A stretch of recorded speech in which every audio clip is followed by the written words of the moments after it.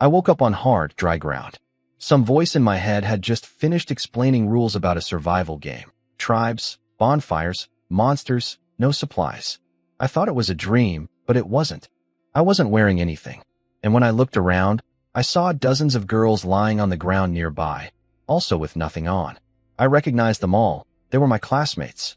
Our class had 33 girls, and just me, the only guy. Every one of them was beautiful, and now they were all scattered across this empty wasteland, unconscious. The closest one was Bai Mengli, the class monitor and my girlfriend. I shook her awake. She smiled at me like she was still dreaming, but I slapped her back lightly and told her this was real. She finally opened her eyes, saw where we were, and turned red. I told her to wake the others while I checked out a small hut I spotted nearby. Inside, on a table, there was a glowing blue seashell, the magic conch that voice had mentioned. Behind me, the girls were panicking. Some were crying, some were screaming, some were trying to cover themselves. Bai Mengli took charge and got everyone to calm down. They started sharing what they remembered. One was in the shower, one was watching TV, one was watching a movie she didn't want to talk about. I walked back to the group holding the conch and explained what I'd heard. We were in some kind of survival game, thrown into another world. The conch lit up and confirmed it. It said our tribe had 34 people and we had to pick a leader in 10 minutes. One girl grabbed the conch and begged to go home. The conch just said no. Survival was the only option. Bai Mengli suggested I should be the leader. She said I was calm, I could take action, and I had more physical strength than anyone else here. Lin Weiwei, our class committee member, agreed. Soon everyone raised their hands. The conch accepted the vote.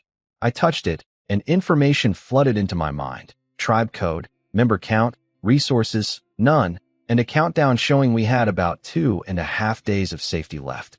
Then the conch asked if I wanted to draw my leader talent. I said yes. The light inside it spun faster and faster until it exploded into a brilliant golden glow that covered the whole wasteland. The light poured into my body. I got a talent called luck. The conch said it was concept level, the highest kind. It meant everything that happened to me and my tribe would always turn out for the best.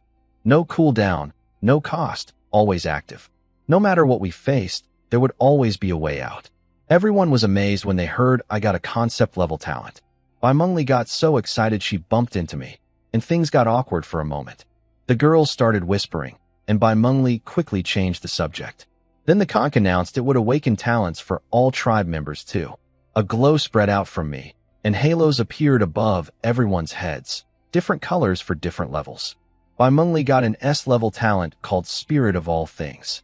She could talk to animals and plants, and even make them grow faster.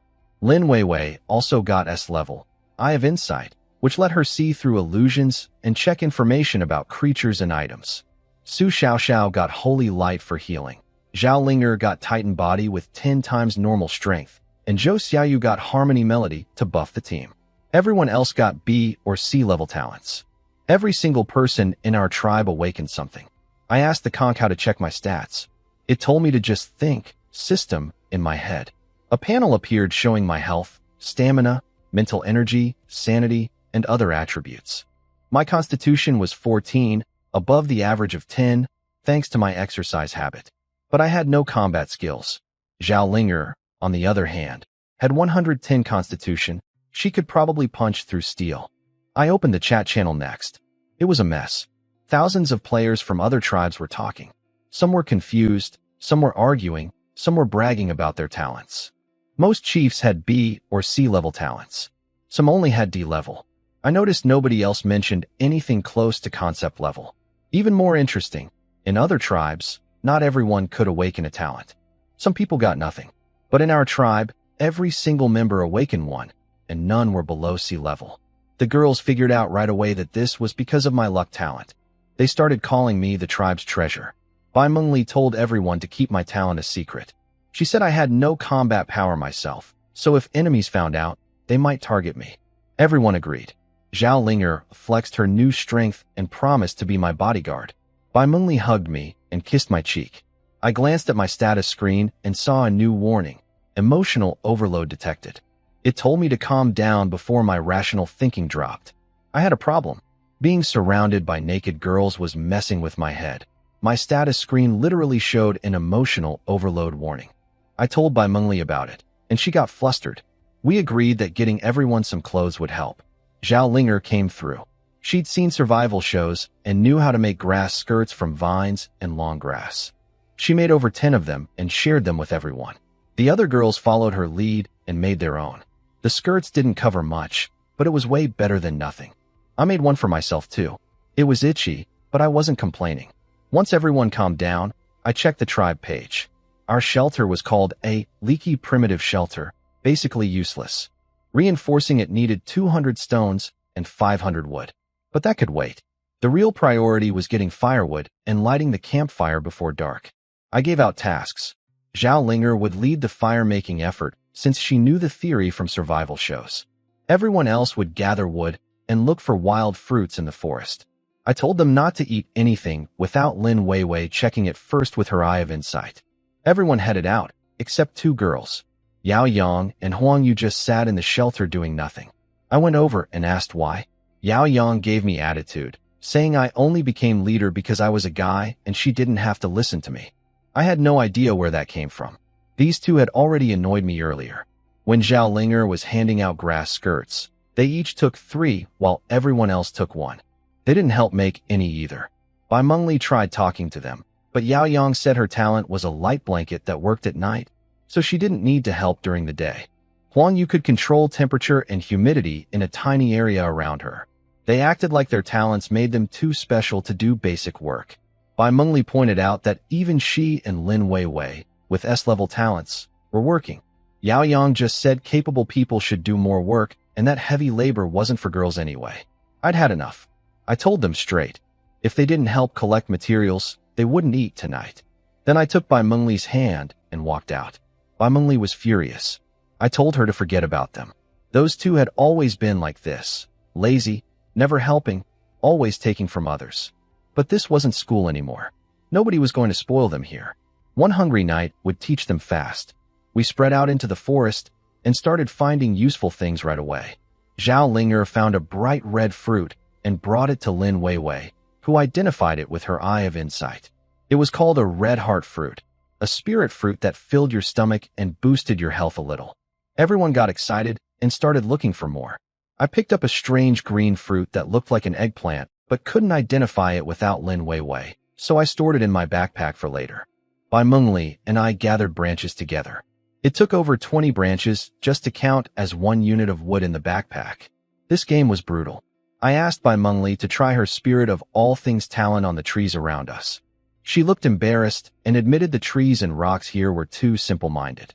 They didn't understand her at all. When she pushed her ability, the trees barely trembled. We figured she'd need to find something with more awareness before her power really worked. While we were collecting stones and wood, we heard someone scream for help. We ran toward the sound and found a strange scene. A living vine had grabbed Zhou Xiaoyu by the leg and was holding her upside down in the air. Her grass skirt had fallen off. Zhao Linger was pulling on the vine, trying to wrestle it, but even with her incredible strength, she couldn't win. I looked around for a sharp stone to cut it, but Bai Mengli stepped forward and told Zhao Linger to let go. She put her hand on the vine and communicated with it mentally, telling it we meant no harm. The vine hesitated, then slowly released Zhou Xiaoyu and set her down gently. Zhou Xiaoyu sat on the ground, crying while the other girls comforted her. Turns out the whole thing was Zhao Linger's fault. She tried to rip the vine out of the ground thinking it was some rare herb. The vine got hurt and lashed out, accidentally grabbing Zhou Xiaoyu who was just walking by. Bai Mengli's talent actually worked on the vine. That gave me an idea. I asked her to try controlling it. She touched the vine again, and a moment later it shot straight up into the sky, standing over 20 meters tall among the trees. She ran back to me, beaming. She explained it was more like persuading than controlling.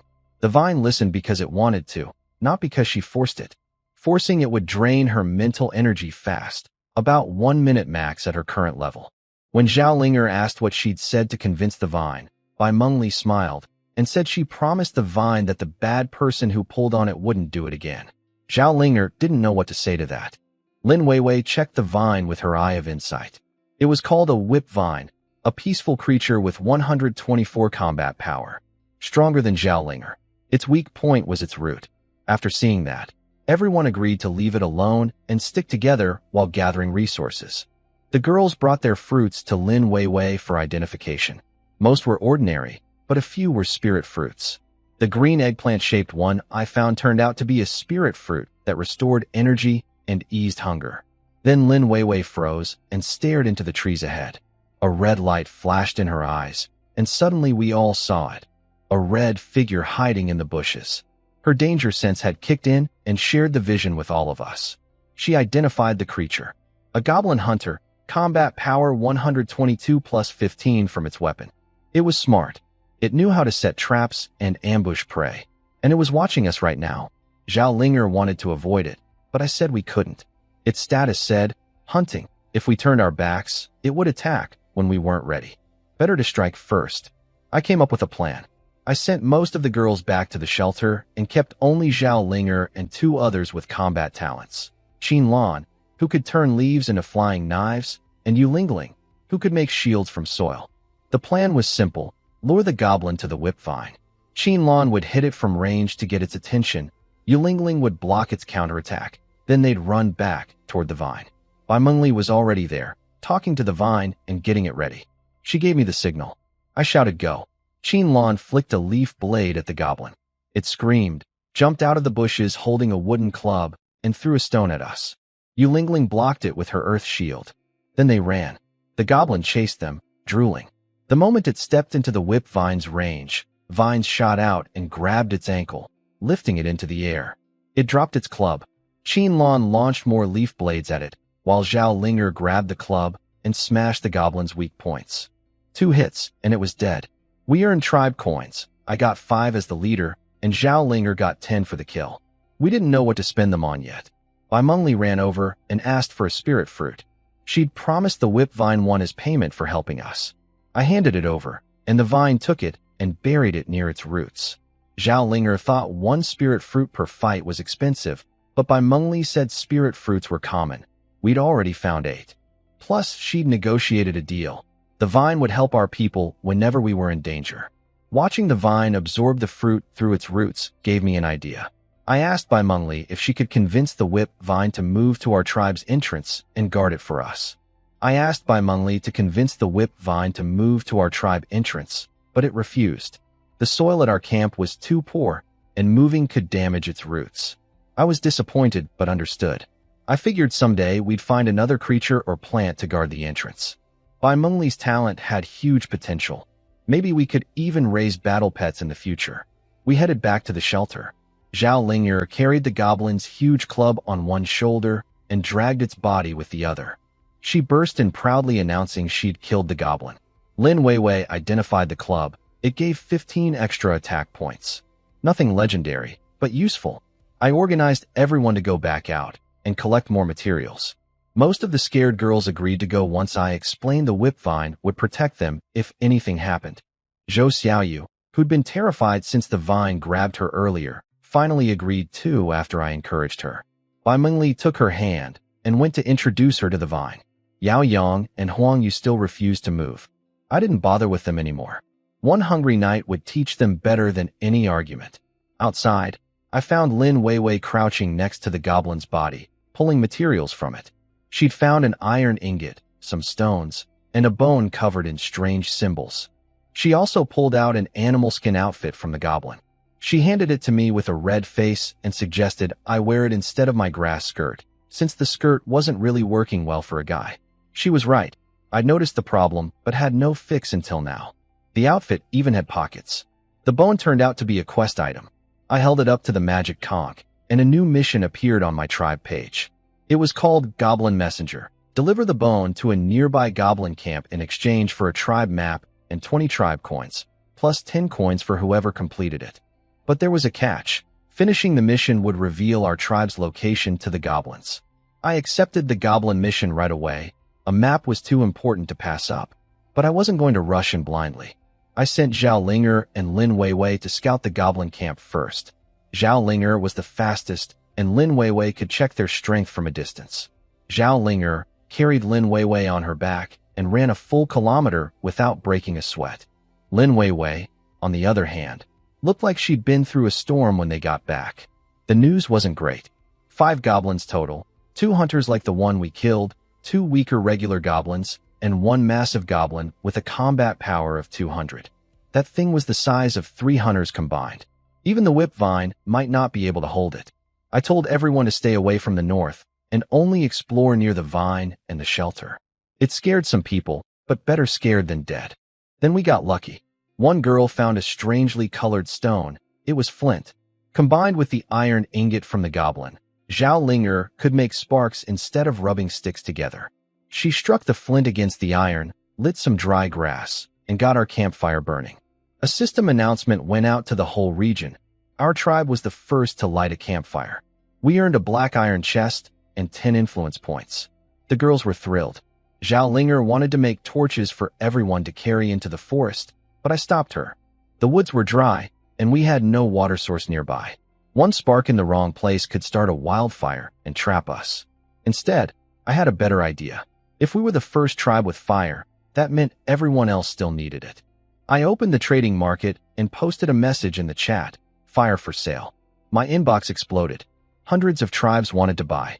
I set the price at 3 fruits, or 5 pieces of wood or stone per fire sample. Almost any tribe could afford that. Deals poured in, but I didn't send anything yet. Fire could be copied the moment someone bought it. They'd just pass it along. So I needed to collect as many orders as possible before delivering. Once I sold the first sample, I'd lose my monopoly within minutes. I had to squeeze every bit of value out of being first. While I was setting up trades, Zhao Linger came over upset. People in the regional chat were cursing us out. Some called us heartless for selling fire instead of sharing it. Some tried guilt-tripping us, some begged, and some even made threats. The usual mix of people who want free stuff. I told Zhao Linger to ignore them. The louder they complained, the more it proved they needed fire. That just meant better business for us. We had 138 fire portions ready. I uploaded them all at once through the trading market, and the trades completed instantly. Supplies poured in. We still had more orders, so we used some of the traded wood to make 60 more fire portions and sent those out too. In just 10 minutes, we earned 586 units of wood, 254 units of stone, and 78 fruits. Lin Weiwei checked the fruits and found half were spirit fruits. 10 minutes of trading beat what 32 people could gather in 3 or 4 hours of exploring. The girls were amazed at the pile of supplies stacking up inside the shelter. With all those materials, I decided to reinforce the shelter right away. It needed 200 stone and 500 wood. We had enough. I clicked the button, and the materials floated into the air on their own, flying into place. In 10 seconds, the shelter transformed. Solid wooden walls, stone structure, wooden floor. No more wind blowing through. It finally felt safe. The system said our tribe was now officially recognized and needed a name. Zhao Linger suggested, "Awesome tribe." Nobody liked that. Lin Weiwei proposed, "Fire Seed tribe," since we started with fire and it symbolized defiance against the gods. That was better, but Bai Mengli had another idea. She suggested, "Happiness tribe." She explained that everyone's strong talents came from my luck ability, and finding flint and iron was also luck. Plus, none of us were the type to chase glory. We just wanted to survive and be happy together. Her words hit home. I raised my hand to support it. Lin Weiwei agreed. Everyone voted yes, all 34 members, even Yao Yang. The name was set, Happiness Tribe. Another regional announcement went out. We were the first official tribe in the area. We earned a second black iron chest and 10 more influence points. Lin Weiwei checked the chests. 99% chance for common items, 0.9% for magic items, and 0.1% for spirit items. I opened the first black iron chest and got a spirit item, the Medicine King's hoe. It wasn't a weapon, just a farming tool with only 10 attack points. But its real power was incredible. Crops planted in soil it tilled grew faster, it could dig up plants without damaging them, and it could uproot deep roots perfectly. Best of all, it could be controlled with your mind from 50 meters away. Bai Mengli's eyes lit up. With this hoe, she could finally move the whip vine wherever she wanted without hurting its roots. I opened the second chest and got something even better, the green lotus fire dart. A spirit weapon with over 200 attack power that could burn through anything with a magical flame. Zhao Linger was disappointed because it was tiny, barely half a palm. But Qin Lan asked to try it. Her leaf blade talent stacked perfectly with it. She could throw it 200 meters and recall it. When she tested it, the dart punched through 10 thick trees. The flames spread instantly, but she pulled them back just in time. Scared me half to death. I gave the hoe to Bai Mengli and the dart to Qinlan. Zhao Linger pouted and hugged my arm, begging me to wish for a sword next time I opened a chest. Bai Mengli walked over with her hoe and gave Zhao Linger a look. She let go immediately. Bai Mengli used the hoe to uproot the whip vine perfectly, roots, soil, and all, wrapped in a protective glow. She replanted it near the goblin camp in soil enriched by the hoe's power. The vine loved its new spot.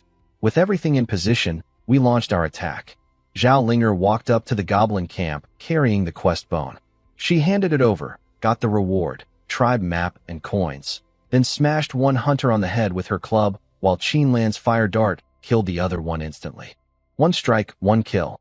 The big goblin saw its guards go down and charged at us, carrying 2 regular goblins like weapons. Zhao Linger lured it into the whip vine's range. The vine grabbed its ankles and lifted it up, but the thing was so heavy it only got 3 meters off the ground. The goblin used the regular goblins to beat the vine, and one started biting it. Zhao Linger hit the goblin's weak spot with her club, took off about 1/6 of its health. Qinlan's fire dart landed a critical hit on the same spot, cutting another big chunk. The magical flames spread, but the goblin did something horrifying. It ripped off the burning part of its own body to stop the fire. Lin Weiwei shouted that the goblin had gone into a rage. Its combat power jumped past 300, and the only weak spot left was its head. Meanwhile, the vine was getting chewed up and couldn't hold on much longer. It dropped the goblin and swatted away the regular goblin biting it. The big goblin landed on its feet, eyes bloodshot. Qinlan tried to hit it again with the fire dart, but the goblin grabbed a regular goblin and used it as a shield, blocking the shot. Then it charged straight at Qinlan. Yulingling jumped in front and raised her earth shield to protect her. The big goblin slammed both hands against Yulingling's shields. The shields cracked, and the force went straight through into her body. Blood came from her mouth, and her health bar started dropping fast. I grabbed Su Xiaoxiao by the shoulders and shouted at her to use her healing skill. She snapped out of her shock and raised her hand. A holy light appeared and poured over Yulingling. Her health stopped dropping and started climbing back up. Zhao Linger caught up and smashed her club on the back of the goblin's head. Qinlan recalled her fire dart and shot it again. This time nothing blocked it. The dart buried itself in the goblin's forehead, and the blue flames spread. The goblin's health melted away until it collapsed in a pool of fire. The stunned goblin hunter woke up and charged at us, but Zhao Linger knocked it out with one swing. The regular goblin that the vine had swatted earlier was already dead against a rock. We gathered around Yulingling. She looked pale and scared she might be dying, but Lin Weiwei checked her and said she was fully healed. Su Xiaoxiao's holy light had saved her. Su Xiaoxiao apologized for freezing up, but Yulingling just smiled and thanked her. I understood why Su Xiaoxiao hesitated. Nobody here had combat experience. Using new abilities under pressure was like playing a new character in a game. You panic and forget which button to press. Zhao Linger was the exception. Most of the girls were more like Su Xiaoxiao, and that was something we'd need to work on. Bai Mengli called out that the whip vine was losing health. A goblin had bitten a chunk out of its main stem, and sap was leaking everywhere. Lin Weiwei said the bleeding had stopped, and it would heal on its own, but I asked Su Xiaoxiao to try her holy light on it. It worked. The bite healed quickly. Bai Mengli was so happy she squeezed Su Xiaoxiao in a hug until the poor girl couldn't breathe. We entered the goblin camp. I earned 26 tribe coins total from the kills. Qinlan and Zhao Linger, who landed the final blows, got the most coins. They split their rewards with Yulingling and Su Xiaoxiao, and Zhao Linger shared some with Bai Mengli and Lin Weiwei for their support. Everyone was being generous now, but I started thinking about the future. The system only rewarded whoever got the last hit. That was going to cause problems eventually. I needed to figure out a fair way to split rewards before arguments started. While I was thinking, Zhao Linger dragged a wooden box out from somewhere in the camp, shouting for everyone to come look at what she found. Everyone gathered around the wooden box Zhao Linger found. Inside were stones, wood, iron ingots, animal hide clothes, and something special, a folding device that turned out to be a primitive crafting table. It could automatically make items from blueprints. There was also a blueprint for a furnace hidden at the bottom. I tried it out. I placed the blueprint on the table and pressed my hands on it. The stones flew up and transformed into a simple furnace. But it drained half my mental energy instantly, and I nearly fell asleep. Lin Weiwei quietly handed me a fruit to restore it. She said she carried those because her own eye of insight drained energy the same way. It was getting late, so we headed back. Halfway there, Zhao Linger collapsed, completely out of stamina. I carried her on my back since I was the strongest one besides her. It was an awkward walk, but we made it. Back at the shelter, a big map hung from the ceiling. Our reward from the goblin quest. Most of it was blank and needed exploring. Only the area around our shelter and the goblin camp were visible. I set up the furnace outside and started dividing food. Everyone got about 5 fruits each. When I reached Yao Yang and Huang Yu, I skipped them. Yao Yang exploded. She screamed about being mistreated, tried to grab food, and when I blocked her, she cried and called me abusive.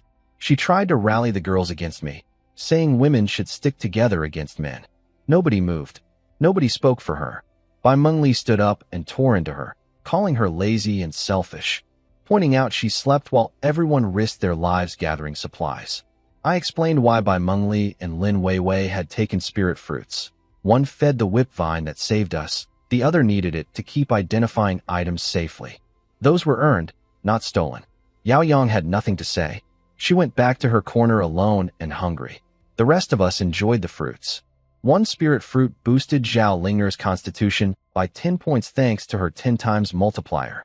I decided any strength-boosting spirit fruits would go to her first from now on. Then Bai Mengli's expression changed. The whip vine sensed something outside the shelter.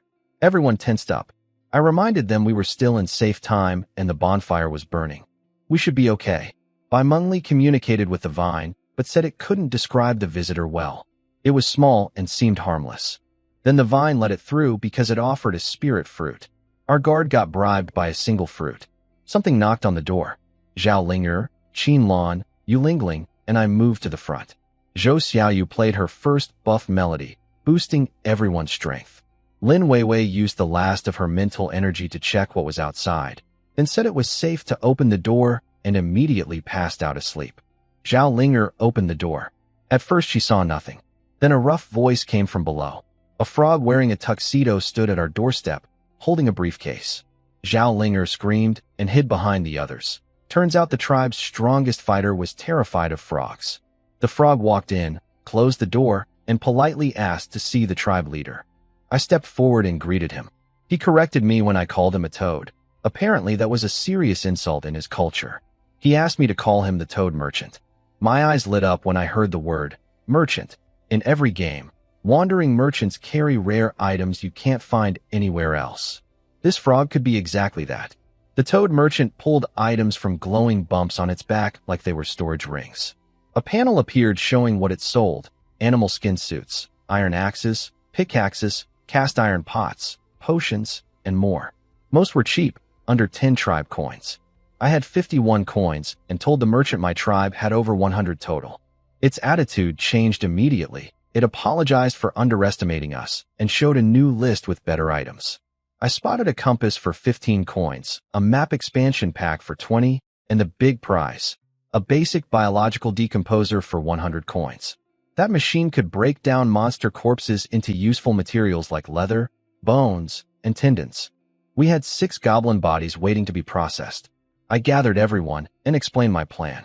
They handed over all their coins, 122 total. I bought the decomposer, a compass, an iron axe, and bargained for 34 pairs of leather shoes for just 5 coins. The merchant agreed instantly, which made me think I should have pushed harder on the price. The shoes were a huge relief. Everyone's feet had been getting cut up walking barefoot through the forest. The Toad Merchant pulled out a tiny bed from its back, changed its tuxedo into pink pajamas with a tap, and asked to sleep in our shelter for the night. It was already tucked in before I could even answer. I let it stay. Refusing might mean it never came back, and Lin Weiwei had burned all her mental energy just trying to scan it, which told me this creature was far more powerful than it looked. I set up night watches and shifts. Me, Bai Mengli, and Qin Lan took the first round. Nothing happened all night. The merchant slept until 10 the next morning, longer than any of us. We used the decomposer on a goblin body. I had a girl named Xiao Yu operate it since her talent gave her triple mental energy. The machine swallowed the corpse and spat out 7 bones, 10 pieces of leather, 3 tendons, and 5 pieces of goblin meat. Nobody wanted to eat the meat. Goblins looked too human. I stored everything in a box for later.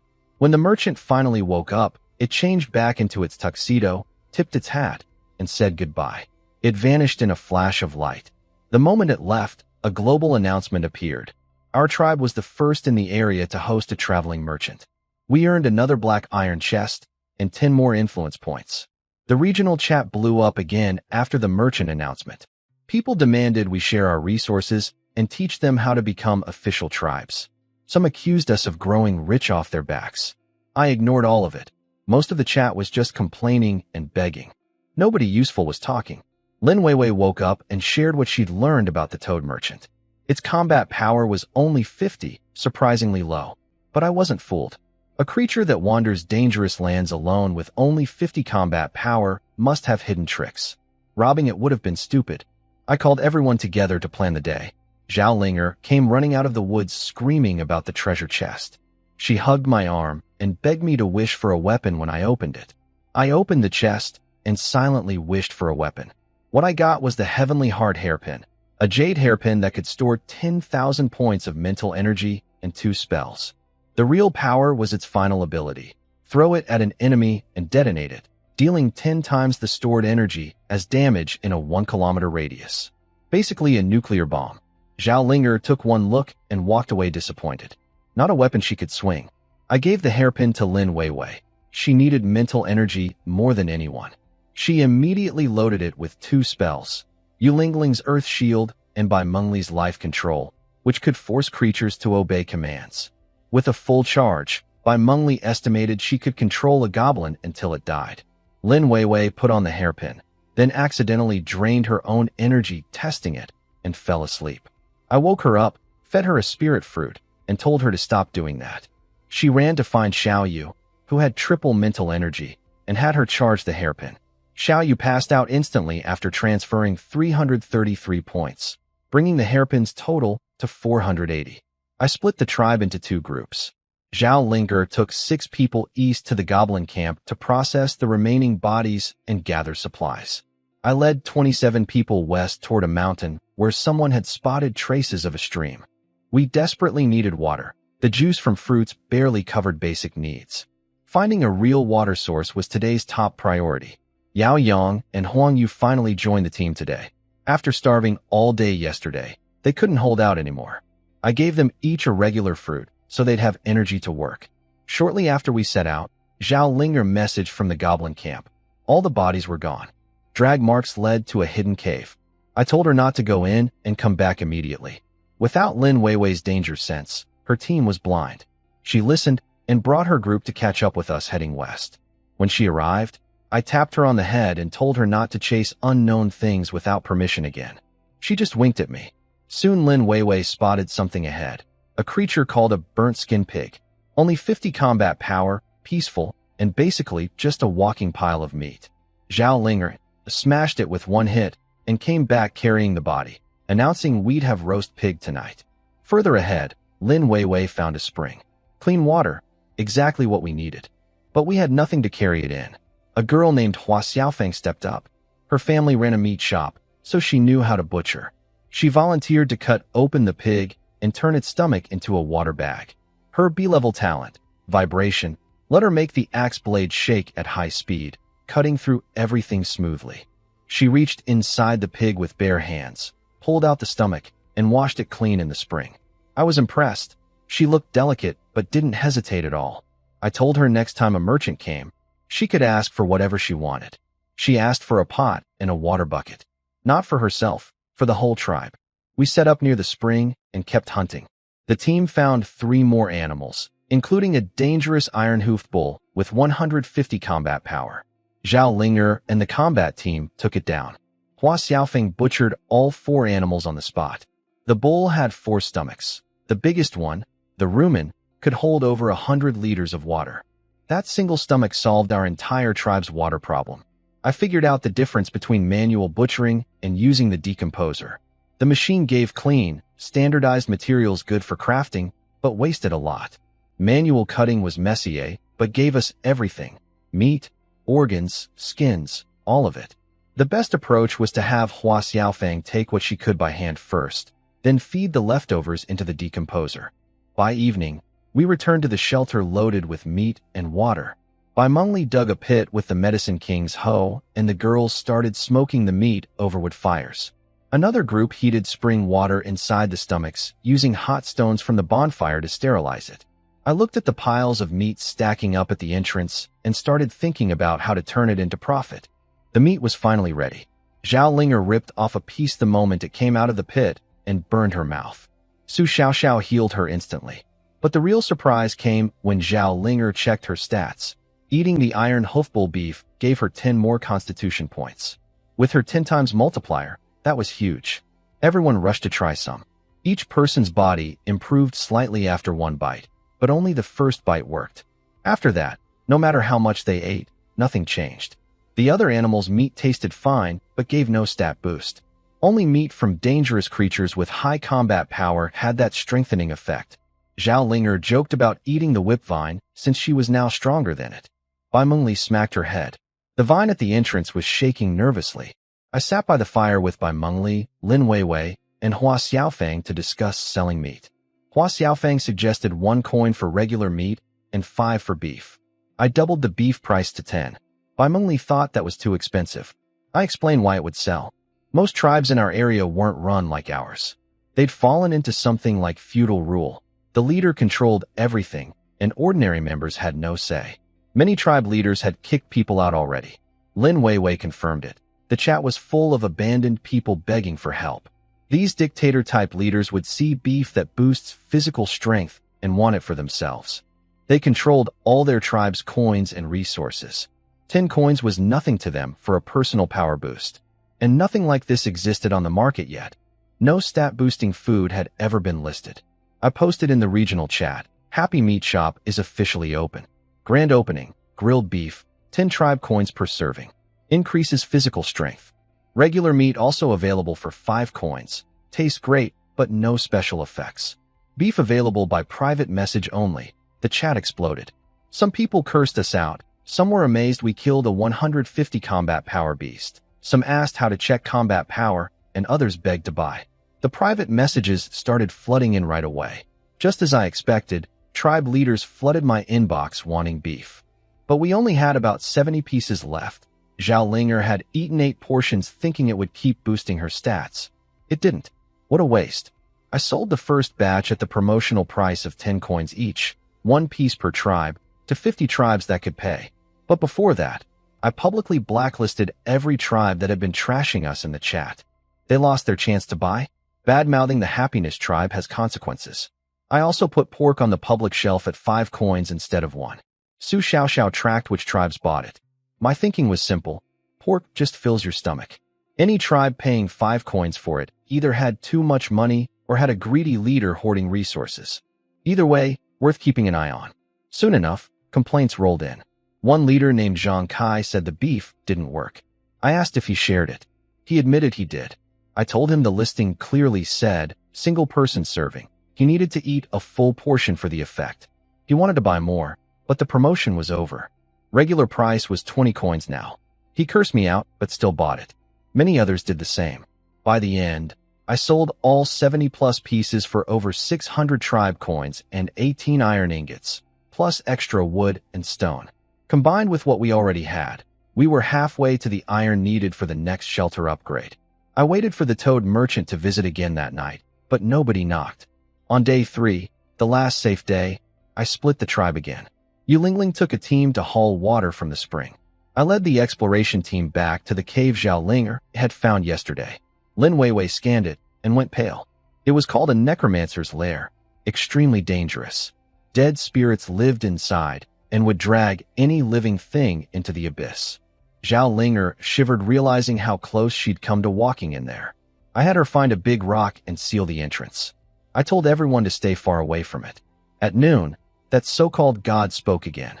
He said less than 500 people had died so far in our area, which he considered good. Then he warned us, tonight, Don't sleep too deeply. Good days were over. I asked the magic conch what that meant. After the safe period ended, dangerous creatures would attack our tribe. Not just at night, daytime attacks were possible too. The girls stayed calm. Our shelter was reinforced. The whip vine guarded the entrance, and we had real fighters. I told everyone to keep the doors sealed at night with guards on rotation. Starting tomorrow, we'd also need people staying at the shelter during the day so nothing wrecked our home while we were out. With 12 hours of safe time left, I wanted to explore as much of the map as possible. We headed north past the goblin camp and the sealed undead nest, walking until we found a flat dirt road running east to west. This world had its own civilization. We followed the road through the woods, and Lin Weiwei spotted movement. A group of about 20 goblins, one scout leading 19 tiny ones dragging a covered cart. Lin Weiwei's face changed. There was a person inside. A woman. I gave the order. Zhao Linger shot forward and smashed the scout's head with one swing. The little goblins swarmed her like bugs, crawling all over her body. She shook them off, and the rest of us stomped them flat. Lin Weiwei grabbed my arm before I opened the cart. She told me to prepare myself. I pulled off the cover and saw a woman sitting inside, naked, covered in scars, eyes completely empty. Lin Weiwei said her sanity was at 33%, close to permanent madness. Su Xiaoxiao healed her wounds, and the woman regained a brief moment of clarity. She pointed southwest, then screamed and begged us not to look at her. Zhao Linger covered the cart again. The darkness calmed her down. It was the first time any of us had seen what this world could do to a person. Everyone went quiet. Bai Mengli pressed close to me and asked what we should do. I said we'd take her back to her tribe. We weren't a charity. Bringing outsiders in would burden us. But returning her was the right thing to do. I sent Zhao Linger ahead to find the tribe. She ran through the woods for half an hour and found a man chopping trees. He led her to the Xiongfeng tribe. Their leader, Xiongfeng, came out with 4 followers and thanked her over and over. He was shocked to learn she was from the Happiness tribe. When I arrived with the main group, something felt wrong immediately. Xiongfeng was too friendly, too eager to get us inside his shelter. He tried to grab my arm, and I stepped back. I noticed he didn't even check on his rescued tribe member first. He only cared about getting close to us. I whispered to Qin Lan to be ready. I told him we were leaving the cart and heading home. He kept insisting we stay. Then it happened. One of his men grabbed Yao Yang from beside the cart, held a sharp stone to her neck, and choked her. Xiongfeng dropped his nice guy act and laughed. He called his men out. They surrounded us. He mocked us for being a tribe of women, said our luck was over, and bragged about how we'd walked right into his trap. I stayed calm. Qin Lan's fire dart flashed through the air and pierced the skull of the man holding Yao Yang. Blue flames erupted. He dropped dead instantly. The whole Xiongfeng tribe froze in terror. Xiongfeng panicked and grabbed Zhao Linger, pressing a stone axe to her neck. He screamed at me to make Qin Lan stand down or he'd kill her. I looked at him and smiled. I asked him one question. Had he noticed that out of everyone here, that little guy he was threatening was the only one carrying a weapon?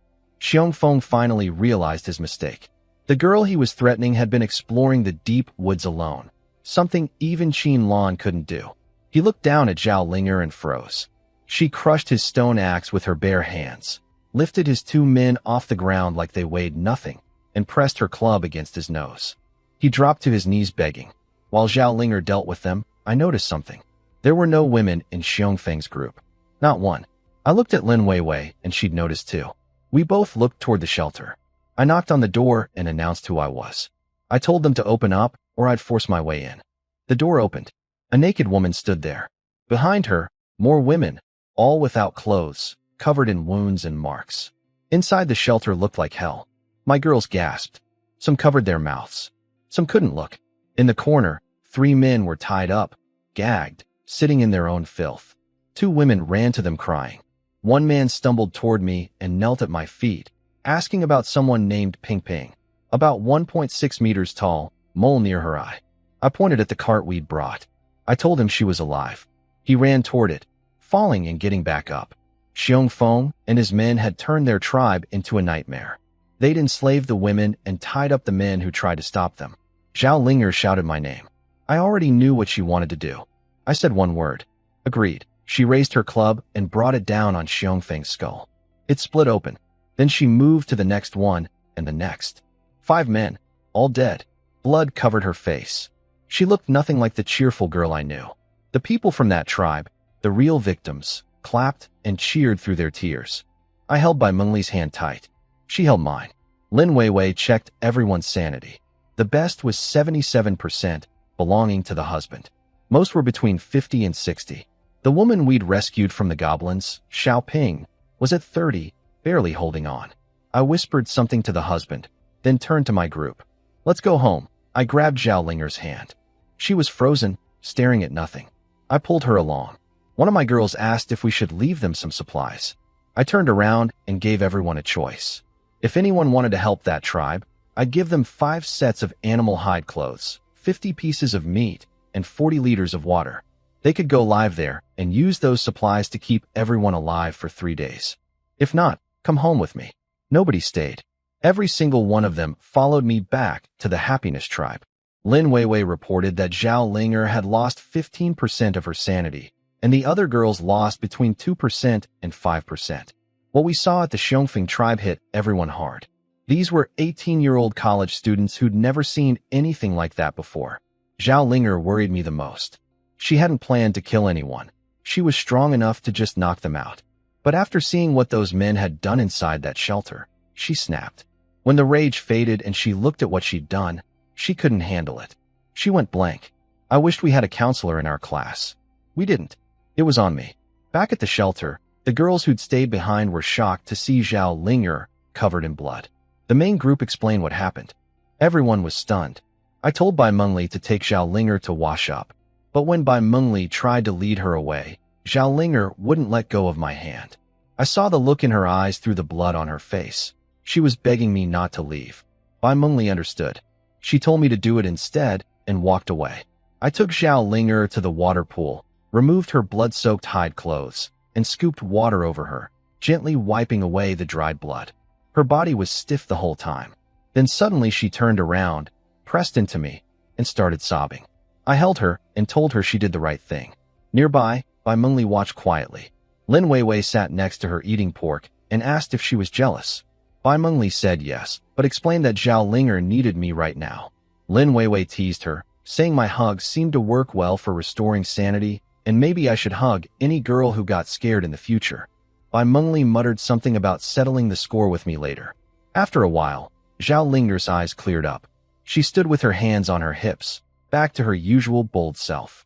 She refused to wear the grass skirt I offered, saying it itched, and she didn't care since I'd already seen everything anyway. She bounced off toward the barbecue pit like nothing happened. I stood there with a problem. My status panel was showing a certain uncomfortable condition. I walked over to the group, slightly bent over. Lin Weiwei noticed immediately and smiled at me knowingly. I gave her a look. That girl could read everyone's status and was definitely enjoying this. I sat next to Bai Mengli and whispered her name. She was pouting from earlier. I wrapped my arm around her waist and told her I needed her to come with me somewhere private. On the last night of the safe period, nobody could sleep. I had Bai Mengli ask the magic conch what to expect. It confirmed the tribe would be attacked after midnight, with a small chance of unexpected visitors. I told the combat team to rest first and save their energy. Besides Zhao Linger, Qin Lan, and Yu Lingling, I pulled in 3 more girls who had combat talents. Ding Jiajin could flash step over enemies' heads. Yuan Xiaohui could set delayed explosions. Fang Yao could control gravity. I gave them goblin clubs and officially added them to the fighting squad. They reported to Zhao Linger without complaint. They'd been wanting to contribute. We waited past midnight. The safe countdown disappeared. Hours crawled by with no clock and no attack. Then a girl ran up and showed me the regional chat. It was a nightmare. Tribes everywhere were under siege. Undead creatures were smashing shelters, dragging people out into the dark. Some tribes lost members who foolishly opened their doors to look. Others had unfinished shelters crumbling under the assault. People were dying and saying goodbye in the chat. The attackers were called ghouls, undead with 56 combat power. Zhao Linger scoffed and said she could handle 10 at once. Lin Weiwei warned her that ghouls were just the weakest type. There were probably stronger undead out there that other tribes couldn't even identify. Someone asked why our tribe hadn't been attacked at all. Bai Mengli confirmed the whipvine sensed nothing outside. Everyone looked toward the undead nest we'd found earlier. I told Zhao Linger to seal it with one rock. Turns out she went way beyond that. After the main group left, she'd stacked 7 or 8 boulders over the entrance and had Bai Mengli pile dirt on top with the hoe. The cave was now buried under a small hill. Those two had accidentally prevented a full-scale undead outbreak right on our doorstep. I stared at them both standing there looking proud of themselves. I couldn't believe their overkill had actually saved us. But just when everyone relaxed and started thinking about sleep, Bai Mengli's expression changed. The whip vine was sending an alert. It wasn't undead. It was wolves. A whole pack, rushing straight toward our shelter. I told Bai Mengli to make the whip vine play dead so the wolves wouldn't notice it. She'd already disguised it as regular plants, but the pack crossed right past it and slammed into our shelter walls. Lin Weiwei identified them. 7 silver moon wolves with 70 combat power each, and 1 silver moon wolf king at 570. The wolf king had a terrifying skill, Moon Flame Arena, that forced a one-on-one duel inside a ring of burning moonfire. Nobody in our tribe could survive that. The wolves hammered our shelter for a long time. The durability dropped to 1/3 before they finally stopped and started to leave. Everyone sighed with relief. I asked the magic conch how to repair the shelter and got a useless answer about needing a building hammer that we didn't have. I told everyone to sleep and planned to explore west along that road tomorrow, hoping to find a native human settlement where we could buy tools. I lay down with Bai Mengli and tried to rest. Then her face changed. The wolves had found the whip vine on their way out. One tripped over it, got angry, and the whole pack started attacking it. The vine was calling Bai Mengli for help. She was torn apart inside. She wanted to save it. It was her first companion in this world. But if we went out and drew the wolves back to the shelter, everyone could die. She kept whispering, "I'm sorry," while the vine's cries grew weaker. Then Lin Weiwei stepped forward. She took off the Heavenly Heart hairpin and held it out to Bai Mengli. The hairpin had 2,000 mental energy stored. If we gathered everyone's mental energy, we could push it past 5,000. The Jade Shatter ability would multiply that by 10, 50,000 damage. Enough to destroy the Wolf King. Lin Weiwei was giving up her spirit tool.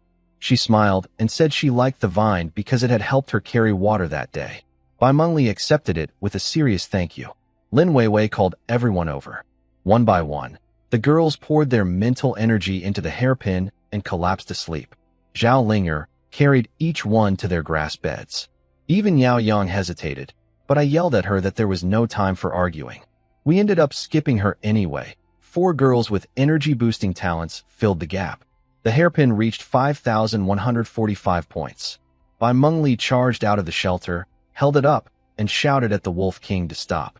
She didn't detonate it right away. Instead, she tried to negotiate. Her spirit of all things talent let her communicate with the Wolf King directly. They stood facing each other for half an hour, the Wolf King towering over her like a small mountain. Yulingling stood beside her with shields ready. Su Xiaoxiao's holy light healed the vine and everyone else. Zhou Xiaoyu's battle music played in the background. Finally, the Wolf King turned and led its pack into the forest. When Bai Mengli collapsed into Yulingling's arms, I ran over and asked what happened. She said they'd been bluffing each other the whole time. She threatened to detonate the hairpin. The Wolf King said it could survive. She could sense its emotions through her talent. It felt genuinely threatened, but was trying to pressure her into backing down. She believed the explosion would seriously injure it, but probably not kill it. The Wolf King likely had hidden abilities. She also learned something useful. The wolves hadn't come hunting us on purpose. They were teleported into our area by some force. Our shelter was the only one within 3 kilometers, so they attacked. And the vine? A wolf tripped on it while leaving, and the rest ganged up on it out of spite. Like schoolyard bullying. Zhao Linger was disappointed we didn't blow up the Wolf King. She wanted wolf meat. Lin Weiwei tapped her forehead and reminded her it wasn't her hairpin to sacrifice. After everything calmed down, Bai Mengli walked to the vine and apologized for not saving it sooner. The vine didn't understand her words, but it reached out a small tendril and gently wiped the tears from her eyes. The next morning, Yigua woke up early, feeling tired. Clan leader, waking up so early? Want some spiritual fruit to wake you up? No. Thank you. Xiaoyu was the earliest to get up every day. She had also gone to bed the earliest yesterday. Her mental strength recovery, thanks to her magic flow affinity, not only helped her quickly regain her energy, but also shortened her sleep time. She arrived at the entrance early and went to play with the whipvine. The whipvine was happy to play with humans. It liked the soil beneath it, which had a comforting scent. It also liked the people here.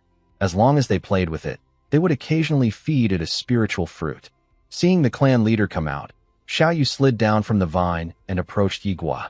Looking at Yigua, Xiaoyu's face involuntarily turned red. She remembered the scene every morning when she saw Yigua sleeping with Bai Mengli. It seemed that men were like that in the mornings. Rumor had it that the more powerful a man was, the more intense his morning reactions. Xiaoyu shook her head and pushed those images out of her mind. Clan leader, can you tell me what happened after I fell asleep last night? Did the squad leader kill the Wolf King? I didn't see any bodies when I woke up. Bai Mengli didn't use the jade fragment. She negotiated with the Silver Moon Wolf King. Yigua briefly explained what had happened last night to Xiaoyu. Xiaoyu covered his mouth in surprise. Wow, the squad leader is so brave, negotiating with the Wolf King. Will the Silver Moon Wolves come back tonight? Yigua shook his head. He didn't know either. He picked up the magical conch shell and repeated Xiaoyu's question. Magical conch.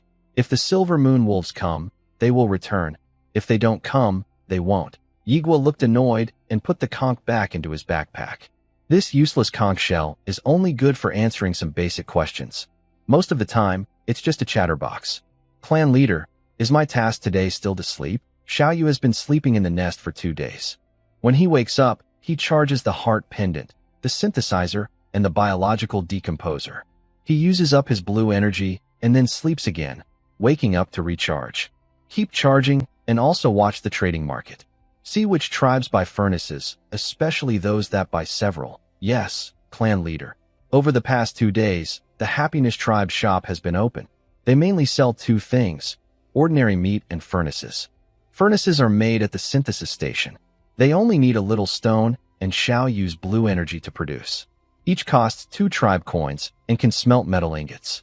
Yigua asked Xiaoyu to watch the purchase records of furnaces to see which tribes need them most. If a tribe buys many furnaces, it probably means they found metal or and needs several to speed up smelting. So far, no tribe has bought more than 2 furnaces. Most only bought 1 to use as an oven. Yigua teased a vine whip, and others in the tribe gradually woke up. Maybe because they were too tense last night, Bai Mengli slept until noon before waking up. Everyone else was already washing at the tribe's entrance. Just as the Happiness Tribe's exploration team was about to leave, an annoying voice sounded again. Good afternoon, survivors. I am the god. It seems last night's undead tide hit everyone hard. Let me see how many people died. Huh? A total of 856 people died, including 24 tribe leaders. This number is lower than I expected. You are the best survivors I have ever led. I believe in you. Another tribe leader was killed by accident. How interesting. So fascinating. The leader of the Peak tribe was killed by the Happiness tribe. As the tribe that first took down a leader, there should be a reward. In the name of the gods, I announce that the Happiness tribe will receive 100 iron ingots. No need to thank me. This is what the killers deserve. The chatting time is over. Now, I will announce new rules. 1. All previous rules are now invalid. 2. Your tribe must always keep the campfire burning. It is your beacon in this world. 3. Real danger has arrived on this continent. Humans are the monster's favorite food, no doubt about it. 4. The tribe leader is very important. Surviving leaders will get a second chance to awaken their leadership skills. 5. If you have questions, ask the magic conch shell. I am off duty now. After hearing the god's speech, Yigua's expression immediately turned grim. Zhao Linger hadn't reacted yet. She looked at the 100 iron ingots at the door of the shelter and jumped with excitement. Leader, we can upgrade the shelter again. But when she saw everyone's serious faces, her tone gradually softened. Everyone, why does no one seem happy? Lin Weiwei looked at the sky, frowning. This god seems to be targeting us. Leader, the public opinion in the regional channel isn't good. People are criticizing us. This time, the criticism is quite serious. Expected. Yigua sighed. Zhao Linger only then realized what was happening. Her eyes widened as she looked at the sky, angrily flipping the middle finger. Constructed god. The people of the Peak tribe should help us explain, Bai Mengli said. Maybe we should find the new leader of the Peak tribe and ask him to explain. That won't help. Others will just say he's a puppet we support. Asking him to explain might make things worse. So, what do? Ignore it. Yigua's eyes turned cold. The gods have already put us on the fire. Any explanation is useless. Since the gods gave us 100 iron ingots, let's make full use of them. As long as we stay ahead of other tribes, public opinion will follow their lead. In this world, strength is the only truth. As long as our fists are strong enough, the opinions of other tribes don't matter. Next, when we meet other tribes, we shouldn't reveal our tribe's information right away. First, observe their members' behavior, then decide whether to make closer contact. The women nodded. On one hand, the experience with the Xiongfeng tribe taught everyone a lesson. On the other hand, the pressure from public opinion forced them to hide their happy tribe's identity. What if we encounter another bad tribe like Xiongfeng? What should we do? Kill them. Yigua's answer was simple and direct. Seeing the cold look in Yigua's eyes, everyone felt a shiver. Some girls who hadn't seen the scene at Xiongfeng tribe said, "Isn't that too cruel? If you saw what those women went through, you wouldn't say that." It was Huang Yu who said this, which surprised Yigua. Seeing Yigua look at her, Huang Yu stammered, "Don't look at me like that. Those men deserve to die." "I'm right. What if women are persecuting men?" Zhao Linger suddenly asked. "That's impossible. Girls don't have the strength to fight boys." "It's not impossible.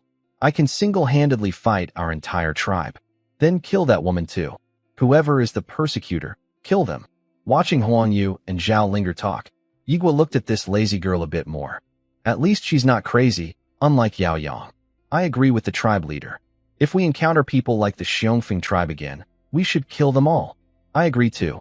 The girls who saw the blood at Xiongfeng tribe raised their hands in agreement. What if the divine notification happens again? Someone worried. We've already been notified once. Are we afraid of a second or third time? Yigua spread his hands and decided to ignore it. If it happens again, it's like advertising for our happy tribe, showing everyone our strength. Anyone who dares to provoke us will have to die. Everyone moved 100 iron ingots into the shelter. Yigua clicked on the panel and started upgrading. Wood, stone, and iron ingots floated into the air and landed in the hut and all around the corners. Regional announcement. The Happiness Tribe has become the first small tribe in this area and received a black iron treasure chest. The Happiness Tribe gains 10 influence points. In just 10 seconds, the entire tribe was completely transformed. Hut upgrade complete. Primitive hut upgraded to Tribe Hall. This is the origin of civilization, where people communicate and ignite the first sparks of civilization.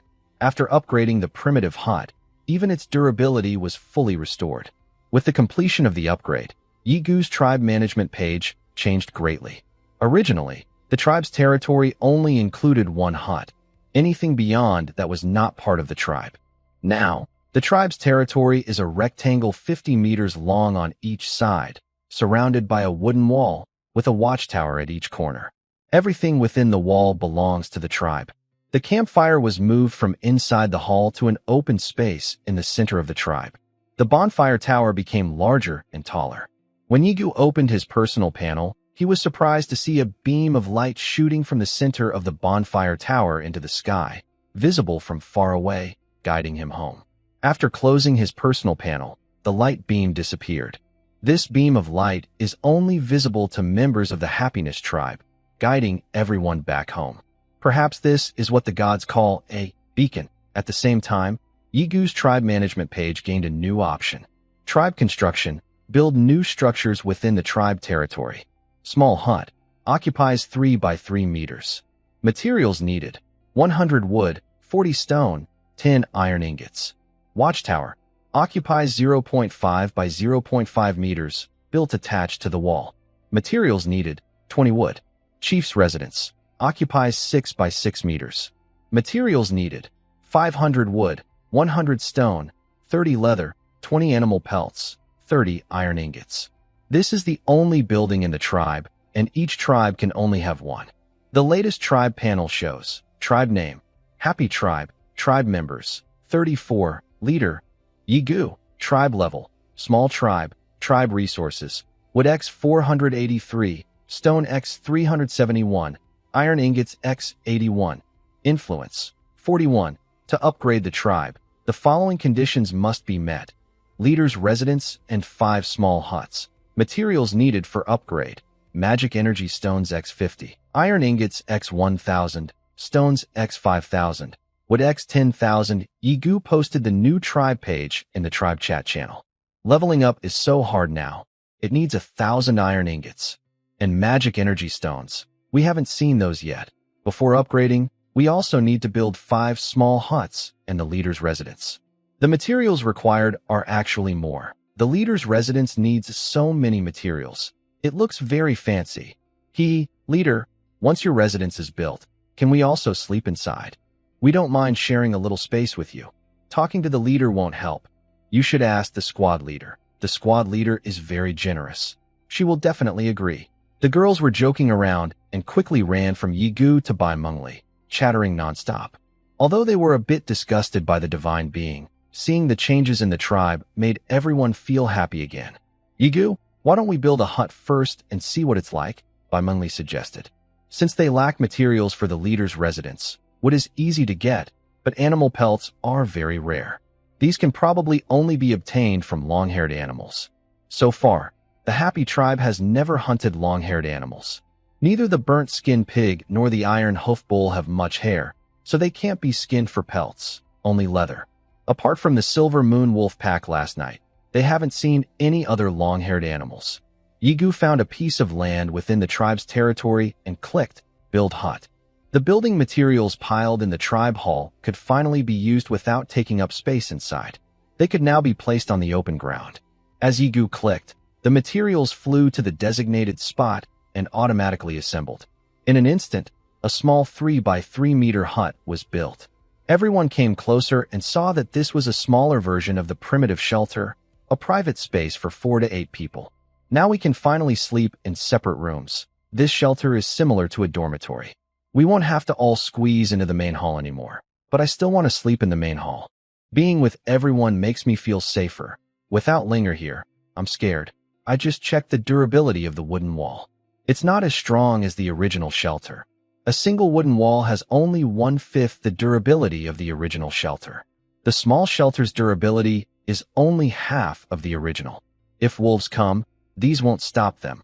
The main hall's durability is 10 times higher than the original shelter. I'll keep sleeping there with everyone. It's not private, but it's safe. After all we've been through, what privacy do you want? Are you secretly mining? Xiao, there's no space here for you to watch. You can only look at the leader. Maybe you should talk to the squad leader and the leader. The squad leader is generous.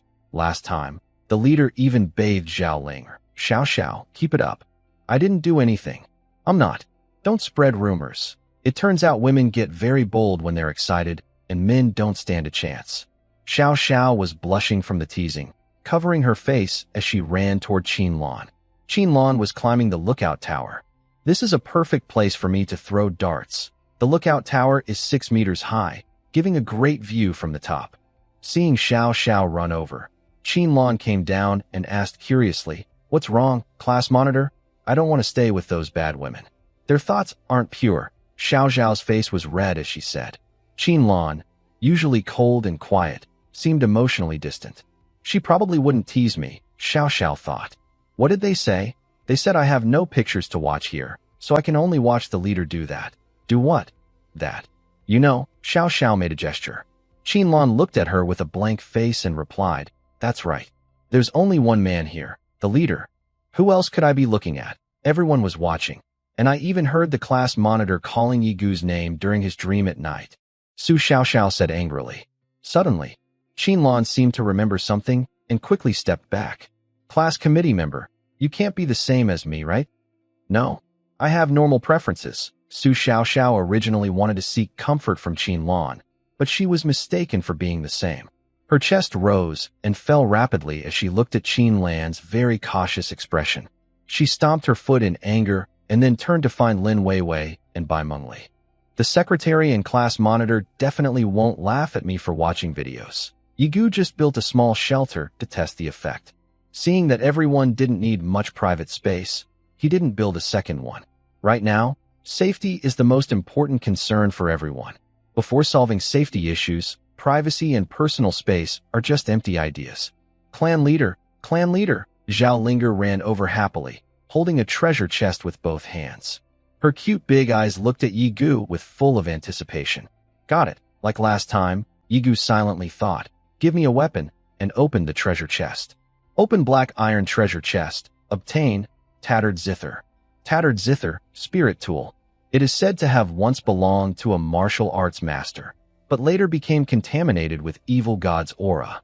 The sound of the zither is like a devilish tone that pierces the ears. Feature 1. Playing consumes mental energy continuously, amplifying sound wave skills. The amplification effect depends on mental energy consumption. Feature 2. Tattered sound wave. Deals small damage to individual targets and applies multiple negative effects. Feature 3. Earth Scar sound wave. Causes area damage to groups within a fan-shaped area in front. Spirit tool features. Zhao Linger hadn't yet seen the features of the tattered zither, and her cute little face already drooped. This thing clearly isn't a weapon. Yi Gu could only helplessly shrug his shoulders at her. Soon, Lin Weiwei sent the information to the chat channel, and Yi Gu called Zhou Xiaoyu over. Here you go, musician. Thank you, clan leader. Zhou Xiaoyu picked up the tattered zither and happily played a piece of Yang Chun by Shui for everyone on the spot. The sound of the zither echoed within the tribe's territory, helping people recover their mental and physical strength faster, and making their bodies feel lighter. With this zither, Zhou Xiaoyu can now fight on the battlefield as an archer, just like Qin Lan. Chief, you also have a talent. Quickly check what your second talent is. The girls gathered around Yi Gua, full of anticipation for his second talent. His first talent, luck, had already brought everyone some benefits. If he could get another concept-level talent like luck, the happiness tribe would really take off. Before, I didn't have luck, but I still managed to get a concept-level talent. Now that luck is blessing me, I can't even imagine what's next.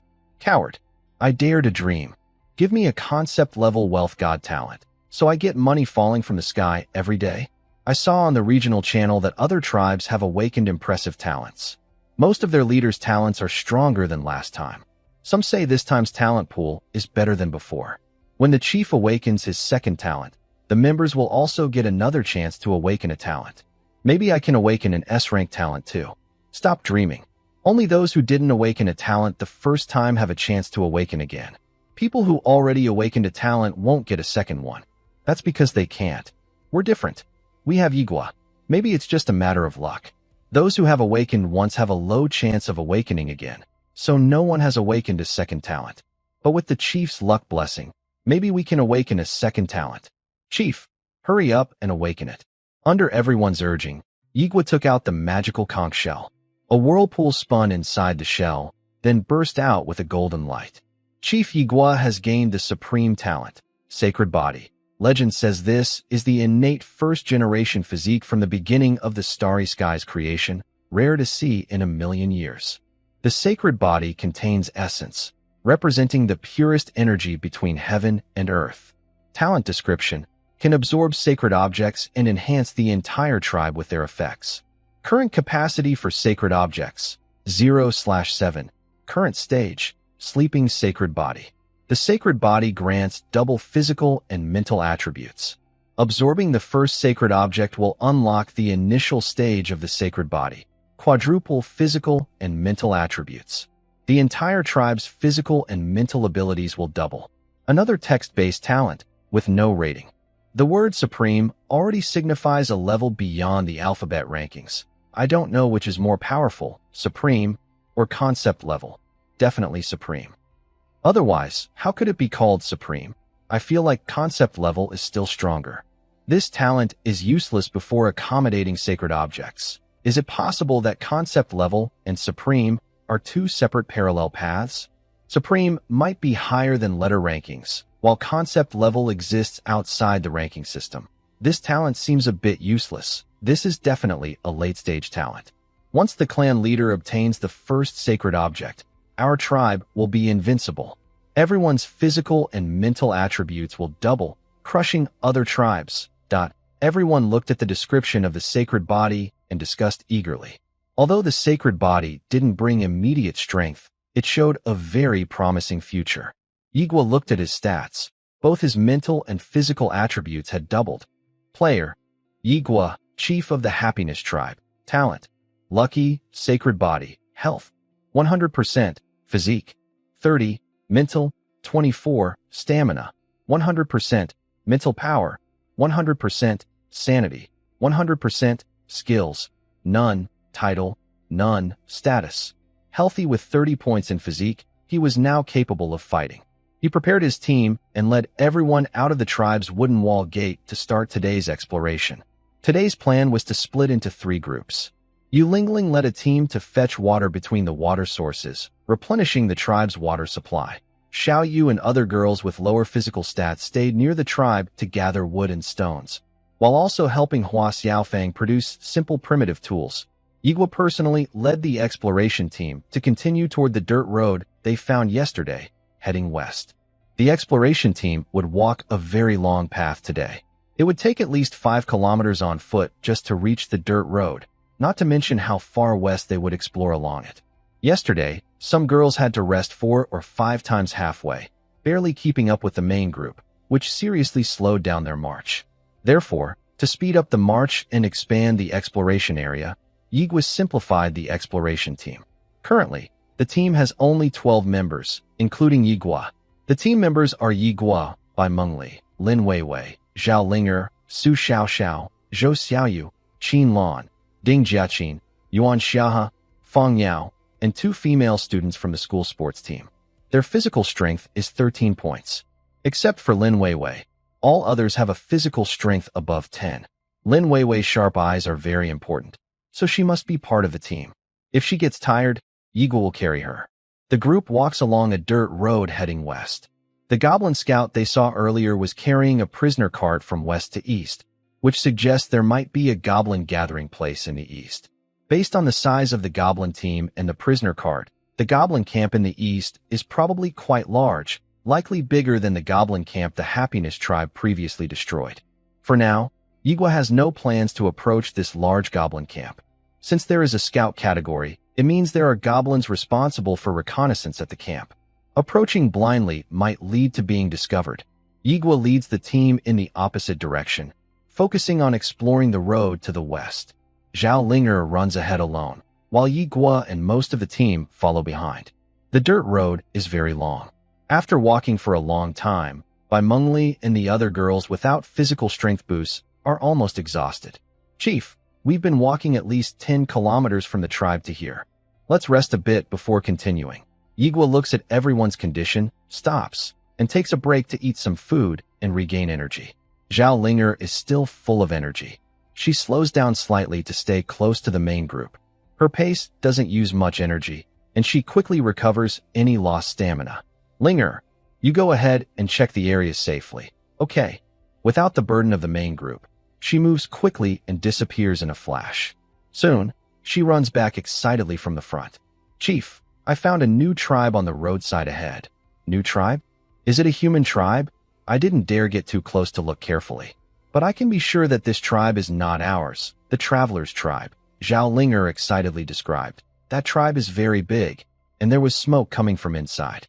I only found them because I saw the smoke. There are armored guards at the entrance. They wear helmets so tightly I can't see what they look like, so I don't know if they are humans. I'll go take a look with you. Lin Weiwei stood up, and Zhao Linger carried her on her back, rushing toward the newly discovered tribe. Soon, Lin Weiwei posted information about the tribe in the group chat. Pig people warrior, dangerous creature. No one knows which alchemist in history created this hybrid of humans and pigs. Most of this race are born deformed and have low intelligence, but they reproduce very quickly.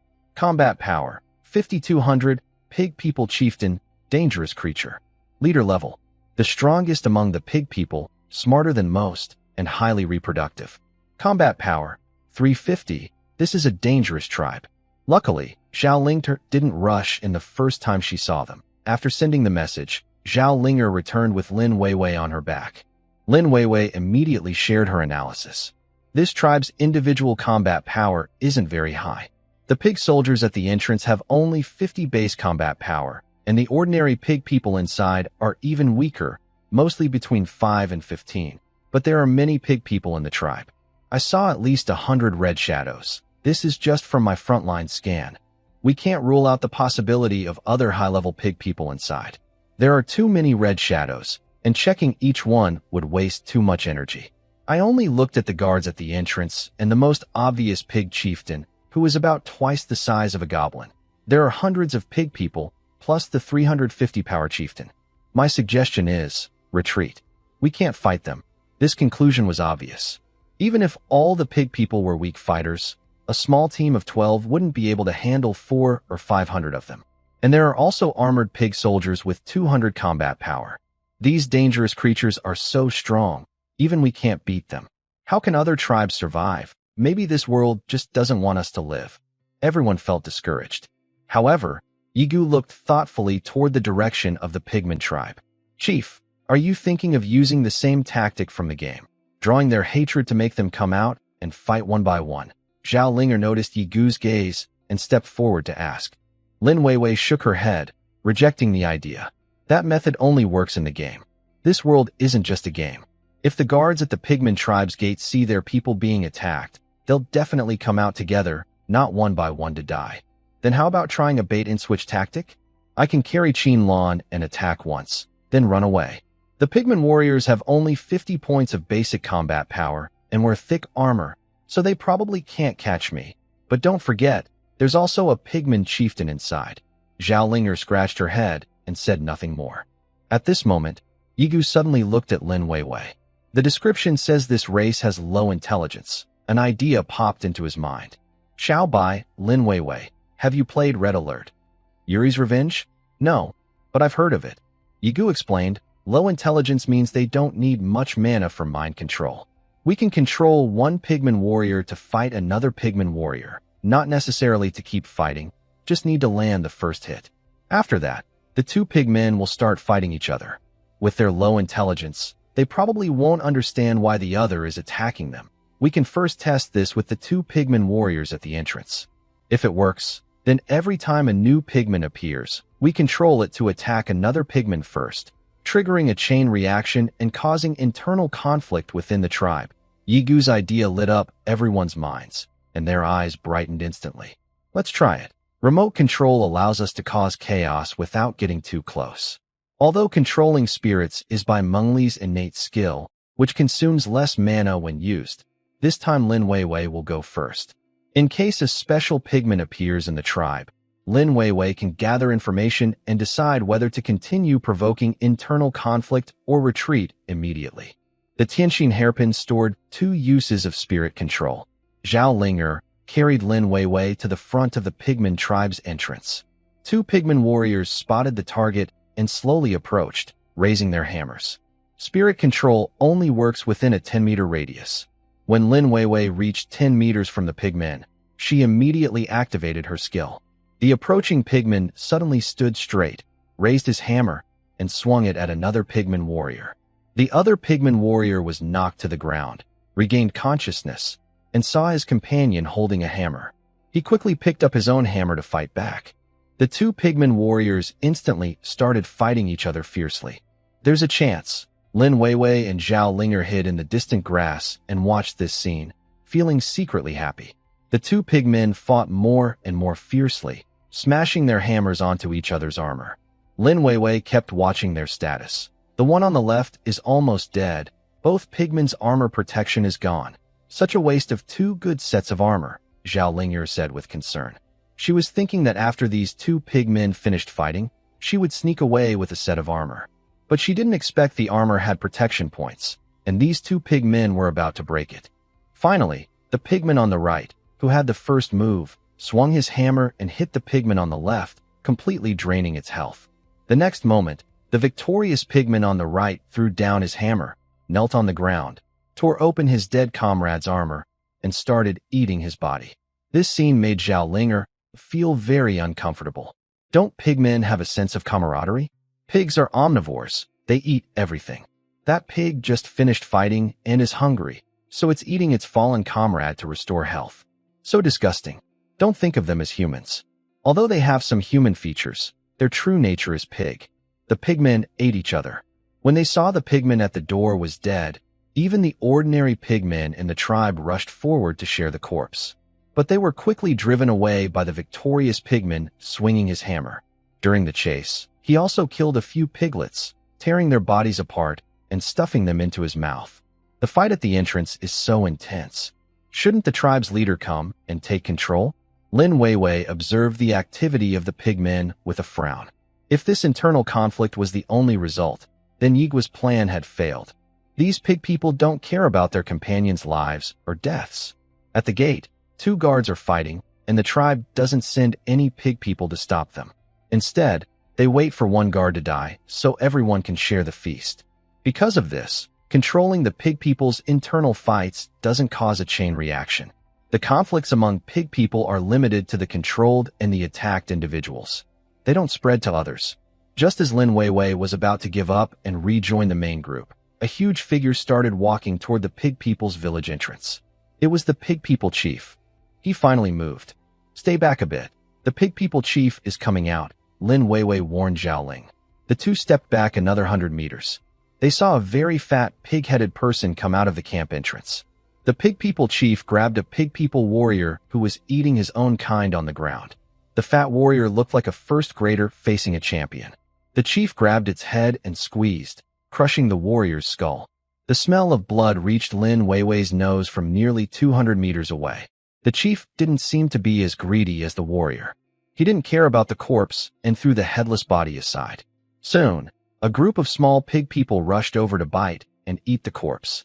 After a while, 2 more pig people came out to guard the gate.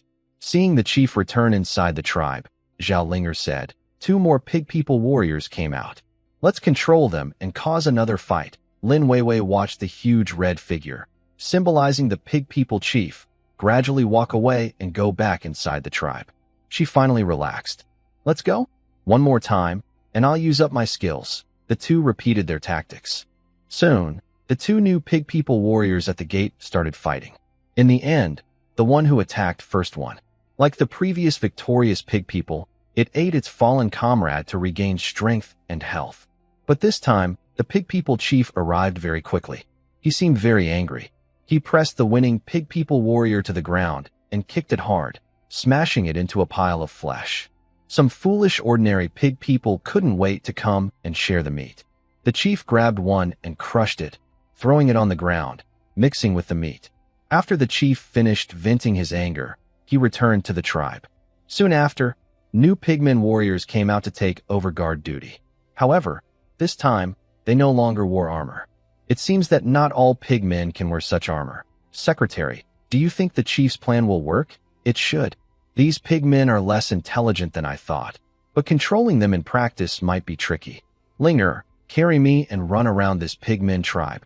"Okay." Zhao Ling carried Lin Weiwei and circled outside the pigmen tribe's wall. They returned to the main group with the information and reported what they saw. Lin Weiwei said, "I calculated that controlling a pigmen warrior takes about 7 points of mental energy per second. If the squad leader controls them directly, it might be a bit less because the squad leader has a natural affinity with all creatures, so the resistance isn't as strong. Squad leader, how many creatures can you control at once?" "As long as my blue energy is enough, there's no limit." "Then hold the Tianqin hairpin. It still has 4,700 points left, which should be enough." "What did you do? Why use so much blue energy?" Bai Mengli asked in surprise.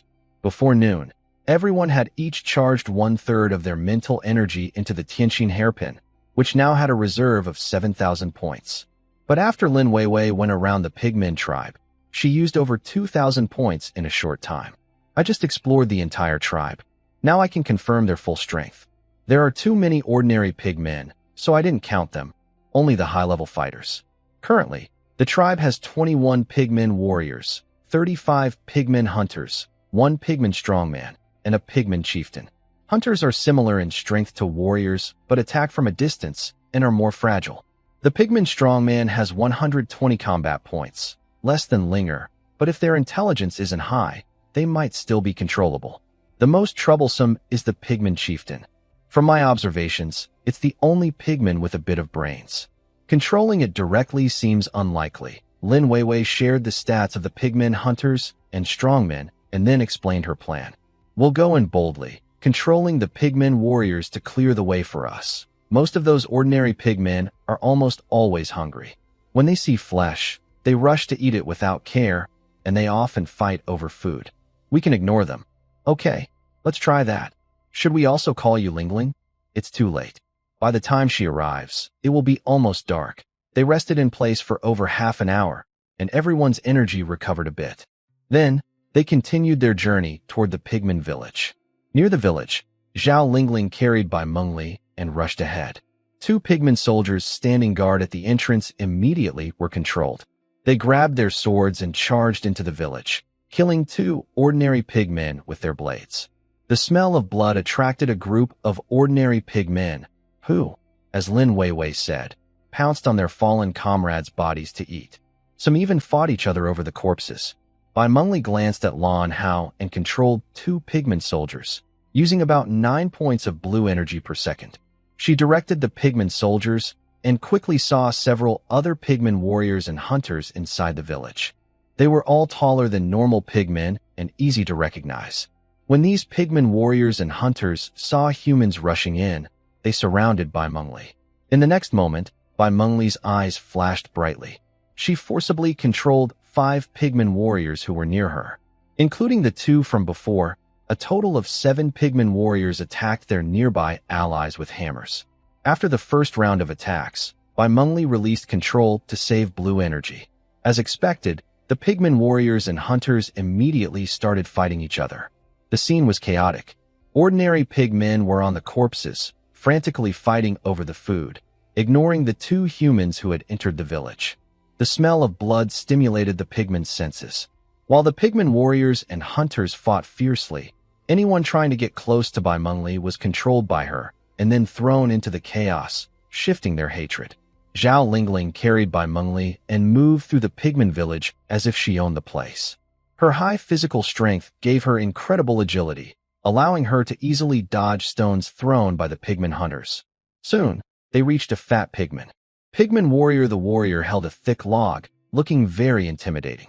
But as Bai Mengli's skill touched it, this huge creature immediately froze in place. It's an idiot, but it can be controlled. Although there was a big difference in strength between both sides, the pigman's intelligence was very low. With the remaining 3,000 mental points of the Tianxin pin, she could control it for 1 minute.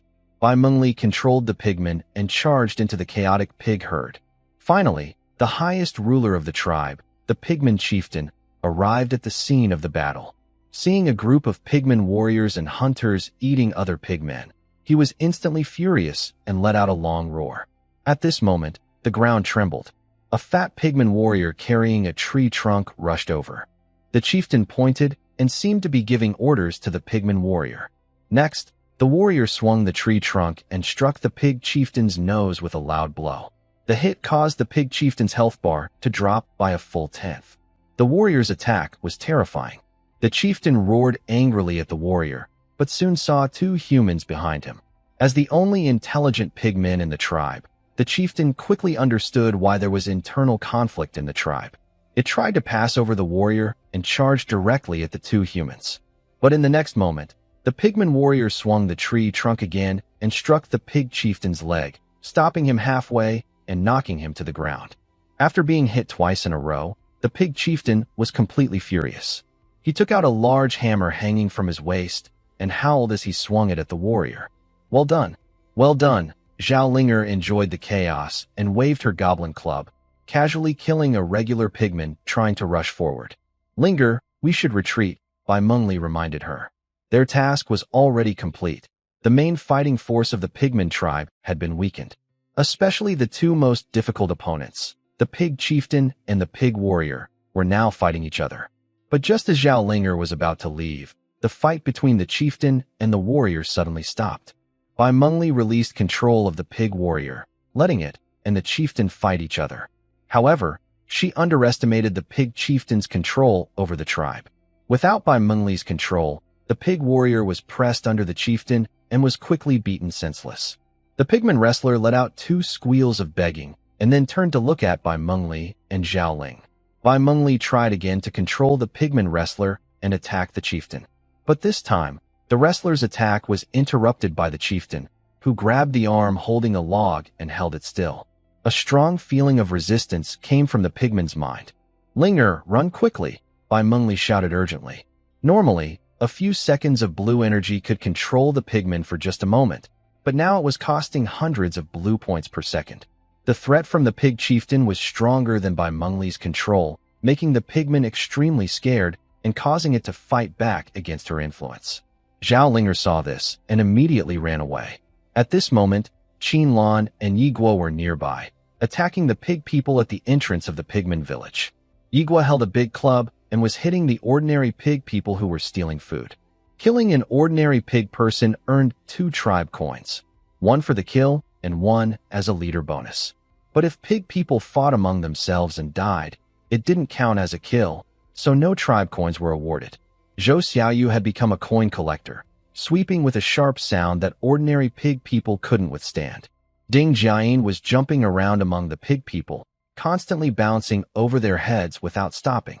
Yi Guo, the wrestler and chieftain, are chasing us. With the chieftain here, I can't control them anymore. Bai Mengli's voice came from afar, and everyone looked in her direction. 2 fat pig heads were chasing Zhao Linger and Bai Mengli from behind. Qin Lan clenched a green lotus fire dart and shot it with a flick of her finger.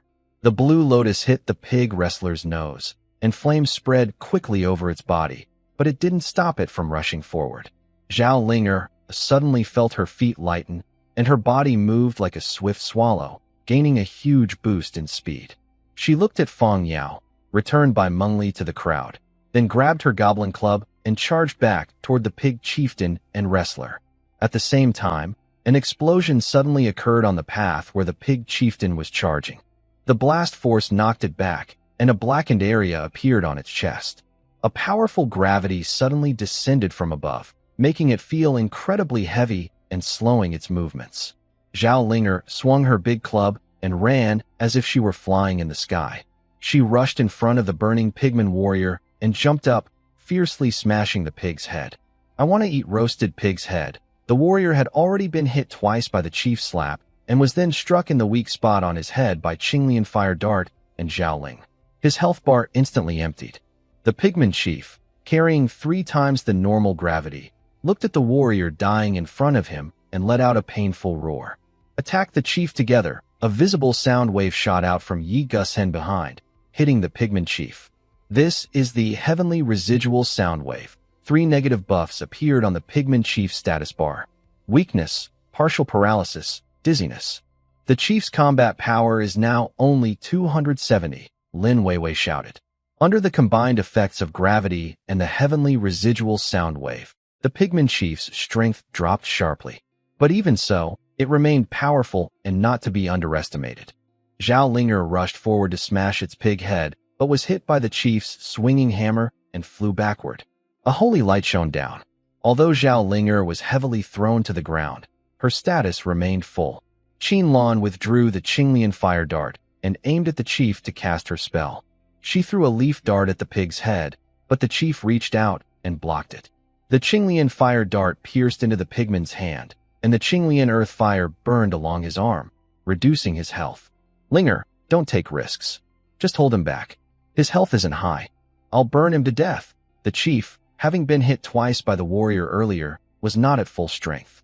The Qinglian earth fire causes damage based on a percentage of maximum health. As long as they hold on for a little over a minute, the pigman chief will die.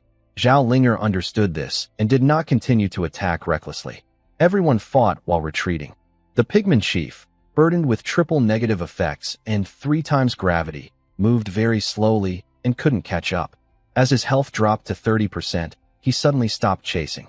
He knelt on both knees, and a red light appeared in his hand. Lin Weiwei looked closely and exclaimed, "That's a sacred object." As the red light entered the pigman's mouth, his health instantly fully recovered. The Qinglian earth fire disappeared completely, and all negative effects were cleared. Seeing the health bar fully restored, everyone felt the pressure. Lin Weiwei displayed the details of that red light. Dragon Heart, a sacred item from the afterlife.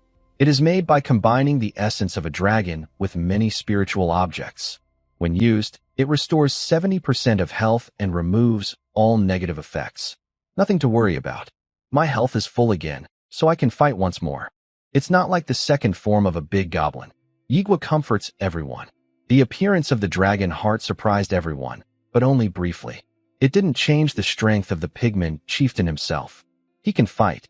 Qin Lan's green lotus fire dart shot out again. The music behind grew more intense. Zhao Linger felt her blood boil, and her fighting power increased. She rushed forward, trying to fight the pigman chieftain up close. Even though each hit from her staff and hammer caused her to lose health, she was under a holy light that healed her immediately after each hit. The holy light's effect was even more powerful than the dragon hearts. The cooldown of the residual sound wave ended, and it hit the pigman chieftain again. This time, the triple negative effects were more severe. Numbness, bleeding, confusion. Zhao Linger swung her staff at him. The pigman chieftain tried to hit back with his hammer, but in the next moment, he suddenly lifted his leg. The confusion effect caused him to change his key presses. Under everyone's attack, the pigman chieftain's health dropped another 30%. But this time, he had no dragon heart to use. Under the combined attack of Zhao Linger and Qin Lan, the fat pig-headed boss slowly fell in a blaze of fire, with his health bar hitting 0. A new prompt appeared in Yigwa's view. Your tribe member defeated the pigman chieftain, boss level. You received 200 tribe coins. Great fortune. Great fortune. Zhao Linger stared at the numbers on her screen, ecstatic. Chief, I earned 400 tribe coins. Transfer it to me. Oh, Zhao Linger's face fell. I knew they'd just take the money, and they didn't even give me a spiritual tool. She muttered softly and transferred the tribe coins to Yigwa.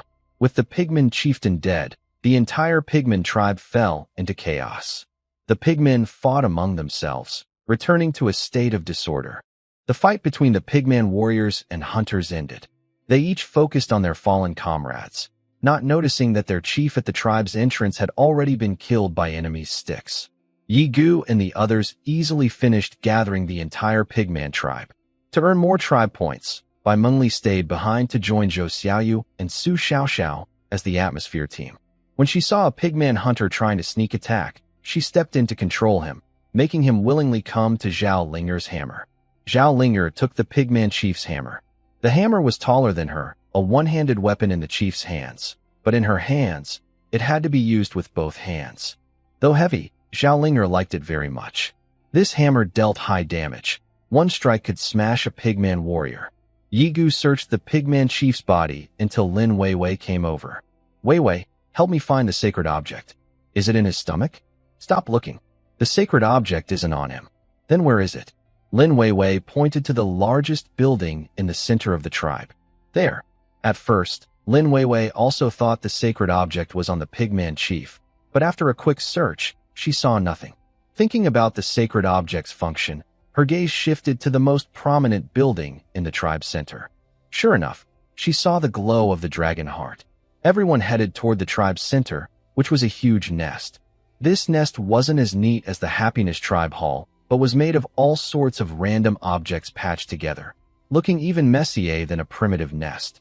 On the platform in the middle of the nest, Yigu found the sacred object, Dragon Heart. Post-Heaven Sacred Object, a crafted replica of a sacred item, placed in the tribe to give members special bonuses. Each tribe can only worship one sacred object and gain its blessing.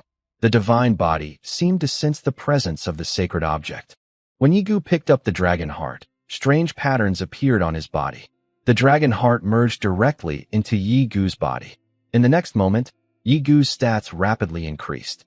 Holds the sacred object. The divine body enters the beginner stage. Current capacity for sacred objects, January 7th. The divine body gains 4 times the physical and mental attributes. Tribe members' physical and mental attributes are doubled. You can enter the sacred object chamber by holding 3 relics.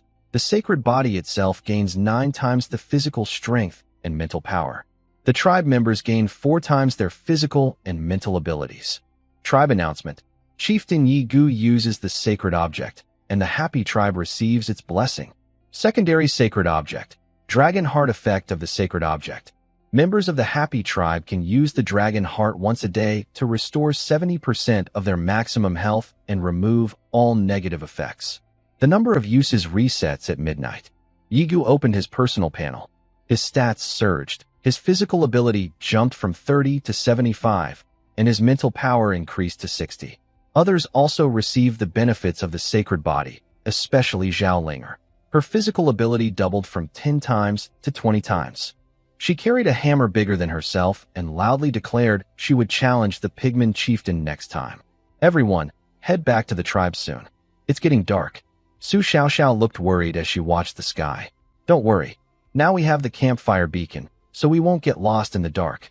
Even if we meet the Silver Moon Wolf King, I'm confident I can handle it. Zhao Linger boasted proudly. Linger, I'll leave the bodies of the pigman chieftain and the pigman warrior to you, Yi Gu said, patting her shoulder. Since the pigman warrior and chieftain are so fat, they can be thrown into the biological decomposer to get some good materials. At that moment, a new announcement appeared. Global announcement. The Happy Tribe has activated the sacred object and becomes the first tribe in the region to do so. They receive a gold treasure chest. The tribe gains 100 influence points. Wow, a gold treasure chest. Zhao Linger immediately looked excited and approached Yi Gu. Got it. You don't need to keep staring at me every time. The treasure chest is in the tribe. I'll open it when I get back. Because you never find the right spiritual tool for me, she teased, making a funny face at Yi Gu before turning to drag the bodies of the pigman chieftain and warrior. Lin Weiwei, check if there's anything else valuable in the tribe. Take the good stuff first and leave the unimportant things here, Yi Gu said. Okay, but I've run out of backup hidden energy sources. I'll need you to carry me back later. The blue energy stored in the heart spirit hairpin has run out, and the spiritual fruit used to restore it is also finished. Lin Weiwei can only scan the entire tribe with her mental power. Despite feeling very sleepy, she pointed Zhao Linger in a direction, then collapsed into Yi Gu's arms and fell asleep instantly. Zhao Linger quickly pulled out a large metal box. There are also 2 wooden boxes over there. Carry them all back first. We'll deal with it after Lin Weiwei wakes up.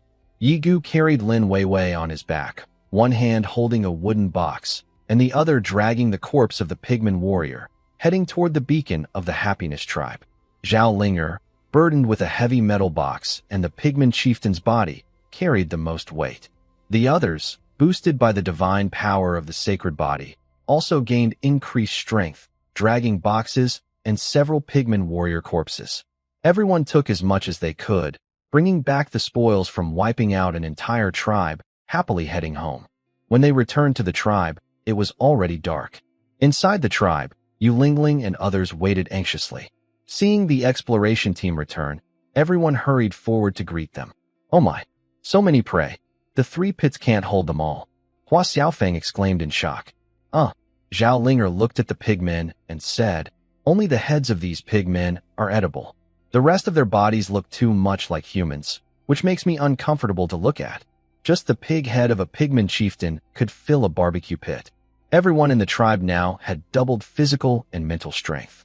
Seeing the explorers return, everyone wore happy smiles. Chief, I've checked. The pig head meat of this pigman chieftain really has the effect of increasing physical strength, but it shouldn't be eaten too much. Eating too much can reduce your wisdom. Lin Weiwei, having slept most of the way, regained some energy and was sitting on the steps outside the main hall, nibbling on a spiritual fruit. Then you should post the details in the tribe channel to remind everyone. Also, tell Hua Xiaofeng that each person is limited to 1 piece. The rest can be put on the trading market. I've already told everyone about the pork. 1 piece per person, no problem. If we sell it, the price will be the same as before, 10 tribe coins, right? Isn't it 20? Maybe 30 then. After all, this is Lord-level meat, and Lin Weiwei suddenly leaned in with a mischievous smile and whispered into Yi Gu's ear. This meat also has the effect of boosting vitality. Yi Guxin felt a sudden jolt and said without expression, I don't need it. Really? I've been watching your status bar all along. Yi Gu quickly opened his personal panel, which only showed 1 item, health. You're lying to me. Hee, clan leader, I didn't say anything.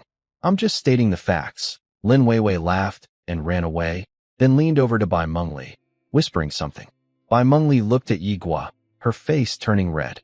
This sneaky girl, I will deal with her someday. Yi Gu bit into a piece of pig head meat, secretly making a firm decision. Clan leader, I have good news for you. Xiaoyu jumped over happily. What good news? We got some fur. Where is it? Today, the exploration team killed a pigman from a tribe, but these pigs only had meat, no fur. Yigua and the exploration team still had no progress in collecting fur today. Xiaoyu said, I saw a tribe at the market selling rabbit fur, 35 sheets. Each sheet, when spread out, covers more than a square meter. I contacted their clan leader, negotiated the price, and paid 5 tribe coins to buy all 35 sheets. But I don't have trading authority, so the clan leader can only send you a trade request. Yigui usually ignores messages from strangers. He has all unfamiliar messages blocked in his message box. He opened the message box, and sure enough, there was a trade request at the top. It was from Yun Hao of the Tianlan tribe. Yigua looked at the items uploaded by the other party, confirmed the trade details, and accepted. 35 sheets of long-haired rabbit fur appeared before him. These furs were non-standard, seemingly cut directly from whole rabbits. Yigua placed them into the biological decomposer.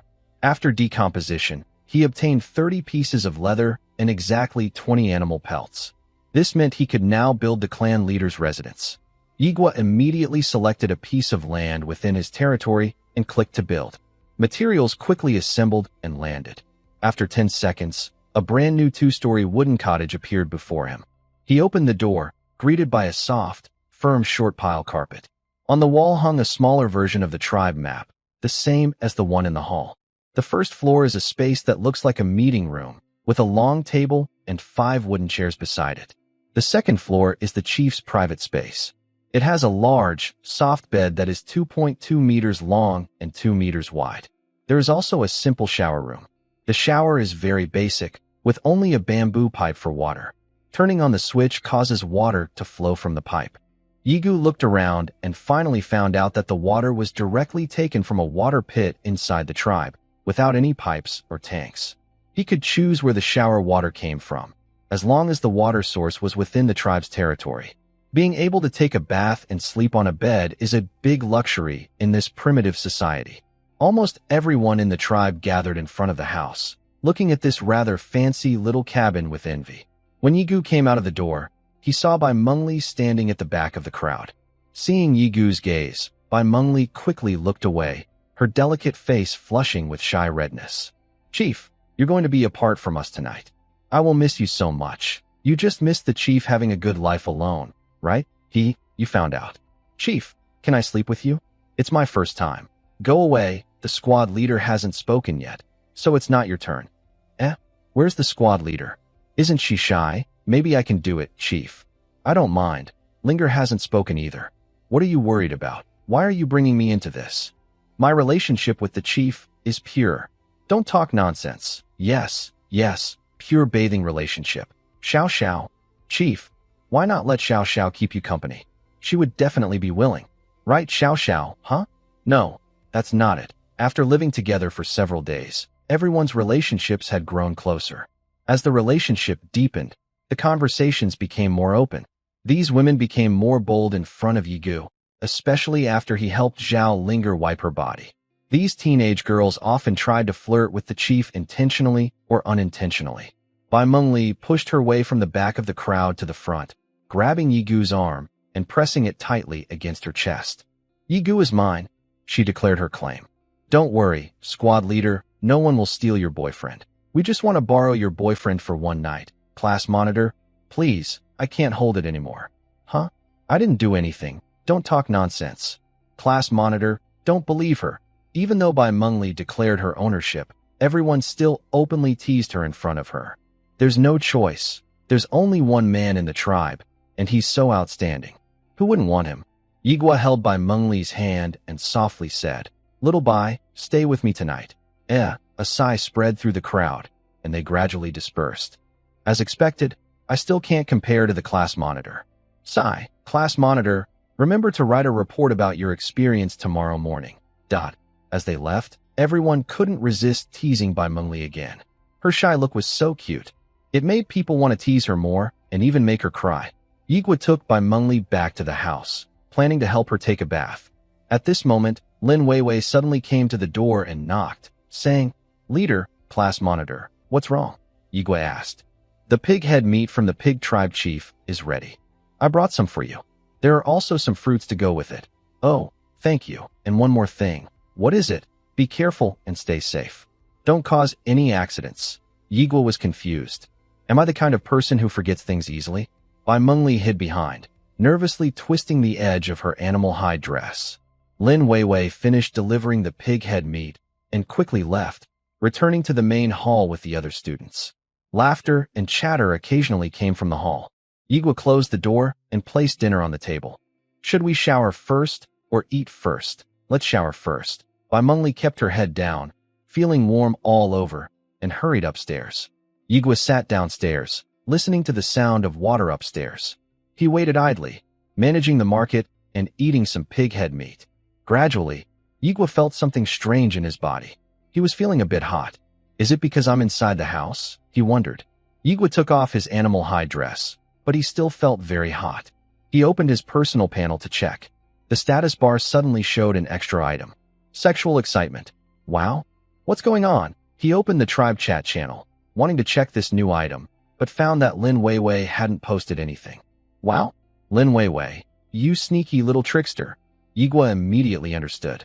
Usually, Lin Weiwei would post items in the tribe channel and never miss it, but this time she didn't post anything. She definitely did it on purpose. She just didn't want me to see the message. This item isn't for boosting vitality. It's for arousing passion. Seeing his excitement linger, Yigua slowly walked up the stairs. The wooden stairs creaked as he climbed.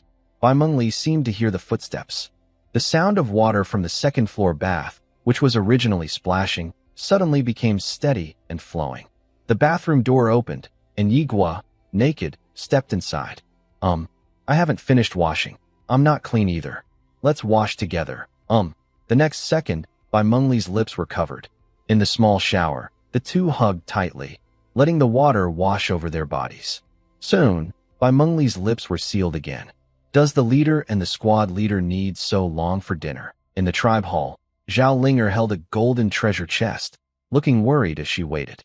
Dinner doesn't usually take that long, but I wonder how long after eating we need to wait before exercising. Men usually take about 10 or 20 minutes.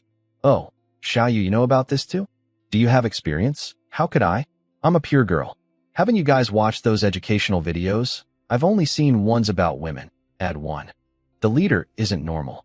On the first day, didn't you see his size?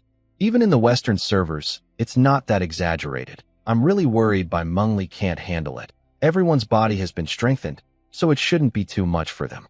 If it really gets dangerous, Xiao Xiao can also join in. What's that got to do with me? If you keep talking like that, I'll get angry. Xiao Xiao, what are you thinking? I mean, go cast a holy light. Oh, I see. So, you were thinking something inappropriate just now, huh? You really have bad thoughts about the leader. I didn't. Then why are you blushing? Inside the hall, the girls were chattering loudly. Lin Weiwei looked toward the leader's residence, her eyes shining with curiosity. TSK, TSK, TSK. Secretary, are you secretly watching? Cough, cough. Lin Weiwei turned her gaze back to her side. She stood up and approached the 3 large chests they had seized, saying, "The leader isn't here. Let's check out today's loot first." These chests are just ordinary storage boxes, so we can open them directly without waiting for Yigu to do it. Let's open this wooden chest first. Everyone opened the wooden chest, which was filled with messy supplies. They each took out some items: wood, stone, iron ingots, leather, fur, and copper ingots. And crafting blueprints. There were 3 blueprints in the wooden chest: a stone spear, a wooden barricade, and an iron dagger. The stone spear was about 1 meter long, made with 2 units of stone, and felt heavy in the hand. The wooden barricade was 50 centimeters high, with each section 1 meter long. It was cheap to make, needing only 3 pieces of wood, but not very durable, only 500 points. Still, it could cause significant damage to wild beasts that try to break through. As for the iron dagger, it was a bit more expensive, requiring 1 iron ingot. The dagger helped the tribe because they lacked sharp weapons. Xiaoyu immediately made 3 daggers and gave them to Hua Xiaofeng and others. With the daggers, Hua Xiaofeng finally didn't have to use her big axe to cut meat. The dagger dealt 18 points of damage, higher than the Goblin Club's damage, but the exploration team preferred the stone spear with 11 damage over the dagger. After all, a longer weapon is stronger, and a shorter weapon is more dangerous. the stone spear could also be thrown as a weapon. Most of the exploration team, except Zhao Linger, Zhou Xiaoyu, and others with better gear, each carried 2 stone spears, one in hand and one in the backpack as backup. They approached the iron box. Lin Weiwei turned to Zhao Linger and gestured with her hand. "What's wrong?" Zhao Linger asked, puzzled. "I am comparing your body shape to see if it matches this armor." "What? Armor?" Zhao Linger thought of the full-body armor worn by the Pigman warrior guard. Her face lit up with joy as she happily put down the golden treasure chest and moved closer. She opened the metal box, and inside was a brand new set of armor. Iron armor, common equipment. Made from ordinary iron ingots, this armor is strong but very heavy. When equipped, it provides 50 points of armor, can block sharp weapon attacks, and reduces blunt attacks by 50%. If damage exceeds 50 points in a single hit, durability will decrease. Current durability, 300 out of 300. I thought all the Pigman tribe's armor was destroyed, but I didn't expect there to be stock. Zhao Linger immediately pulled the armor out and eagerly laid it on the ground, then climbed inside. But she quickly realized a problem. It didn't fit. This armor was made based on the Pigman warrior's body size. When Zhao Linger got inside, she felt like a bag of empty chips, half air. Pigman warriors are about the same size as humans, a bit taller and a little chubbier than most adult men. "Linger you." Lin Weiwei helplessly spread her hands. "You're too short." "Wah?" Comma. Zhao Linger looked miserable as she crawled out of the armor, hugging the golden chest and finding a corner to sulk alone. This armor probably only the tribe leader can wear. The leader's size should fit perfectly. Girls who are a bit taller should also be able to wear it, like the class monitor and the secretary. Walking in this must be hard. People with low physical strength probably can't wear it at all. They'd get tired after just a few steps. Besides Linger, only the tribe leader's physique might handle this armor. I want to try how it feels to wear armor. Oh, it's so tight. This chest plate doesn't leave room for the chest. Girls can't wear it. Not necessarily. Xiaofang can. I'm not small. I have a cup. A isn't small. Getting a set of armor that boosts combat power by 200 points was truly a happy surprise for the Happy Tribe. Besides that, the black iron box also contained a bunch of metal ores, some iron, some copper, and even 2 silver ores. Everyone hurriedly put the ores into the furnace to melt them slowly. The furnace cooked meat quickly, but it was very inefficient for refining metals, so they had to wait patiently. By the way, do you think the leader and the others will sleep until tomorrow morning? Su Xiaoxiao suddenly asked. Maybe. I've been secretly watching the leader these days. He's probably about to lose patience. The two of them are very passionate, and since the leader ate pig head meat, which is like a strong aphrodisiac for men, what if the squad leader isn't here and we get attacked by wolves tonight? It's okay. Our tribe has upgraded to a small tribe. The main hall's durability is 10 times that of the primitive hut, and even the leader's residence is 5 times stronger. The wolves' bites can't break through. Qin Lan is on guard at the lookout tower. If she sees a wolf attack, we'll immediately wake the squad leader. Right. We'll take the squad leader from the leader's bed to protect our wall. If the wall breaks, it can't be repaired. Let's try to reduce damage as much as possible. We don't know when we'll get a construction hammer. Everyone, look at the regional chat channel. Some tribes are already under attack. After a reminder, everyone opened the chat channel. A new night attack began. Help! Someone come help us. The monsters are back. Our tribe's huts aren't finished yet, and we don't know how to repair them. Our tribe hasn't finished either. The conch shell said we need a construction hammer, but didn't tell us how to get one. High prices for a construction hammer. We're willing to trade all our assets. Stop shouting. No one has a construction hammer. Get ready to fight the monsters hand to hand. Our tribe is already prepared to fight. Happy Tribe definitely has one. They even got a sacred relic, so they must have a construction hammer. People from Happy Tribe, speak up. Are you just going to watch your fellow members suffer? Don't you care? Zhao Linger couldn't stand it and typed back, we don't have a construction hammer either. But her message was soon drowned out by a wave of criticism. Lin Weiwei stopped her and said, everyone, stop arguing with those people. They don't care whether we have a construction hammer or not. They only care if they have one themselves. Arguing with them only affects our mood. These people might not even survive tonight. There's no need to argue with a group of people who are about to die. Let's focus on taking care of ourselves and not get angry with these dying folks. When they are gone, We still need to live our lives well. Lin Weiwei ordered everyone to close the regional chat channel to prevent anger from turning into extreme emotions. Those desperate people are losing their lives. Continuing to argue only makes the happiness tribe a place for them to vent their feelings. Under Lin Weiwei's command, everyone took turns standing guard at the lookout tower, replacing Qin Lan and others. Besides those on duty, everyone else was resting in the main hall. Suddenly, everyone saw a message pop up. Your tribe is under attack. Qin Lan also sent a message in the tribe channel. We see a group of rats biting the tribe's wall. Quick, wake up the squad leader. The girls immediately took action, preparing to knock on the door outside the chieftain's residence. As they rushed out of the main hall, they saw a figure walking toward the door of the chieftain's house. It was Yigu.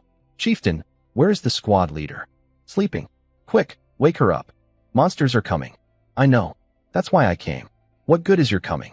We need the squad leader to negotiate with the monsters. Don't let the monsters tear down our wall. Everyone wasn't worried about the monsters breaking into the main hall or the chieftain's house, as both buildings had higher durability than the original nests. But they were worried the wall might be destroyed, and then they wouldn't be able to repair it. Any way to reduce the damage, they wanted to do so. Yigu looked at everyone with a strange expression and said, "Didn't you see the regional channel? The monsters tonight are much weaker than last night." Huh. The girls looked at each other in confusion. Yigu explained, "Last night, the attack on the tribe was by the undead. But we don't have undead here, so the world sent the Silver Moon Wolf Pack to our tribe.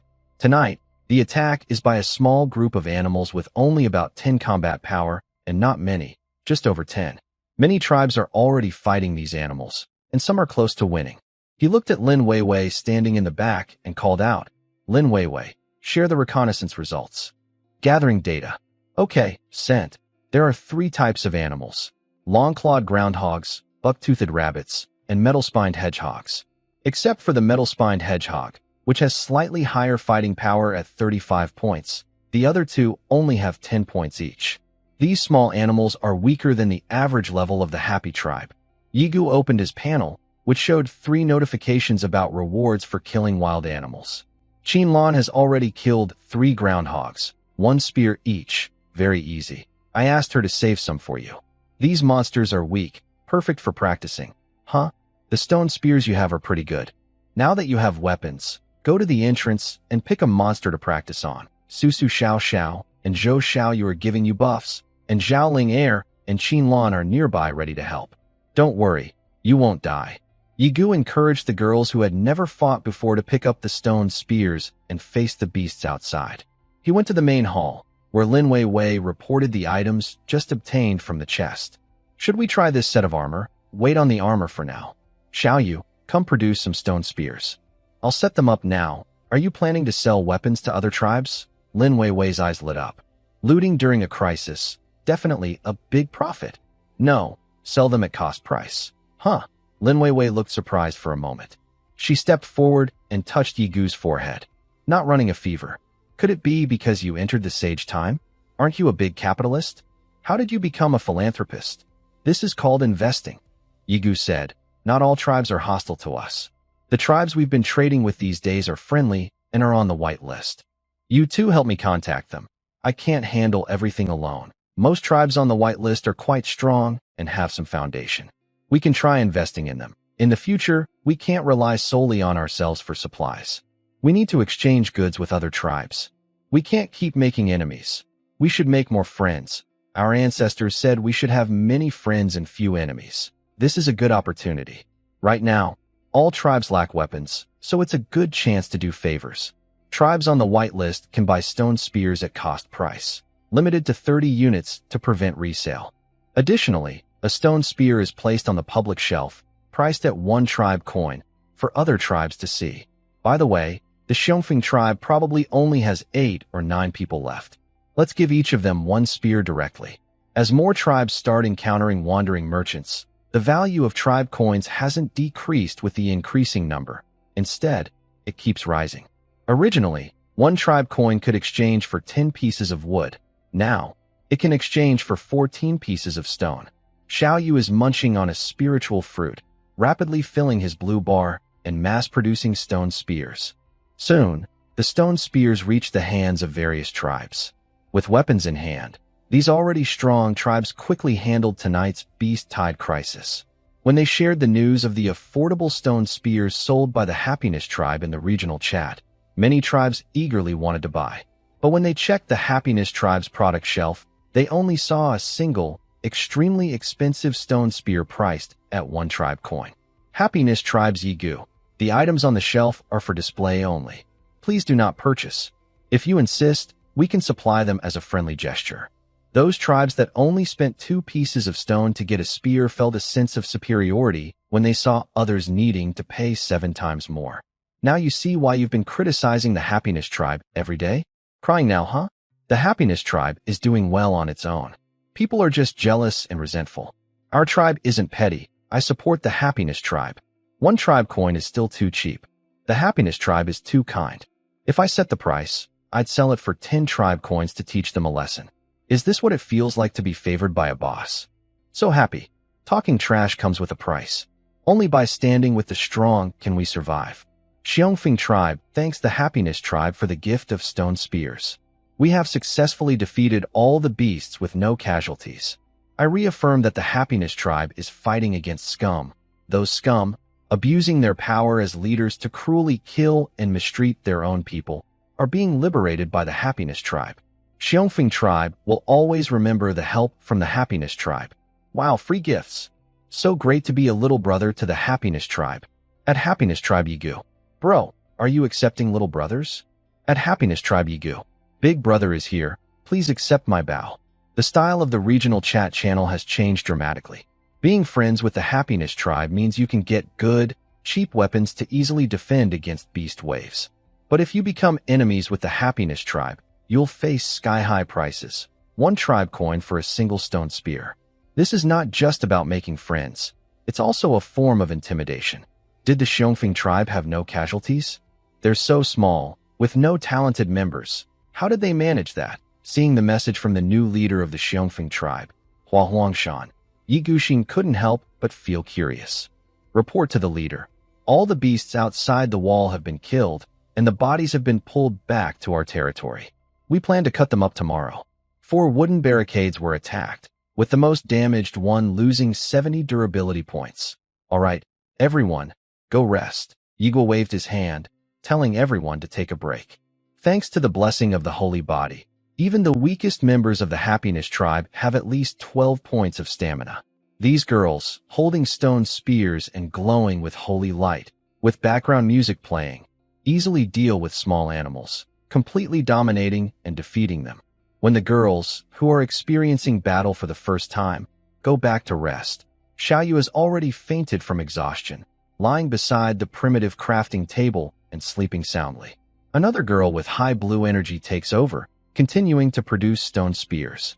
The stone spears on the public shelf sell for 1 tribe coin each, but surprisingly, many people buy them. In just 10 minutes, over 50 spears were sold. At first, Yiguo was surprised, but then he understood. These small animals are not strong in the eyes of the Happiness Tribe, but for most tribes, these beasts are still very dangerous. Each small animal has the fighting power of an average adult man, including 2 high combat beasts with 35 points of strength. When a dozen such beasts attack together, casualties are unavoidable. Many tribes don't even have decent weapons. Most people are still using wooden sticks and branches. Facing the beast attacks, the only option for the Happiness Tribe is their stone spears. Tribes not on the white list can only grit their teeth and buy, cursing as they do. But now, they dare not curse in the regional channel. They only curse within their tribes.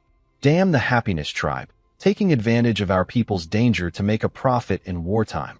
Shut the hell up. If it weren't for you insulting others every day in the regional chat, we could have bought the stone spear at cost price. It's all your fault for being so rude. Watch your mouth, or I'll slap you. People sell at cost to other tribes, or even give away for free. Is that called making a profit from war? If you hadn't been so rude, would we be in this situation? Didn't you guys insult anyone? The tribe leader also insulted others. Why don't you talk about the tribe leader? Bah, I was tricked by you. The people of the Happy Tribe are so kind. If it weren't for your tricks, how could I have insulted them? Kill this bastard. Bring his head to the Happy Tribe to apologize. One night quickly passed. That night was very restless. In the regional chat channel, many avatars turned gray. Some tribes even had their huts destroyed. The tribe members barely fought off the wild animals, but now they could only watch their collapsed huts with nowhere to stay. A new day began with the sunrise. Yigwa woke up from his soft big bed, looking at the bright sunlight outside, with a beautiful woman sleeping beside him. He felt very happy. He patted Bai Mengli's butt. "Wake up, the sun is shining on your butt. Sleep a little longer." Bai Mengli pouted and acted cute. This bed was so comfortable, much better than the haystack they slept on a few days ago.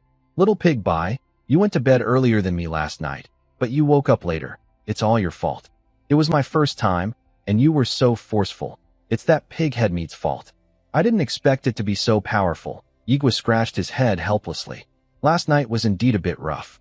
Bai Mengli kept patting his arm and crying out in pain, but Yigwa didn't stop. But he couldn't blame himself. The chief's pig head meat was too strong. That piece of pork boosted his physical strength by 10 points. The effect of a chief's pig head meat is twice that of iron hoofbull meat. With increased physical strength, the aphrodisiac effect was also very noticeable. "Animal," Bai Mengli whispered, covering her face with the quilt. "Next time, I will be gentle." "Next time?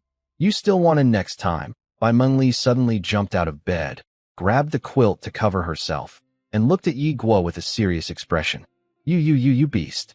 Don't think about touching me for 3 days. I promise. Next time, I will be gentle. I will stop when you say stop, and if you say don't stop, I will go faster." Bai Mengli suddenly saw Yigu's body just waking up, and her pretty face instantly flushed with anger and embarrassment. "Put on your clothes first. At least today, you are not allowed to touch me. I am still in pain." "Oh, then how about you try eating a dragon heart?" Bai Mengli looked at her health bar, which had indeed decreased a little. There was also a status called Broken Virgin that would reduce her maximum health.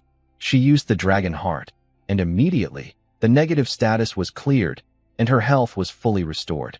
Yigu grinned mischievously and leaned in closer. "You're restored? So today, stinky man, all you do is bully me." Bai Mengli blushed and crawled back into the bed, whispering softly. Clan leader, girls' voices called from downstairs. "Hurry up, everyone is waiting for you." Bai Mengli stretched out her jade foot from under the blanket and kicked Yigu's butt. "What about tonight? I'm so weak, and if you want me, I can't resist you." "All right then." Yigu happily put on his clothes and went downstairs.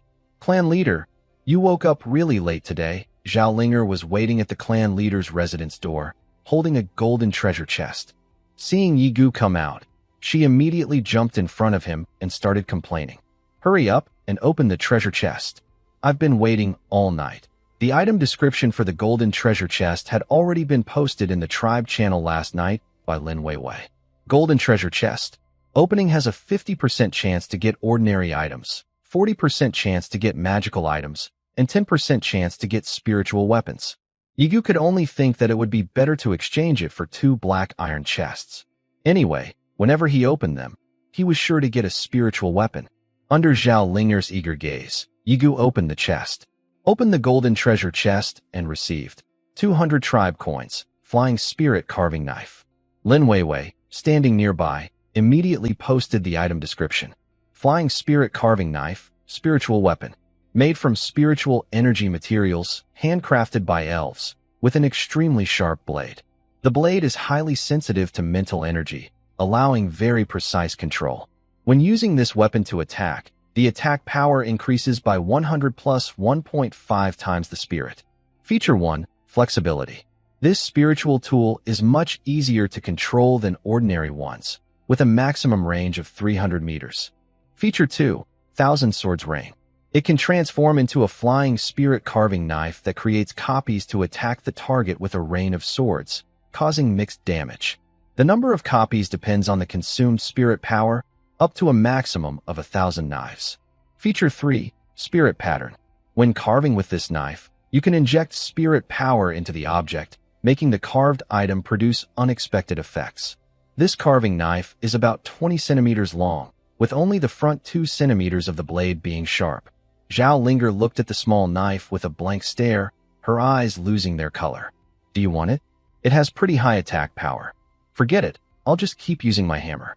She carried a hammer taller than herself and silently left this sad place. Yigua looked around the crowd and finally called Hua Xiaofeng over. Take it. From now on, it's yours. Thank you, clan leader. Hua Xiaofeng held the flying spirit carving knife in her hands, as if she had found a treasure. Try out this spiritual tool. I'm curious about its third feature. Okay. Hua Xiaofeng controlled the flying carving knife, which turned skillfully in the air and quickly flew toward a distant branch. Its flying speed was much faster than other spiritual tools, almost as fast as leaf-cutting flying knives. The carving knife moved like an extension of her hand. She directly manipulated it to carve a small flower on a wooden bowl. The moment the carving was finished, the flower's pattern emitted a faint glow. Lin Weiwei immediately examined it and said, "Drinking water from this bowl, you can smell a light floral scent." Yigua, turning an ordinary wooden bowl into a fashionable little gadget. Such a useless feature. Xiaofeng, try carving something on this. Yigua brought over a metal armor and held it in front of Hua Xiaofeng. First, carve a dragon on the chest plate. Clan leader, I don't know how to draw dragons. What do you know how to draw? I can draw rabbits. Then carve a rabbit on the left leg armor. Hua Xiaofeng quickly carved a faint outline of a rabbit on the armor. After looking at it, Lin Weiwei suddenly chuckled. What are you laughing at? Nothing. You should try the effect. I'm not trying. Just send it to me, so I can see. Yigua is now wary of this cunning girl and won't fall for her tricks. Lin Weiwei quickly sent over the description. Rabbit pattern. When worn, the rabbit pattern changes into dancing rabbits, making less intelligent rabbit-like creatures think you are a sexy female rabbit and marking you with urine. Clan leader, about.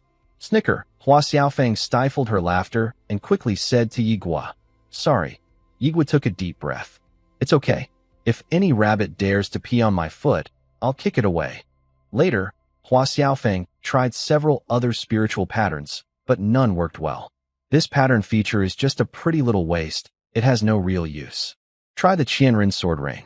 The description says this skill should deal pretty high damage. Hua Xiaofeng aimed at a tree outside the tribe and cast Qianren sword rain. She almost used up all her blue energy, finally creating 3 clones, plus herself, making 4 in total, which flew toward the thickest tree. The 3 clones' illusions passed straight through the trunk, while her main body firmly embedded into the tree. Clones only deal magic damage. Each clone's damage equals the caster's mental strength. The main blade causes mixed damage, with physical damage being the blade itself, and magic damage matching the clone's damage. It's pretty strong, but it consumes a lot of blue energy. Just like the pattern feature, it's a fashionable little waste. The most useful feature is still the first one.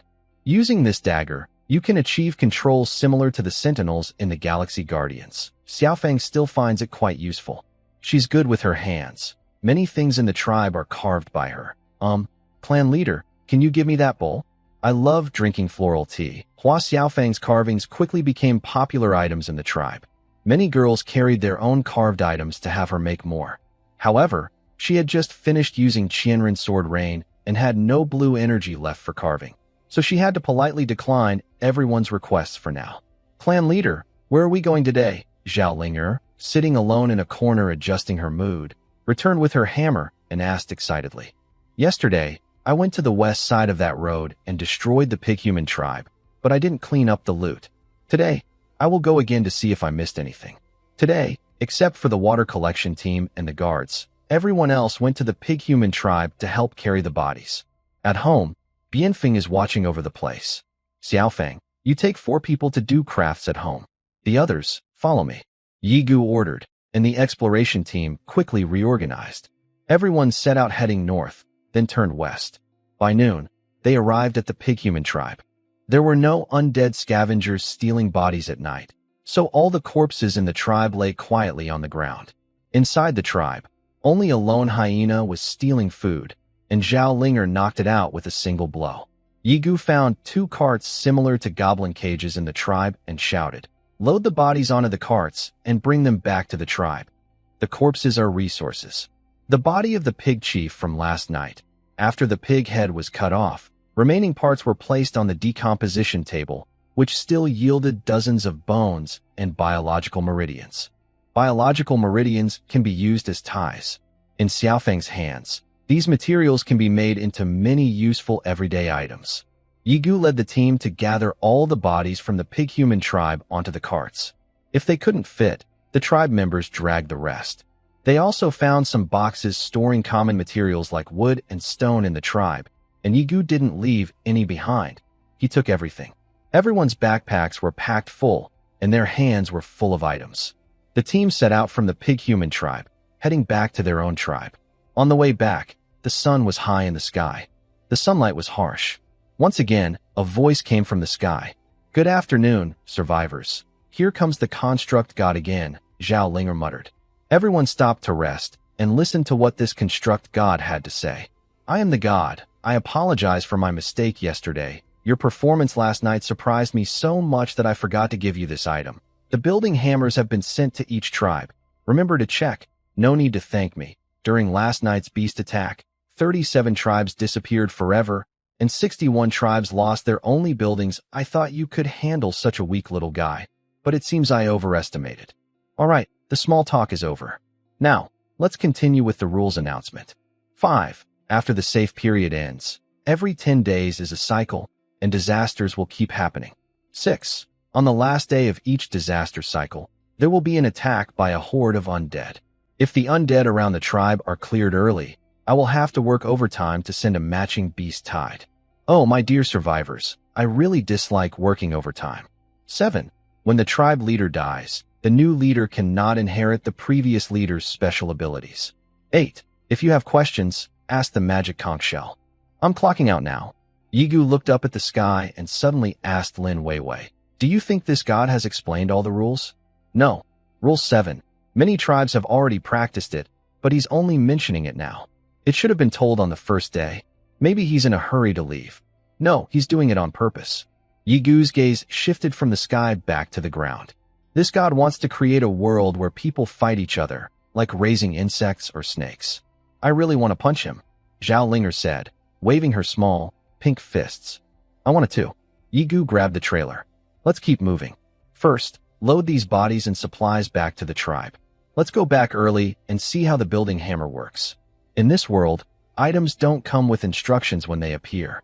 You have to try them yourself or ask the magic conch shell. Most of the time, the conch shell just gives vague answers, but at least it tells you that the item is a spiritual tool. Its specific function, however, needs the owner to explore on their own. Without Lin Weiwei, Yigu might have only thought the flying spirit carving knife was a fast-controlled spiritual tool, missing its rune functions. The building hammer can repair buildings, but whether it has other functions depends on Lin Weiwei's appraisal. Everyone hurried back to the tribe at full speed. Lin Weiwei immediately sent out the appraisal results. Building hammer magic tool can be used to repair, construct, or demolish buildings. Demolition requires the tribe leader's approval. Building rights belong to the tribe leader, but once someone has the building hammer, they can also enjoy this right. Removing a building can recover 50% of the building materials. Of course, as a magic tool, all actions require mental energy. "It seems we need to choose a tribe planner," said Yigu, holding the building hammer. "In the future, as the tribe builds more structures, we need to plan carefully. We can't build houses randomly like now," Bai Mengli said. "That's for later. For now, we only have these few houses. If you ask everyone to split up, they won't want to. Yeah, the small huts over there are built, but no one wants to live in them. Everyone still feels safer together. Leader, you can hold on to this hammer first. We're all language majors and scholars. We don't know much about tribe planning. Didn't you used to like playing Ark and Palu? I saw on your social media that you built a tribe in the game. It looked really good and well planned. When it comes to tribe planning, you're definitely more experienced than us. Giving you this hammer is the best choice." None of the girls wanted the hammer. Everyone agreed that Yigu was the best person to arrange the buildings. Yigu took the building hammer and first repaired the wooden walls that were damaged in the attack last night. Repairing buildings consumes very little blue energy. After fixing 3 walls, only 1% of the blue energy was used, almost no energy at all. The tribe had plenty of resources, so Yigu built 4 small huts, meeting the requirements to upgrade the tribe. "Where can I find magic energy stones?" Yigu asked, holding the magical conch shell. "Magic energy stones are found where there is magic energy. Where is there magic energy?" Where there are magic energy stones, there is magic energy. Yigu put the useless conch shell back into his backpack. Suddenly, Bai Mengli remembered something and said, "Last time, we encountered the Silver Moon Wolf King. Isn't it a magical creature? It must know where the magic energy places are, but it has already left.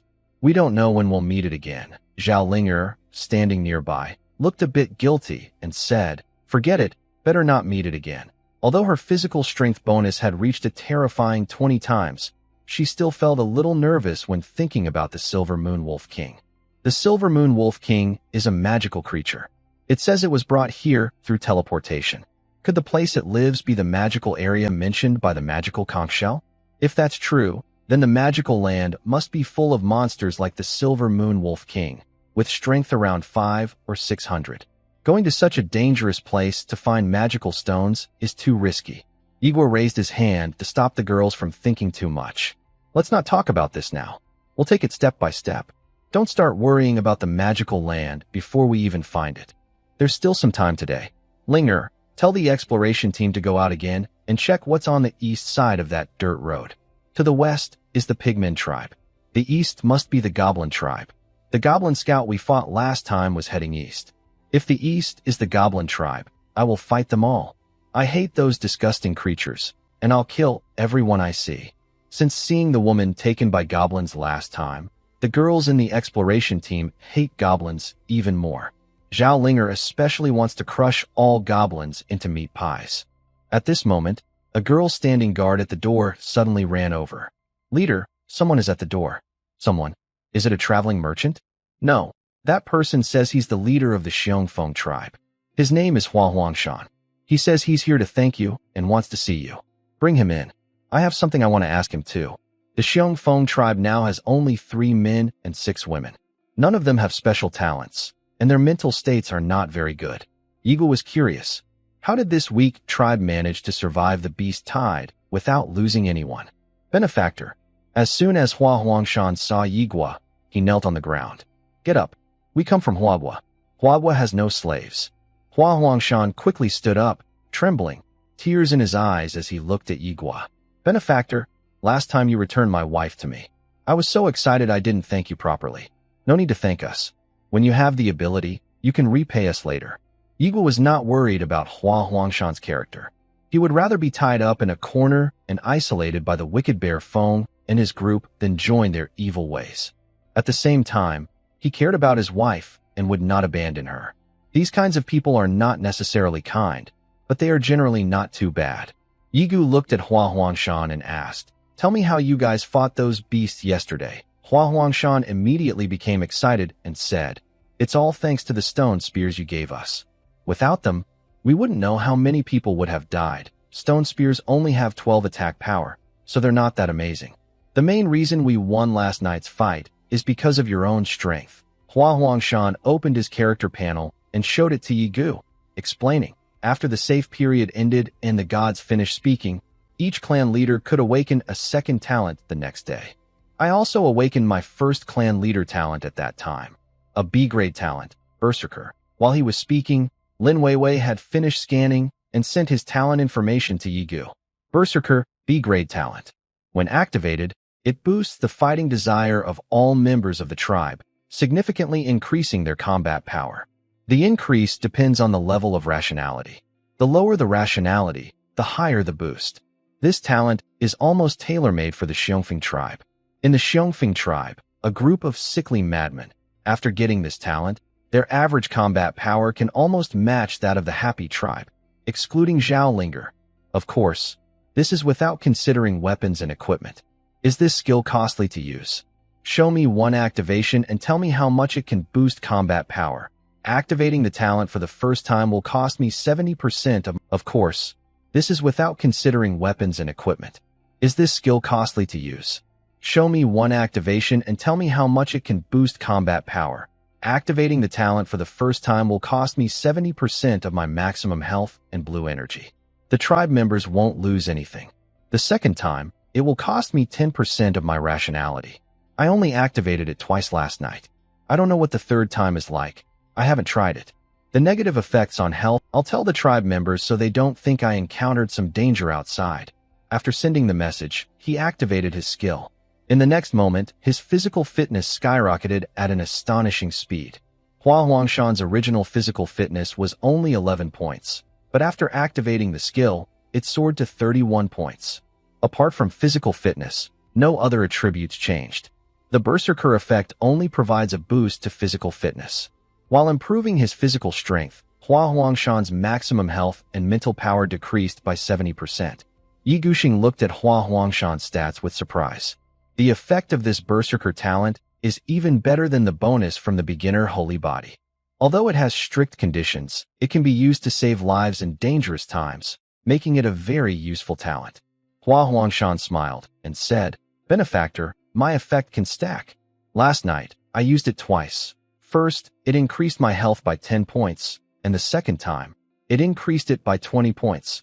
That's because when you used the talent skill the second time, your sanity dropped by 10%, Lin Weiwei explained nearby. Hua Huangshan suddenly understood and patted his head. Oh, I see. Actually, this bonus isn't much. My wife is much stronger. Last night, her combat power directly exceeded 200. She was fighting those small animals like it was nothing. Hua Huangshan's wife is the woman who was captured by goblins, named Xiaoping. When the Happiness Tribe left, her sanity was only 33%. How much sanity does your wife have now? 45%. That's a good recovery. Congratulations. When talking about his wife, Hua Huangshan's face showed a smile. My wife is waking up longer each day. If she hadn't woken up in time last night, even if I had activated the second stage of Berserker, someone might have sacrificed themselves. Yigu looked at this sad man and stepped forward to pat his shoulder. Good job, brother. Coming out of the abyss, still able to smile and face each new day. This Hua Huangshan has a much stronger mental resilience than ordinary people. No wonder he could stay so rational after suffering such inhumane treatment in the Xiongfeng tribe. Tears welled up in Hua Huangshan's eyes as he sniffed. He took out 3 beads from his backpack and held them out to Yigu.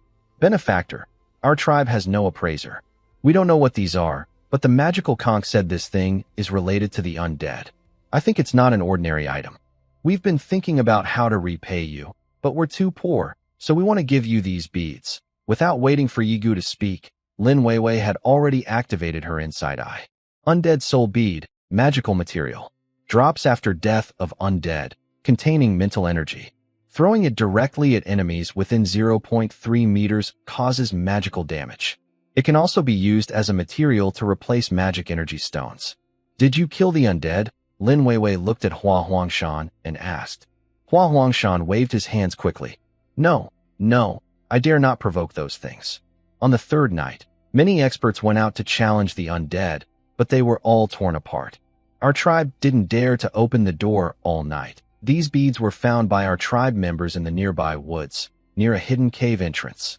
We didn't dare to go inside. That is the undead nest. It's right not to go in. Undead nest. Hua Huangshan's eyes widened in fear. Our tribe members even wanted to go into the cave to collect more beads, but luckily I stopped them. Did you find anything else at the cave entrance? Yes. Outside the entrance, there was a circle of grass that looked burned, and the ground was scorched. The burnt soil was strange, only in a ring, and the rest was untouched. Yigua listened to Hua Huangshan's description and exchanged a glance with Lin Weiwei. He already knew who had killed the undead. Yigua took the 3 undead soul beads Hua Huangshan gave him and said, I'll accept your gift. This is your first visit to our happy tribe, so we should give you a gift in return. Your health is only at 30%.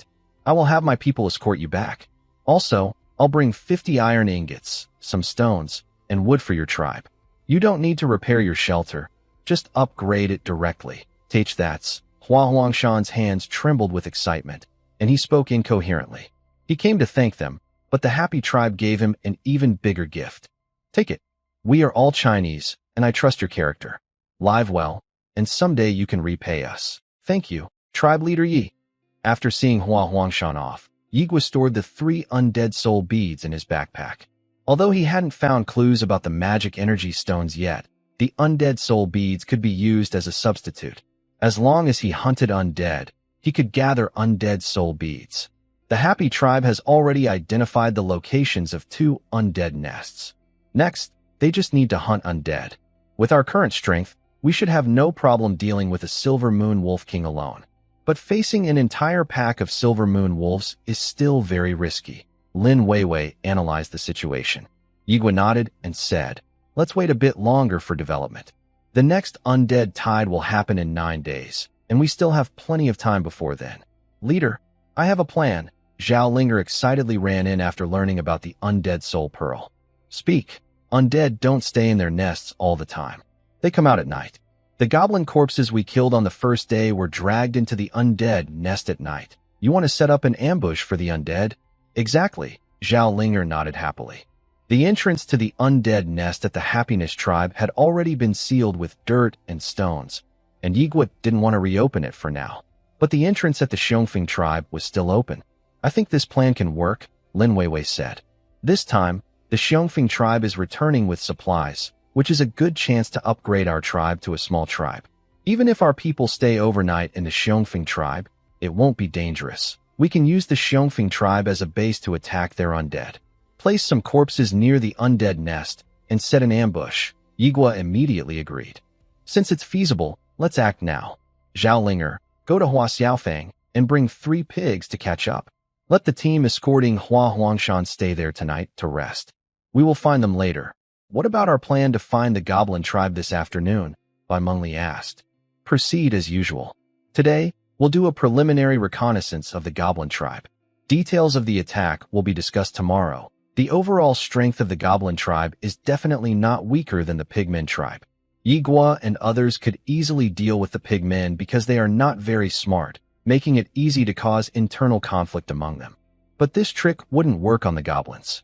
Even without a chieftain, goblins can maintain order, as seen from the goblin scout we encountered at the camp and on the dirt road.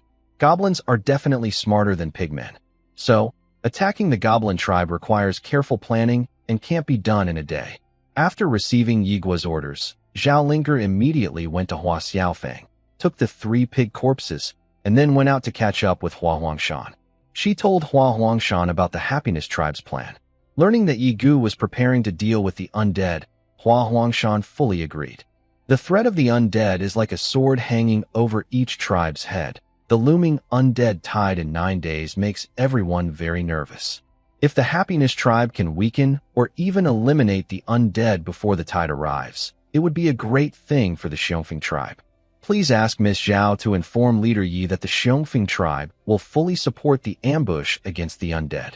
All members of the Xiongfeng Tribe will follow Leader Ye's commands. The exploration team split up, sending some members back with Hua Huangshan to the tribe, while the rest followed Yigu heading north along the dirt road. Time is tight. In the afternoon, we need to scout the Goblin Tribe and also head to the Xiongfeng Tribe. The team searched along the eastern side of the dirt road. Zhao Linger was still acting as a scout ahead, keeping about 2 kilometers in front of everyone. "Leader, there's a tribe ahead." Yigu quickened his pace and caught up with Zhao Ling. Indeed, smoke was rising from the trees ahead. He told the women to hide behind, while Zhao Linger and Lin Weiwei went into the woods to observe. Soon, a notification suddenly appeared on Yigu's panel. "Your tribe members defeated goblin hunters and gained 5 tribe coins. Your tribe members defeated a big goblin and gained 15 tribe coins. Oh, Zhao Linger and Lin Weiwei have been spotted. Hurry and support them." Yigu, dressed in heavy armor, sprinted toward the smoke. However, when he arrived in a rush, he only saw goblin corpses on the ground. Zhao Linger was dragging a large wooden box out of the camp. "Report to the leader. It's not a tribe, but a goblin camp. The enemies have all been cleared." Zhao Linger jumped in front of Yigu to report. After reporting, she quickly switched to a cheerful, playful expression. "Leader, why are you here? Report first, then act.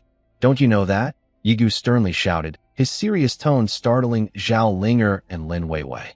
"Leader, you don't have to be so serious." "Serious? Do you think this isn't serious enough?" Look at everyone's expressions. The 2 looked around and saw that the others in the exploration team were glaring at them angrily. From Yigu's receipt of the kill message to the arrival of the team at the camp, they crossed over more than 1,000 meters of jungle. They reached the camp in just 2 minutes, and now everyone was gasping for breath. When Yigu saw the kill message, his heart immediately jumped to his throat.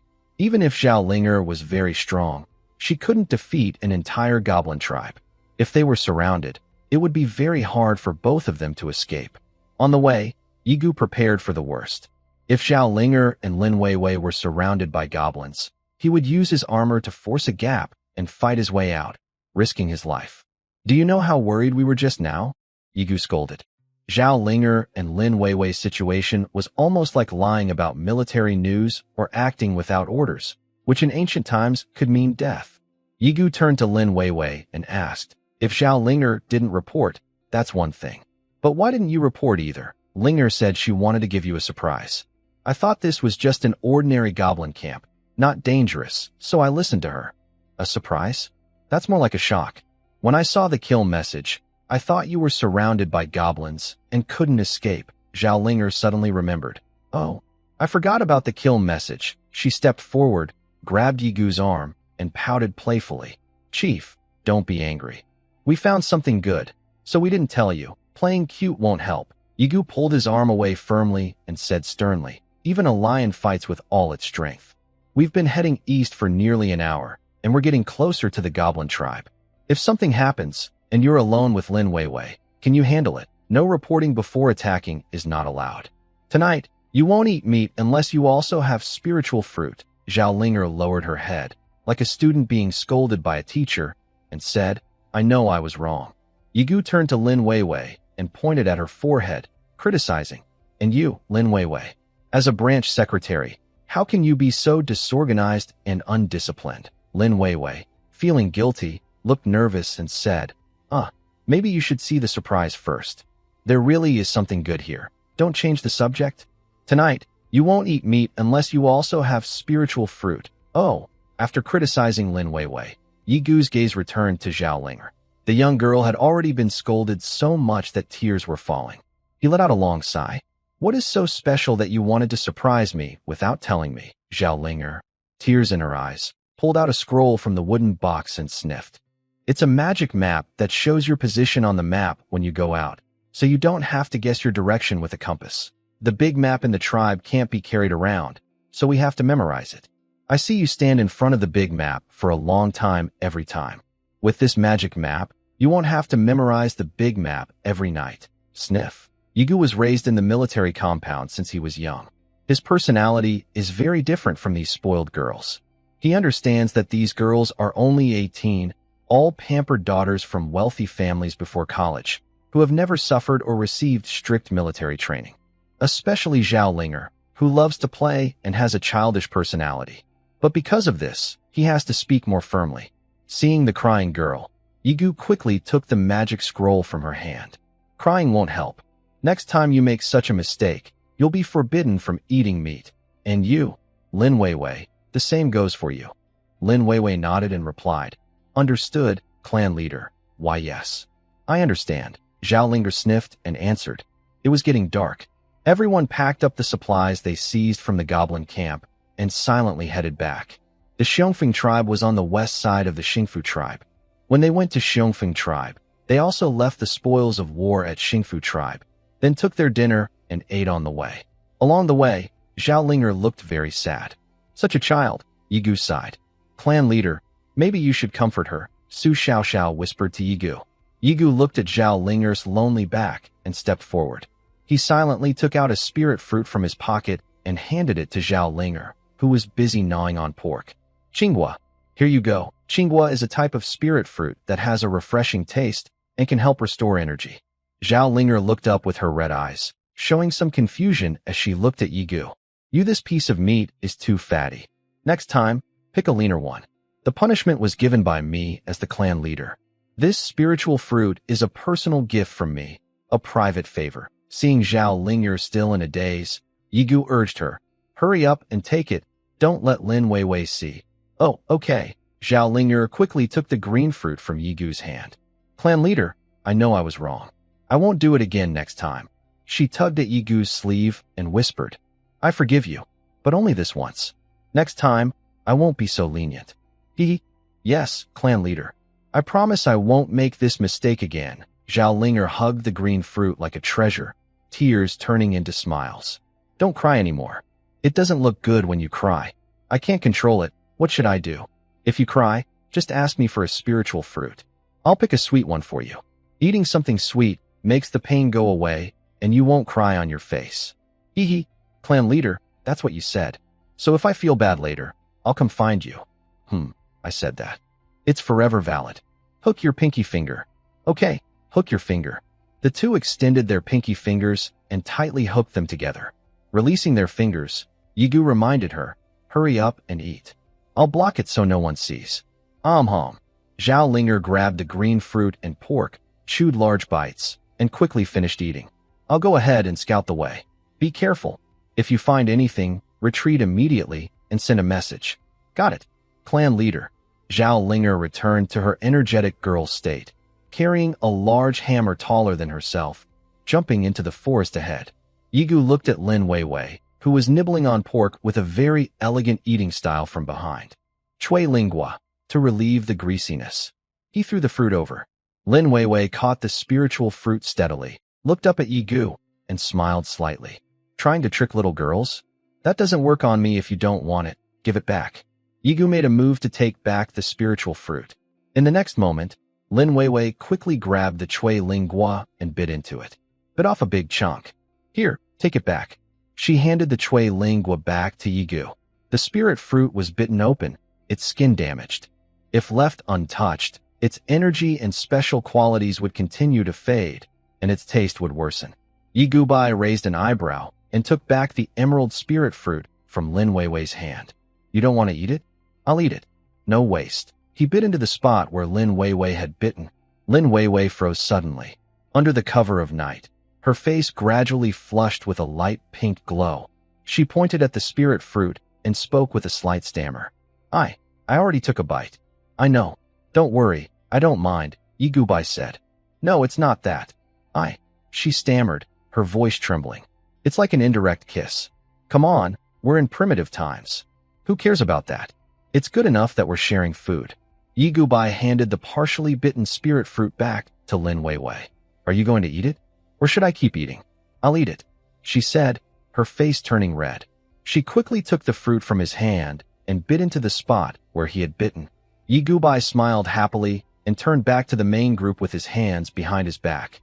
Humph, little scheming girl, got you now, he thought with a smirk. The group staggered along and soon reached the entrance of the Xiongfeng tribe. By then, the tribe had already built a wooden wall, clearly upgraded to a small settlement. Chief Yi, everyone is ready. The traps are set. Hua Huangshan waited at the tribe's entrance. It was just getting dark. Yigu Bai and his group didn't stay inside the tribe, but moved to the grass 300 meters away to hide and set up an ambush. The people from the Happiness tribe had never seen undead creatures before, but some had read descriptions in the regional chat.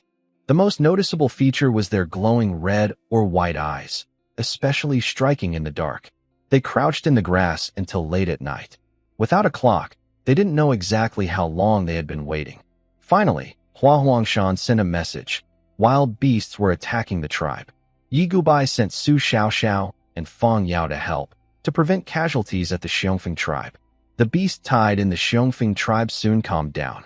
The wild animals tonight were about the same strength as last night, mostly small creatures with a power level of 10. The only difference was a fox with a power level of over 30. The Xingfu tribe faced a similar situation. Qin Lan stood on the watchtower and, with the help of her vine whip, defeated all the beasts by herself. After confirming that the rear was safe, Yigu continued to wait patiently in his position. Finally, about an hour after the beast tide ended, a red light appeared in the jungle. It's a ghoul. Lin Weiwei quickly identified it and informed her teammates. They activated their danger sensing ability, and several red shadows appeared in their vision. In the dark forest, red dots of light glowed faintly. They're all ghouls, 6 in total. Su Xiaoxiao and the others had already regrouped. Yigu, keeping calm, said, observe a bit longer. Once we're sure there are no other undead, we'll move.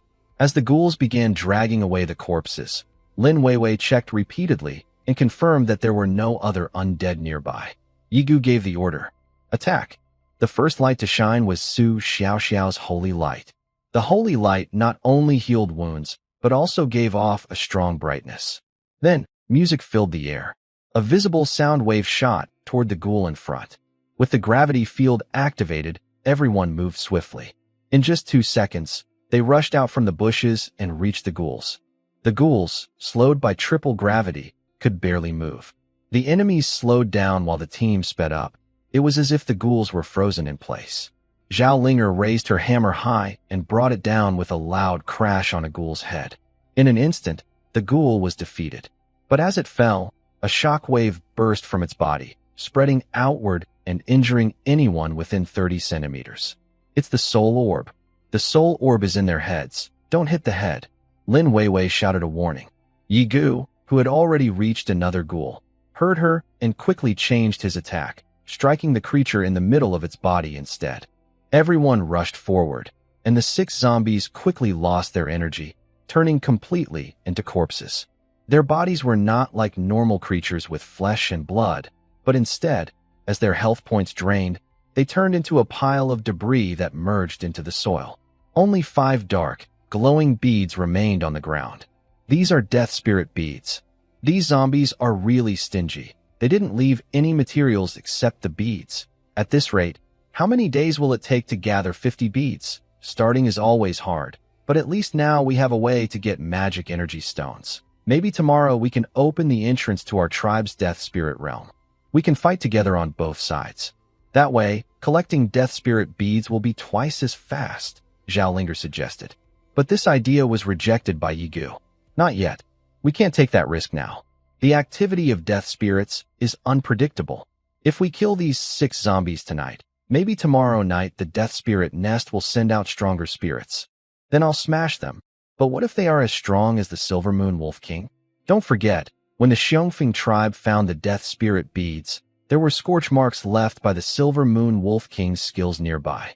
Anyone who can activate the Wolf King's skills is probably not much weaker than the Wolf King himself. Yi Gu put the 5 death spirit beads into his backpack and led everyone toward the Xiongfeng tribe. Tonight, we stay in the Xiongfeng tribe, and tomorrow morning, we return to the Happiness tribe. The Happiness tribe was more than 6 kilometers away, while the Xianfeng tribe was less than 1 kilometer. When they returned to the Xianfeng tribe, Hua Huangshan was still awake, waiting at the entrance. Leader Yi, we're worried that you and the warriors from the Happiness tribe might find it uncomfortable to sleep in the main hall together. We just built 2 small huts. Thanks, but we don't mind. We'll just sleep in the main hall, all right? I'll arrange for our people to sleep in the small huts. Hua Huangshan thought the Happiness tribe people didn't want to be separated, so he hurriedly ran into the main hall, woke everyone who was sleeping, and moved them to the small huts. The main hall was left empty for the Happiness tribe. The mats here are so thin. Lying in the main hall, Su Xiaoxiao kept turning over. The hard floor made her sleep very uncomfortable. At the Happy tribe, her straw mat was 3 times thicker than the one she has now. Besides some pricks, it was not hard at all. Everyone has already given us the best conditions. The straw mat you're sleeping on now was just moved out of a small shelter by Huahuang Mountain. They sleep on hard floors themselves. Take a short rest to regain some strength. We need to go back to the tribe early tomorrow morning, so this is your chance to catch up on sleep. Everyone lay down on the haystacks, with Zhao Linger and Lin Weiwei lying on either side of Yi Gu. Yi Gu closed his eyes but felt like someone was watching him. He opened his eyes, and sure enough, Zhao Linger was wide awake, staring at him with big, beautiful eyes. Why are you looking at me? Aren't you going to sleep? Yi Gu asked softly. Zhao Linger also lowered her voice and asked, Chief, did you and the squad leader do anything special last night? Suddenly, there was a faint squeaking sound from the haystack in the hall. Although they spoke quietly, in this very quiet tribe hall, even the slightest movement could be heard clearly. The girls, who had started to feel sleepy, suddenly became alert. Some pretended to turn over, deliberately moving closer to Yi Gu. Even Lin Weiwei, who was lying on her side with her back to Yi Gu, changed her position to lie flat, with her ears directed toward the 2 of them. Maybe she still wanted to hear more clearly, so she moved closer to Yi Gu, facing his back. Yi Gu was caught off guard by Zhao Linger's sudden question and felt a bit confused.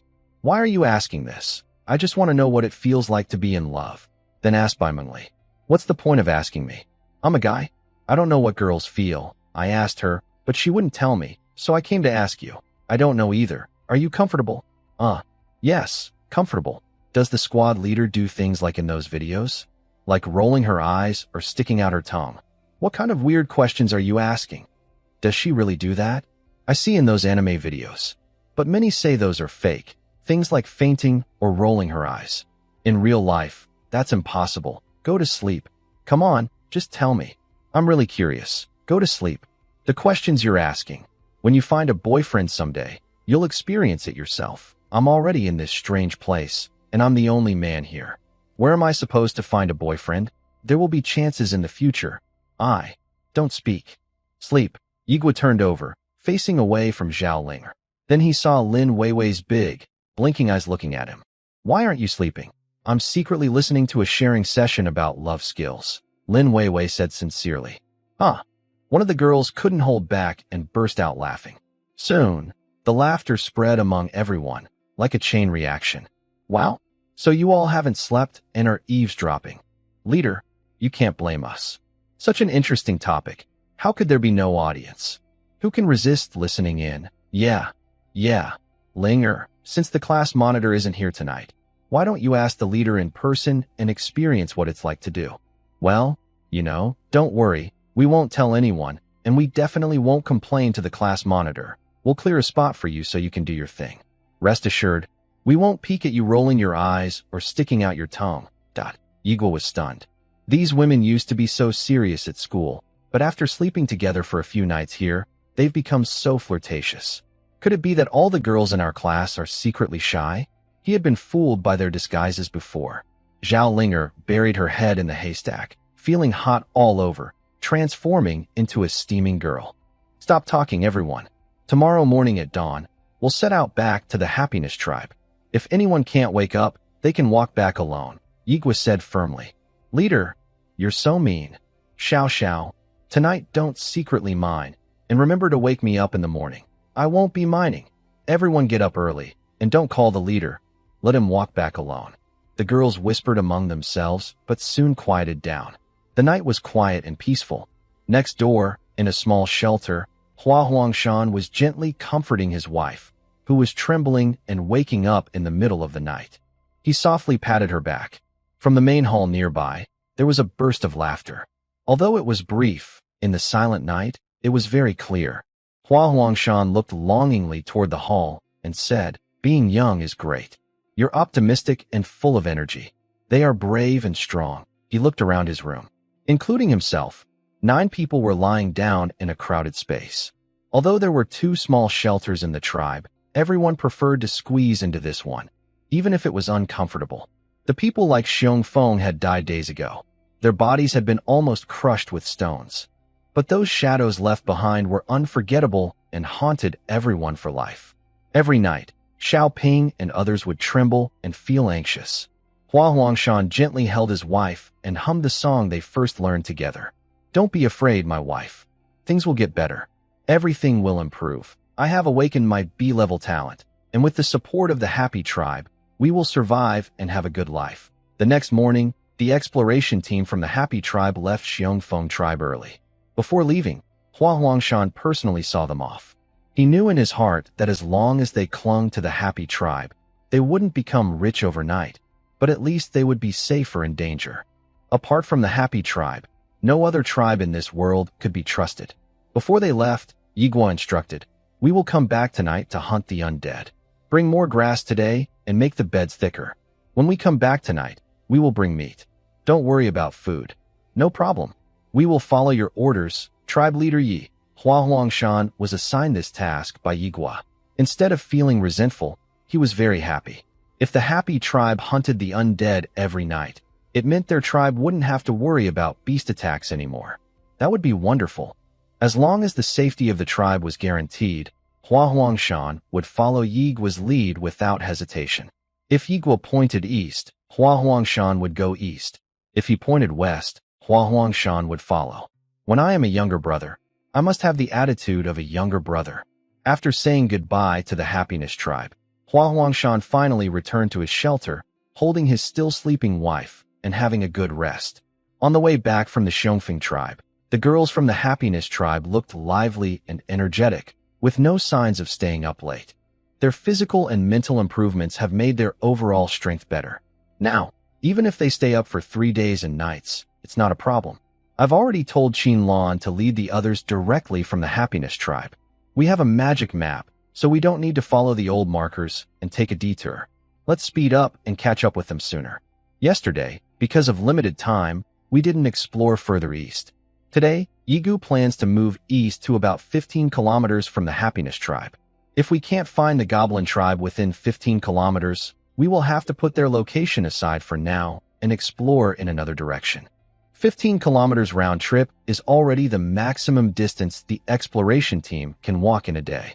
Beyond that, only Yigu and Zhao Linger can keep going. Yigu led the team straight and quickly caught up with Qinlan's group. The two exploration teams merged with a total of 15 people and continued walking east along the dirt road. According to the magic map, we've traveled 13 kilometers so far, and there's no sign of the Goblin Tribe. Could it be that the Goblin Scouts we killed last time are from the Goblin camp Zhao Linger destroyed yesterday? Possible. Whether or not there's a Goblin Tribe, we need to explore this dirt road completely. We haven't even reached the end yet. This road is too long, and we hardly see any creatures. Besides the Goblin Scouts we saw on the first day, we haven't seen anything else. Let's go 2 more kilometers. If there's still nothing, we'll head back. Everyone had traveled a long way, and even with their good physical condition, they were starting to feel tired. Yigu and Zhao Linger were still in good shape, but the others were exhausted. 1 more kilometer, then we rest, Yigu encouraged. At this moment, Lin Weiwei suddenly pointed into the distance and shouted, "There's something ahead." Everyone looked ahead, and sure enough, a sharp point was sticking out from the woods. Same as always, Linger, take Lin Weiwei to scout.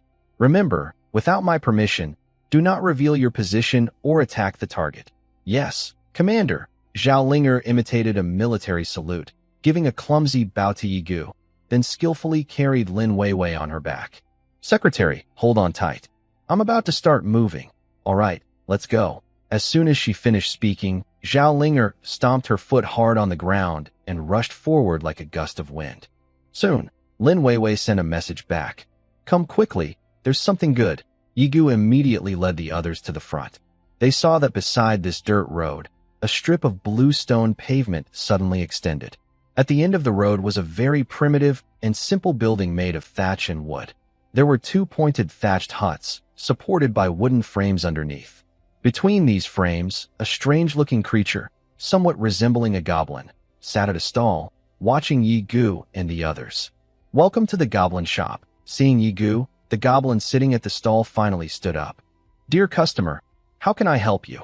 Perhaps sensing that only Yigu carried tribal coins, or maybe detecting that Yigu was the clan leader, this goblin only spoke to him. Lin Weiwei had already sent the goblin's profile to the chat channel. Goblin merchant, peaceful creature. Likes trading and tinkering with potions that other races can't understand. Often creates explosive inventions, so they are rejected by major races and forbidden from entering the main city. Combat power, 120, a peaceful creature. And intelligent, too. A talking, peaceful creature. This was the first native creature Yigu had seen in this world that could speak human language. Hello, primitive person, come take a look. There must be something you want here. The goblin merchant didn't hesitate and directly showed Yigu the list of goods. It didn't pick and choose like the toad merchant. It displayed everything all at once. From a wooden pickaxe costing 1 tribal coin to a skill scroll worth 99,999 tribal coins, everything was available. Yigu sent the list of items to the tribe channel for everyone to see. Soon, everyone posted the items they wanted to buy on the tribe's public message board. Goblin pickaxe, price 20 tribe coins. A magic tool that allows fast mining without damaging the ore, helps stabilize the mine walls, and reduces the risk of collapses. Goblin gunpowder, price 10 tribe coins. Goblin mana potion, large price 20 tribe coins. Drinking it instantly restores 100% of mental energy, up to a maximum of 1,000 points. Return to town scroll, price 30 tribe coins.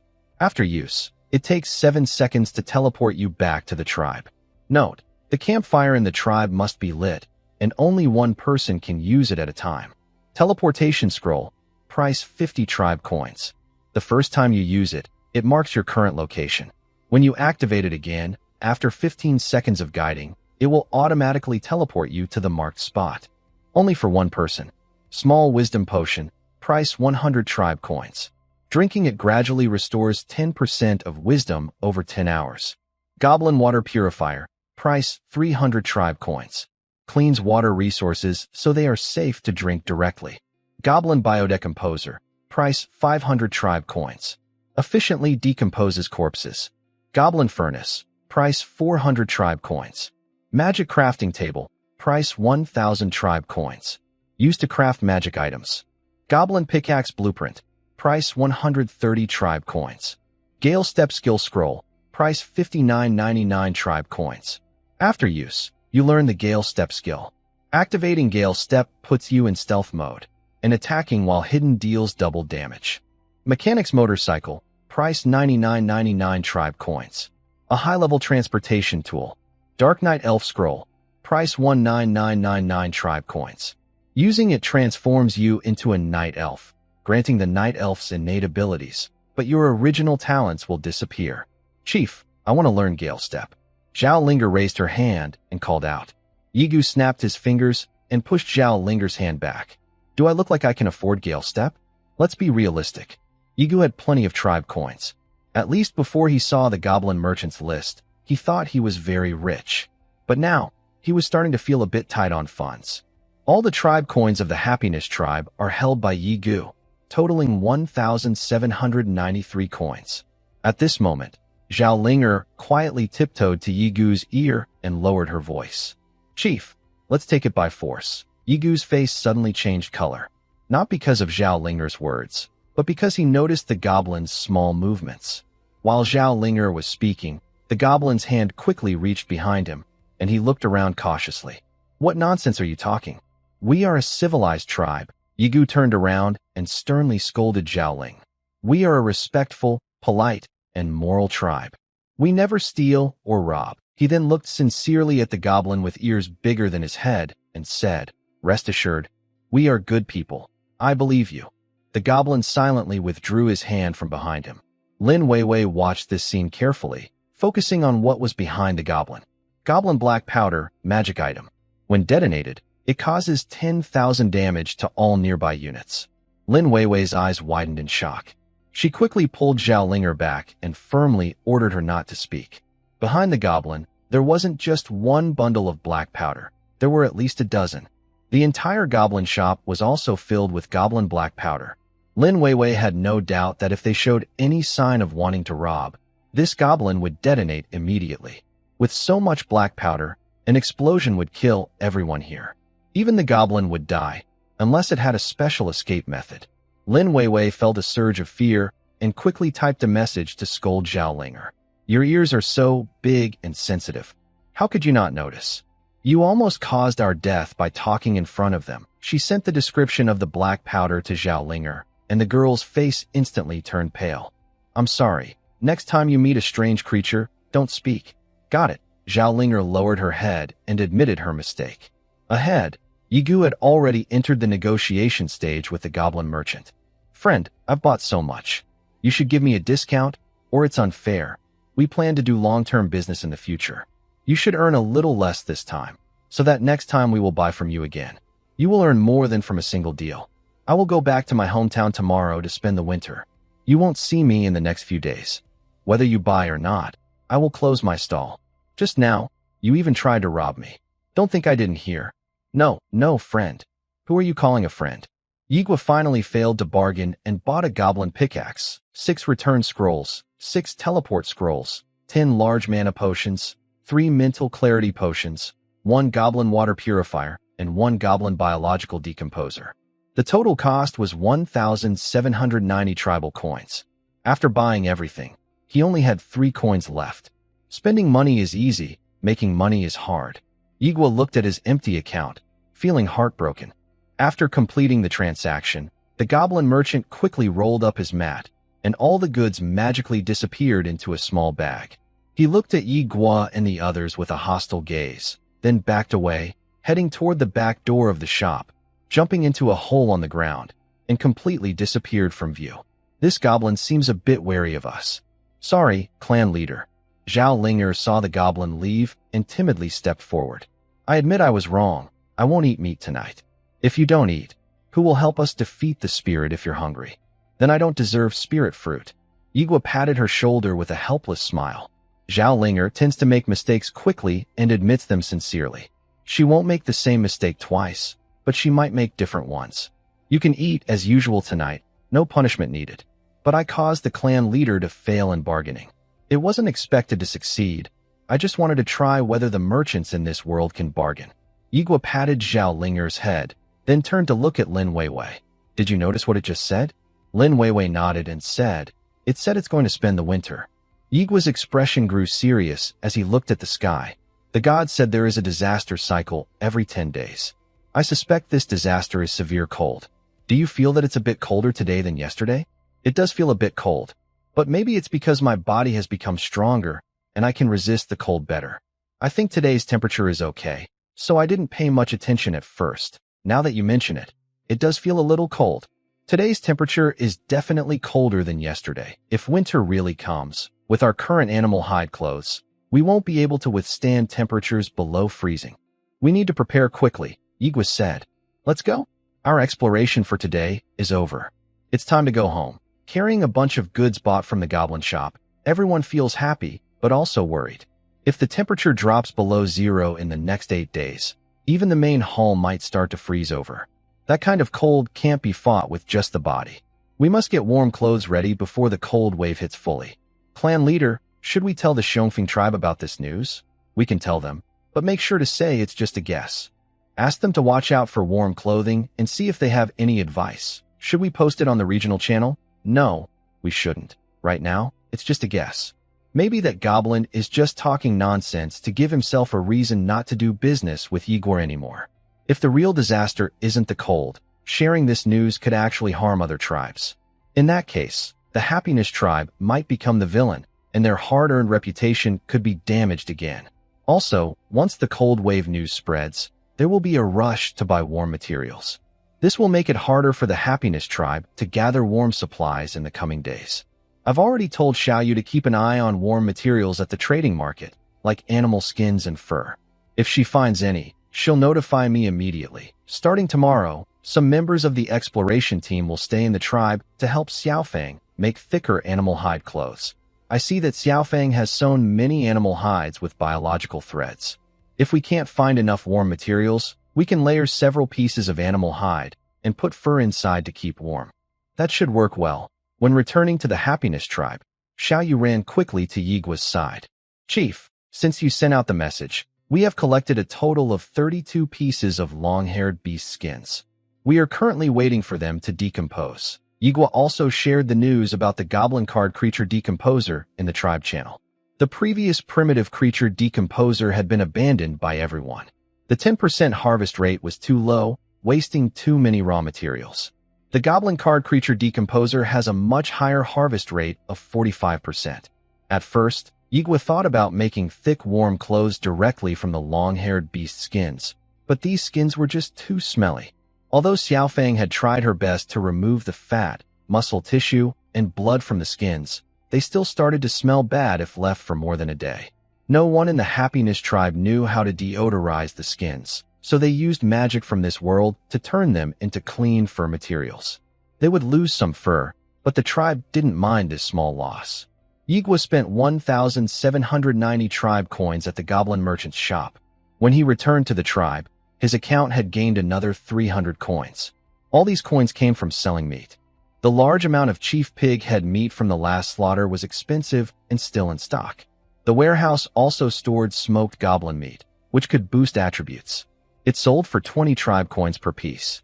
Yigua tried a piece of goblin meat, but it was very bad tasting and didn't help his physique. He roughly figured out a pattern. Only creatures with over 100 combat power could have their meat improve their physical strength. Meat from the same level could only be used once for enhancement. For example, between 100 and 300 combat power, after eating iron-hoofed fierce cattle once, eating goblin meat wouldn't give any more physical benefits. Similarly, the orc chieftain's combat power was 350. After eating his meat once, eating meat from other creatures in the same power range wouldn't provide any more strength boosts. This was also true for spiritual fruits. Each spiritual fruit could only give one physical enhancement. People in the Happiness tribe ate one piece of meat in each combat power range, increasing their basic physique by 3 points. With the Saint body amplification, this effect doubled, resulting in a total increase of 6 points. These meat pieces that can boost health are placed on the public shelf in the Happy tribe, making everyone in the area envious. However, very few can afford to buy them. At first, each tribe's leader bought one piece, and there was a rush to buy meat. But after that, the sales of these meats became irregular. Yigu glanced at the meat on the public shelf. The Pigman chieftain's meat and the big goblin's meat together still left over 70 pieces. Once these are sold out, his tribe's coins will surpass 1,000 again. How are the meat sales lately? Getting faster. Before, it took about an hour to sell one piece. Now, almost every half hour, someone comes to buy, mostly pighead chieftain meat. It seems other tribes are starting to hunt too. In this world, there are only 2 ways to make money: killing wild monsters or doing business. When it comes to business, no tribe in the area can compare to the Happy tribe. Just the meat on the shelf is enough to make everyone jealous. When it comes to hunting, no one can beat them. So far, no tribe in the area, besides the Happy tribe, has killed a goblin with 200 combat power, let alone a pigman chieftain with 350 combat power. The market for high-quality meat is almost always controlled by the Happy tribe, holding the pricing power. Yigu feels very pleased that these tribes are starting to hunt for profit. When they hunt, it means they have money. And with money, they can be exploited. Later, I will raise the price of pighead chieftain meat to 50 coins. Announce publicly that there is a shortage of pighead meat, and only a few are left. Okay, leader. You're so mean. Xiaoyu gave Yigu a thumbs up and smiled. I'm doing it for the tribe. Yes, for the tribe. Xiaoyu covered his mouth and laughed, his cute bangs bouncing with his body. By the way, leader, there's one more thing. What is it? A tribe asked us for help. Help? Yigu looked puzzled. Every day, dozens of tribes ask him for help, but he has blocked most of these messages in his message box. These help requests are so common that everyone in the Happy tribe is used to seeing them.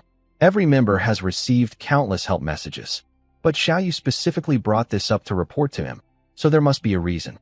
What is the situation with that tribe? Was their shelter destroyed by wild animals? No, it's not.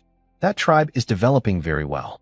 Their leader has a double B-level talent, and there is also a member with an A-level combat talent. Plus, there is a nearby iron mine where they have collected 50 pieces of iron ore. They expect to smelt iron ingots tomorrow and grow into a small tribe. Having a leader with a double B-level talent and a member with an A-level combat talent makes their team very strong. Among the many tribes I know, this one is almost at the top. As long as they don't provoke powerful enemies, they shouldn't face serious danger. The strength of an A-level combat talent can be seen in Zhaolinger. On the first day in this world, she was able to wrestle with a vine whip with over 100 combat power. A tribe with an A-level combat talent member is definitely one of the strongest, second only to the Happy tribe. This made me even more curious. Why are they asking us for help? It's because of internal problems. The tribe is called the Winter Frost tribe. Their leader is a woman, but the A-level combat talent member is a man. I understand now. I quickly guessed the reason. Are they asking us for help because the female leader is the one seeking assistance? Yes, that's right. Xiaoyu nodded and explained in detail. The female leader is named Ling Qingxue. She has 2 talents, Winter Frost and Proud Plum. Winter Frost helps the tribe survive in cold environments. Proud Plum enhances their fighting ability in cold conditions. I was a bit stunned after hearing this. This guy's talents are perfectly suited for cold waves. If the first disaster is definitely a cold wave, the Winter Frost tribe will definitely rise quickly. Xiaoyu continued. The A-level combat talent member is named Wang Gang. His talent is the Jiao Snake Spirit, which can improve physical and mental strength through mating. I was shocked inside. Wow, dual cultivation talents? The main character with many children and blessings is actually in the same area as me? Xiaoyu added. According to Ling Qingxue, all the members of their tribe live in the same building. There are 46 people in total, with 32 women and 14 men. Wang Gang has already slept with 9 women, including some wives of male members. Not only that, he also forced a male tribe member to death. Due to his strength, Others can only be angry but not speak out. Wang Gang has always had feelings for Ling Qingxue, but Ling Qingxue is the clan leader and also possesses the winter talent. Ling Qingxue forces him with her life, so he dares not use force against her. Both of them have gathered some people within the clan.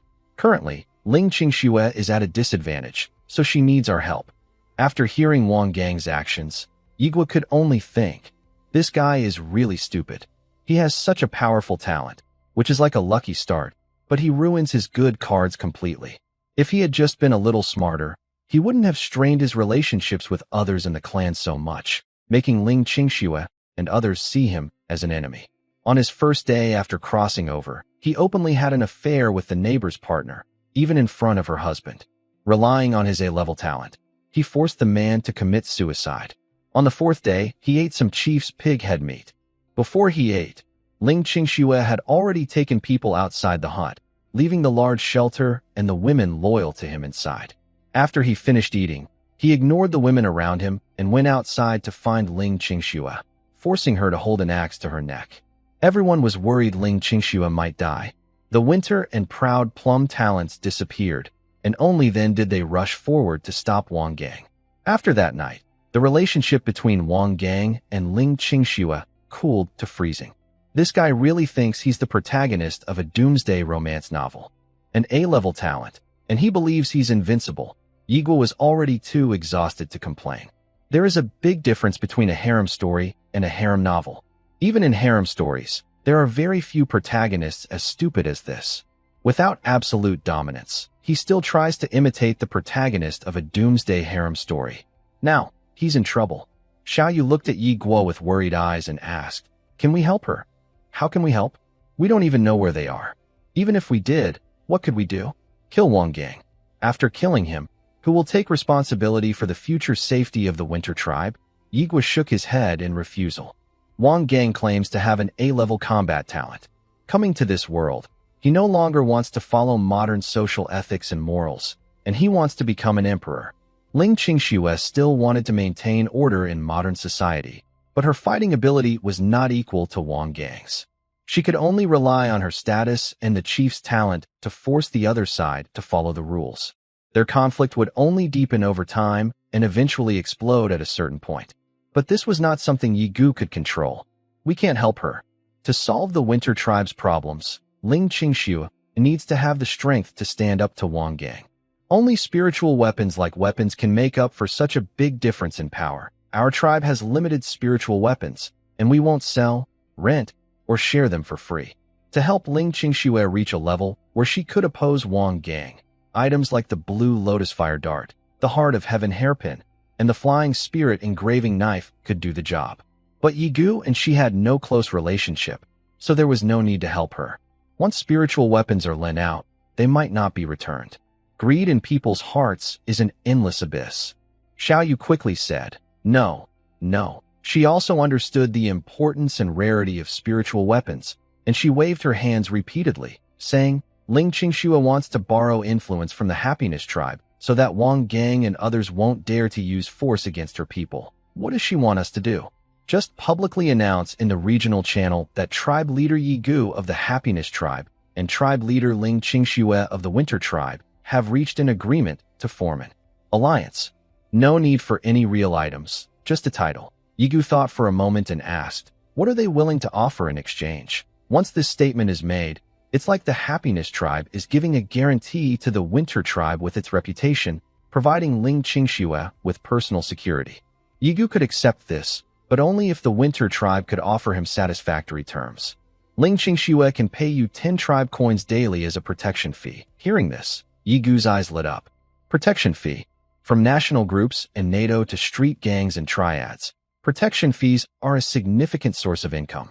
If countries and gangs can collect protection fees, so can the Happiness Tribe. But the way they collect these fees needs careful thought.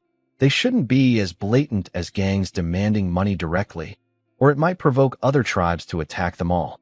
We should learn from the way the Eagle Nation used to make other tribes willingly pay tribute. If each tribe pays 10 tribal coins daily, then 100 tribes would give 1,000 coins each day, which is a steady daily income. "I accept the Winter Tribe's proposal," said the leader. "Good, Chief. replied the team. Xiaoyu's face showed happiness. Clearly, this 18-year-old female college student genuinely wanted to help her long-lost sister. Yigua accepted Ling Qingshue's private message friend request and quickly received 70 tribal coins from her. Because Yigua suggested that the security agreement be signed weekly instead of daily payments. After receiving the money, he announced the alliance between the Happy Tribe and the Winter Tribe in the regional channel, also adding the Xiongfeng Tribe. The news of the three-tribe alliance caused a big stir in the regional channel. Before this, people only knew that Xiongfeng Tribe was a subordinate of the Happy Tribe, but now even the Winter Tribe, which has members with top-tier combat talents, had joined the Happy Tribe circle. Did the Happy Tribe and the Winter Tribe meet? No, I don't know where the Happy Tribe is, and they haven't said. But I know the Winter Tribe is on a high mountain, and the Xiongfeng Tribe is in the plains and forests. How did these two tribes get together? Not sure. Can someone from either tribe tell us? I'm from the Winter Tribe, and I don't know either. Why don't you ask your leader? Our leader is useless. Everyone stopped following her long ago. Huang Chong, what are you talking about? Without a leader, how can the Winter Tribe survive the cold nights? Traitors betrayed the tribe. They forced our people to die. We stopped dealing with them long ago. Wow, big news. Turns out there's internal conflict in the Winter Tribe. Is the Happy Tribe interfering in their internal affairs? That's a bit too much. TCH, Ling Qingxue only cares about her own interests. If she had bowed to my brother, our tribe would have been prosperous long ago. The Happy Tribe wouldn't matter then. On his first day here, Wang Gang killed someone. Only scum like you would follow him. The regional channel quickly turned into a scene of internal conflict within the Winter Tribe, with some people just watching. Because of the limit on how often they could speak, the fight within the tribe ended quickly, but their private struggles continued. Everyone saw that the tribe was like a powder keg, ready to explode at any moment. After the Winter Tribe members calmed down, the discussion among everyone grew more intense. Problems in the Winter Tribe are really hard to solve. Ling Qingshuo doesn't dare to kick out Wang Gang. Without Wang Gang, they might not be able to fight off wild animals. But Wang Gang doesn't want to listen to Ling Qingshuo and wants to be independent. Is that what you call independence? He just wants to be a dictator, turning all 30 women in the tribe into his followers. Ling Qingshuo is the real troublemaker. If she just bowed her head and apologized to Wang Gang, everything would be fine. Besides, what's wrong with being Wang Gang's woman? She has top-tier combat talent and the strength to match. She's so proud and stubborn, risking the peace of the entire tribe for her own reputation. Now, in this survival situation, the biggest fist is the most right. She doesn't even understand this basic truth. If I were Ling Qingshuo, I would just marry Wang Gang. With the tribe leader's status, she'd be above others, like a queen in ancient times. What's wrong with that? Yeah, everyone's revealing their true nature now. Good people don't act like dogs. Someone like Wang Gang should have been shot 100 times on Blue Star. Who is talking for this beast? I don't even need to say more. It's terrifying. In just 5 days after crossing over, some people have already willingly regressed from modern civilization to a slave era, even offering themselves as dogs. I suggest the Happiness Tribe pay attention to these tribes supporting Wang Gang. Their tribes have already regressed into a slave society, just like the Xiongfeng Tribe. When they meet again, just kill them. Wang Gang is an idiot. With such good talent, anyone with a little brains wouldn't do this. Gradually, like boiling a frog in warm water, Ling Qingshuo will eventually be on your side. Exactly. Setting aside morality, at least Ling Qingshuo is smarter than Wang Gang. If Wang Gang leads the tribe, the Winter Tribe will eventually be wiped out. After Yigua sent the alliance message, he stopped paying attention to the regional channel. He was not interested in the internal conflicts of the Winter Tribe. As long as he received the weekly protection fee of 70 coins, he was willing to acknowledge the legitimacy of the alliance. TSK, I used to criticize imperialism for being so bad. Now I've become part of the empire, and I support imperialism, Yigu sighed. Lin Weiwei, I remember you chose history as an elective in high school. I have a task for you now. Come up with a complete system for collecting protection fees. Lin Weiwei was originally happily watching the internal fights within the Winter Tribe on the regional channel, enjoying the gossip. Suddenly, Yigu called her, and her smile disappeared instantly. Protection fee? Just ask everyone directly for it. Send the details of the holy body, Zhao Linger's attribute panel, and the descriptions of those few weapon-like spiritual tools to the regional channel. Then, subtly mention that you've been short of money lately. Once those messages are out, tribes born in the plains like ours will be too afraid not to send you money. That's too rough. Is there a more civilized way? Lin Weiwei thought for a moment, then snapped her fingers. Got it. What? Let's establish a business mutual aid association. Lin Weiwei took a stick and drew on the ground. Look, our tribe is far ahead of others in both military and technological economy. Our productivity is unmatched. For example, in biological decomposers, we have 45% efficiency goblin-made biological decomposers, while other tribes still use 10% primitive decomposers. Some tribes don't even have decomposers. We can take half of the extra 35% as a service fee, or call it a mental energy consumption fee. Apart from processing fees, we can also give our partner tribes priority in weapon supplies, high-quality food procurement, and in the future, offer spiritual tool rentals or sales, road construction rights, and even security guarantees like those with the Winter Tribe. Of course, all these benefits are based on the foundation of the Business Mutual Aid Association.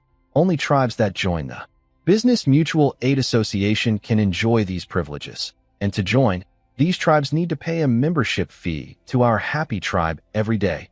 Lin Weiwei drew the blueprint of the Business Mutual Aid Association on the ground, and Yigua became more and more excited. Damn, Lin, you're a genius. You're the real big capitalist. Yigua praised enthusiastically, and Lin Weiwei waved her hand, proudly lifting her chin. Too kind, too kind. Since you came up with this plan, I'm giving the task to you. I believe that with your intelligence, you can do a great job. I believe in you. Secretary, use your wisdom to build a great business mutual aid association. Everything is for the tribe. Lin Weiwei was patted on the shoulder by Yigua and given a big responsibility. She stood there blankly, watching Yigua walk away, then suddenly wondered, did I get tricked? Such a big thing. Shouldn't our tribe leader take the lead? But Yigua was already far away. Lin Weiwei covered her forehead and sighed deeply. I've gotten myself into big trouble. The idea of the Business Mutual Aid Association sounded wonderful, but it was very hard to carry out. I'm just an 18-year-old girl in my first year of college. Why do I have to do such difficult things? Lin Weiwei scratched her head, but after scratching, she calmed down and started thinking about the structure of the association in her mind. The exploration team finished resupplying at the Happiness Tribe, and Yigua completed a few deals with Xiao Yu that he negotiated today. Then he took the supplies and headed toward the Xiongfeng Tribe.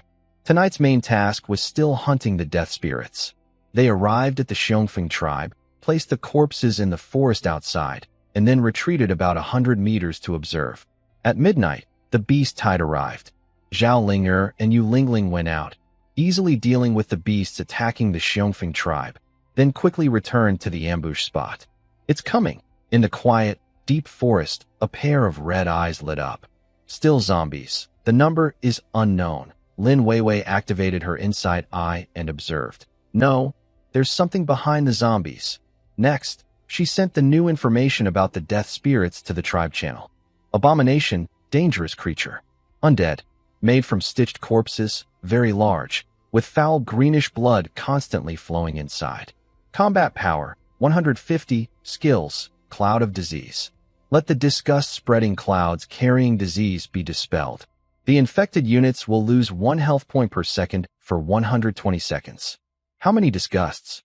How many zombies? 2 disgusts, 6 zombies. Tonight's undead lineup is much stronger than last night's.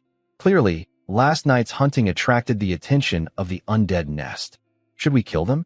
If we kill them now, stronger undead might appear tomorrow. Yes. Whether we kill them now or not, the first disaster will end in 8 days. Eventually, we will have to fight the undead. Yigua watched the red shadow, symbolizing the enemy, begin dragging the corpses on the ground. He immediately ordered, attack. The holy light shone brightly, illuminating the entire forest. Under the light, the 2 disgusts revealed their figures. They are huge, with disproportionate limbs, visible wounds and stitches on their bodies, and blood constantly flowing out. They hold large iron hooks and sickles. Be careful of those 2 disgusts. Understood. Zhao Linger leapt to the front. raising her hammer to strike the disgust in front of her. The weak spot of the disgust is not its head, but its chest, which is oozing green pus and blood. When her hammer hit the disgust's chest, green toxic gas sprayed out. Zhao Linger's eyes momentarily blurred.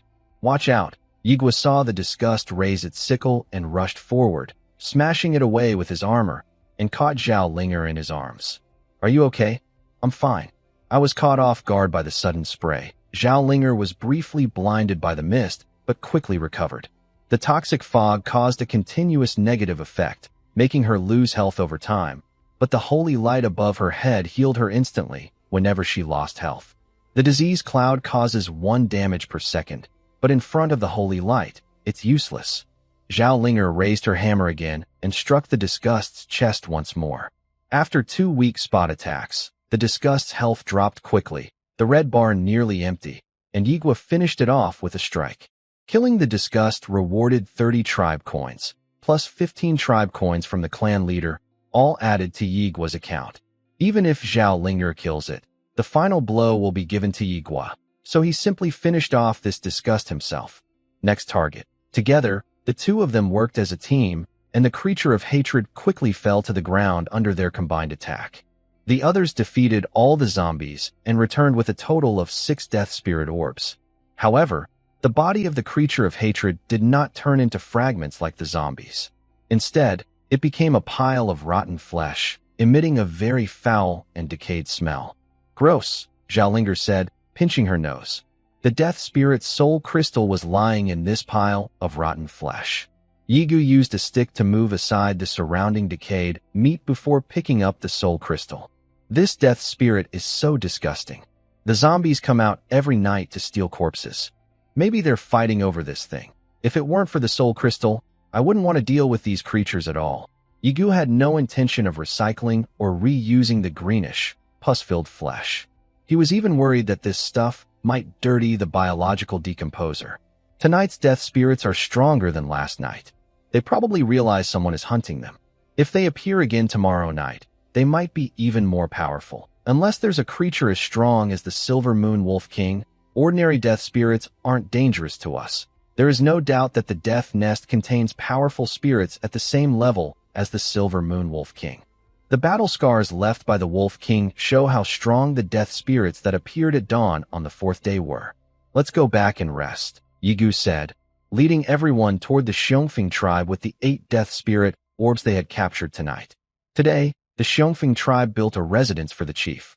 Hua Huangshan voluntarily stepped back, allowing the Happiness tribe members to move in.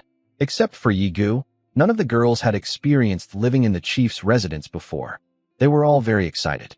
However, just as everyone was heading toward the Xiongfing tribe, Bai Mengli, who was staying behind at the Happiness tribe, suddenly sent a message to Yigu. "There's a traveling merchant here." After receiving the message, Yigu immediately changed direction. "Return to the Happiness tribe. A traveling merchant has arrived." All the girls exclaimed in disappointment. They had hoped to sleep well tonight in the chief's residence, but now their plans changed suddenly. They had to walk 4 kilometers back to the Happiness tribe to sleep in the main hall. Everyone felt a bit disappointed inside. Yigu was very helpless. During the day, he had just spent all his tribe coins. At night, the long-awaited traveling merchant arrived at the door. "Can't I just save a few more days' worth of coins before coming?" This traveling merchant really came at the wrong time. Yigu looked at his account. The meat on the shelves was still selling, and with tonight's hunting, he had a total of 541 tribe coins. That much money was enough to buy some basic supplies. On the way back, he told Bai Mengli and the others to first stabilize the traveling merchant. Bai Mengli's message made Yigu feel something was off. "Bai Mengli, I feel like this traveling merchant's look at us is strange. Although he's human, it doesn't seem like he's looking at his own kind. This guy gives me a very uncomfortable feeling. He's human, but I feel less at ease than with the last toad merchant. I actually prefer the last frog." Bai Mengli, the spirit of all things, not only makes other creatures feel close to her, but also gives her a strong 6th sense about other beings. Her instincts are rarely wrong. After receiving the message, Yigu quickened his pace. The 4-kilometer journey took him only about 10 minutes to reach the tribe's entrance. Ding Jiayin, on duty, quickly opened the door and whispered to Yigu, "Chief, I feel something's wrong." That traveling merchant seems to be trying to flirt with our classmates. What? Yigu was instantly furious. He took 3 steps at once and rushed into the tribe hall. Inside the hall, he saw a burly man wearing a beret sitting on a chair, surrounded by various goods, his gaze sweeping over the girls in the hall. When he heard the door open, he turned his head and looked at Yigu. You are the tribe leader, right? I am the traveling merchant, Haverkino. I specialize in doing business with your primitive people. My goods are definitely what you need most. Fixed prices, good quality, and affordable. He snapped his fingers and handed Yigu a prepared list of goods. On the list were some basic supplies and items similar to those listed by the toad merchant. But compared to that, there were some things that looked disgusting. Make full use of the body's value by turning it into weapons or furniture. Leg bone club costs 10 tribe coins. A large hammer made from leg bones, as hard as rough iron. Increases attack power by 10 when equipped. Heart water pump costs 110 tribe coins. A magic device that, with special pipes, can draw water from lower areas to higher places. Blood vessel pipe costs 10 tribe coins. 1 meter long, used together with the heart water pump. Leather bed costs 5 tribe coins. Made from pure human skin, soft and breathable. Just looking at these makes people feel uncomfortable. After looking around, Yigu shook his head. Sorry, you don't have what we need. How is that possible? Traveling merchant Haverkino suddenly stood up from his chair, looking very surprised. I checked when I came in. Your tribe has developed well, but you still lack many things. Our life has many shortages, but those aren't urgent needs. Haverkino looked confused for a moment, then suddenly sneered. I see. You must not have money. That's why you say that. Don't worry. I specialize in doing business with primitive tribes like yours. I've seen many tribes without coins. Trust me, doing business with me, money is not a problem. Yigu was surprised. If there's no need for money in business, then what's the point? He asked, do you also offer loans? Loans? You, a primitive person, even know about loans? That's so strange. Haha. No wonder that frog recommended your tribe everywhere after going back. The primitive people I've met are definitely different. Haverkino suddenly burst out laughing, showing rows of yellow-black teeth.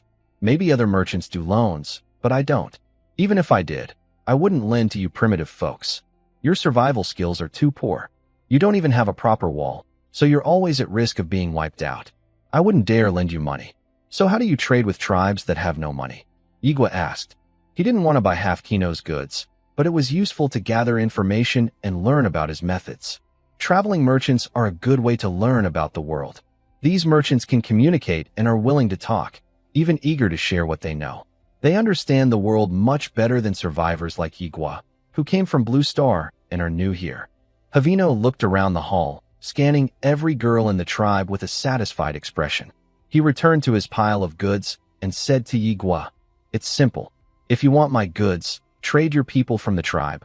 I'm very pleased with the primitive people in your tribe. High-quality tribes like yours are rare now. A female primitive, normally worth 100 tribe coins. Your tribe's women are good quality, so I can offer 130 coins each, as a sign of respect to the frog family. How about it? Am I generous enough? Haverkino smiled proudly. I will not sell my people. Yigu's eyes turned icy instantly. Now he finally understood what made this traveling merchant so uncomfortable. This guy, Haverkino, clearly doesn't see the tribe members as people. In his eyes, only Yigu, as the leader, is worth talking to. Everyone else is just a product, a commodity. After being coldly rejected, Haverkino didn't mind and instead smiled. My friend, I know what you primitive folks are thinking. I've heard your kinds talk many times about loved ones, brothers. And then you say, add more money. I've already given you the best price. Other tribes can't get such a high offer. Yigu frowned and said, I repeat, I will not sell any of my people, any of my fellow tribesmen. The Happiness tribe does not welcome you. Please leave. The tribe hall door opened, and the cold night wind blew inside. Haverkino's smile faded, and he looked at Yigu with some surprise. That cold face seemed serious. Haverkino was stunned. He had offered 130 coins, a high price, yet a primitive person refused such an offer. Are you serious? Please leave, or we will have to force you out. Haverkino looked at the girls around him, who were holding weapons, and silently packed away his bag. It's strange. No manners at all. I wonder what that frog guy sees in this tribe. He carried his strange space bag on his back, turned around, and suddenly seemed to remember something. He asked, "Can you tell me why you don't want to sell your people? They are my kin, people with rights, not goods." Haverkino tilted his head, surprised, and looked at Yigu. People's rights? Primitive people also have rights? Huh.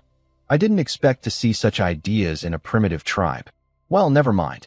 I guess I just came here to see the world. Haverkino smiled bitterly and walked toward the door. Yigu asked, "What is a people's union?" Haverkino kept walking without stopping. "Answer one question, 10 tribe coins." Yigu's voice came from behind. 20. Haverkino suddenly stopped. He turned around, a fake smile returning to his face like a merchant. "Just to clarify, I'm not trying to sell you information. I just saw your sincerity in trading. I can't reveal too much. According to the rules, I can't share any information. I can't answer that question. It's too broad. But you can ask another, like how to join the People's Union. Only one question, though. Where can we meet the People's Union?" Haverkino took out a wooden board and a feather pen and started writing on it. "This wooden board costs 20 tribe coins. Deal." As soon as the words left his mouth, the trade was completed. Haverkino placed the board on the ground, gently pushed it, and slid it to Yigu's feet. "Goodbye forever, strange primitive person." After finishing the transaction, Haverkino left the Happiness tribe without stopping.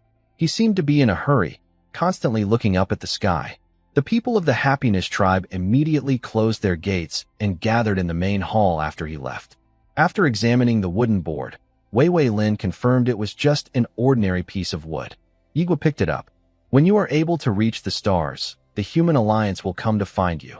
The words written by Haverkino did not belong to any language on Blue Star, but for some reason, everyone could understand what they meant. Reach the stars? We can't even leave this forest now. One day in the future, we will leave here. Is the Human Alliance a huge organization spanning across star regions? How big is this game? Yigu put away the wooden board, interrupting everyone's random thoughts. Stop thinking so much. Focus on what's in front of us now. Let's handle the current matters first.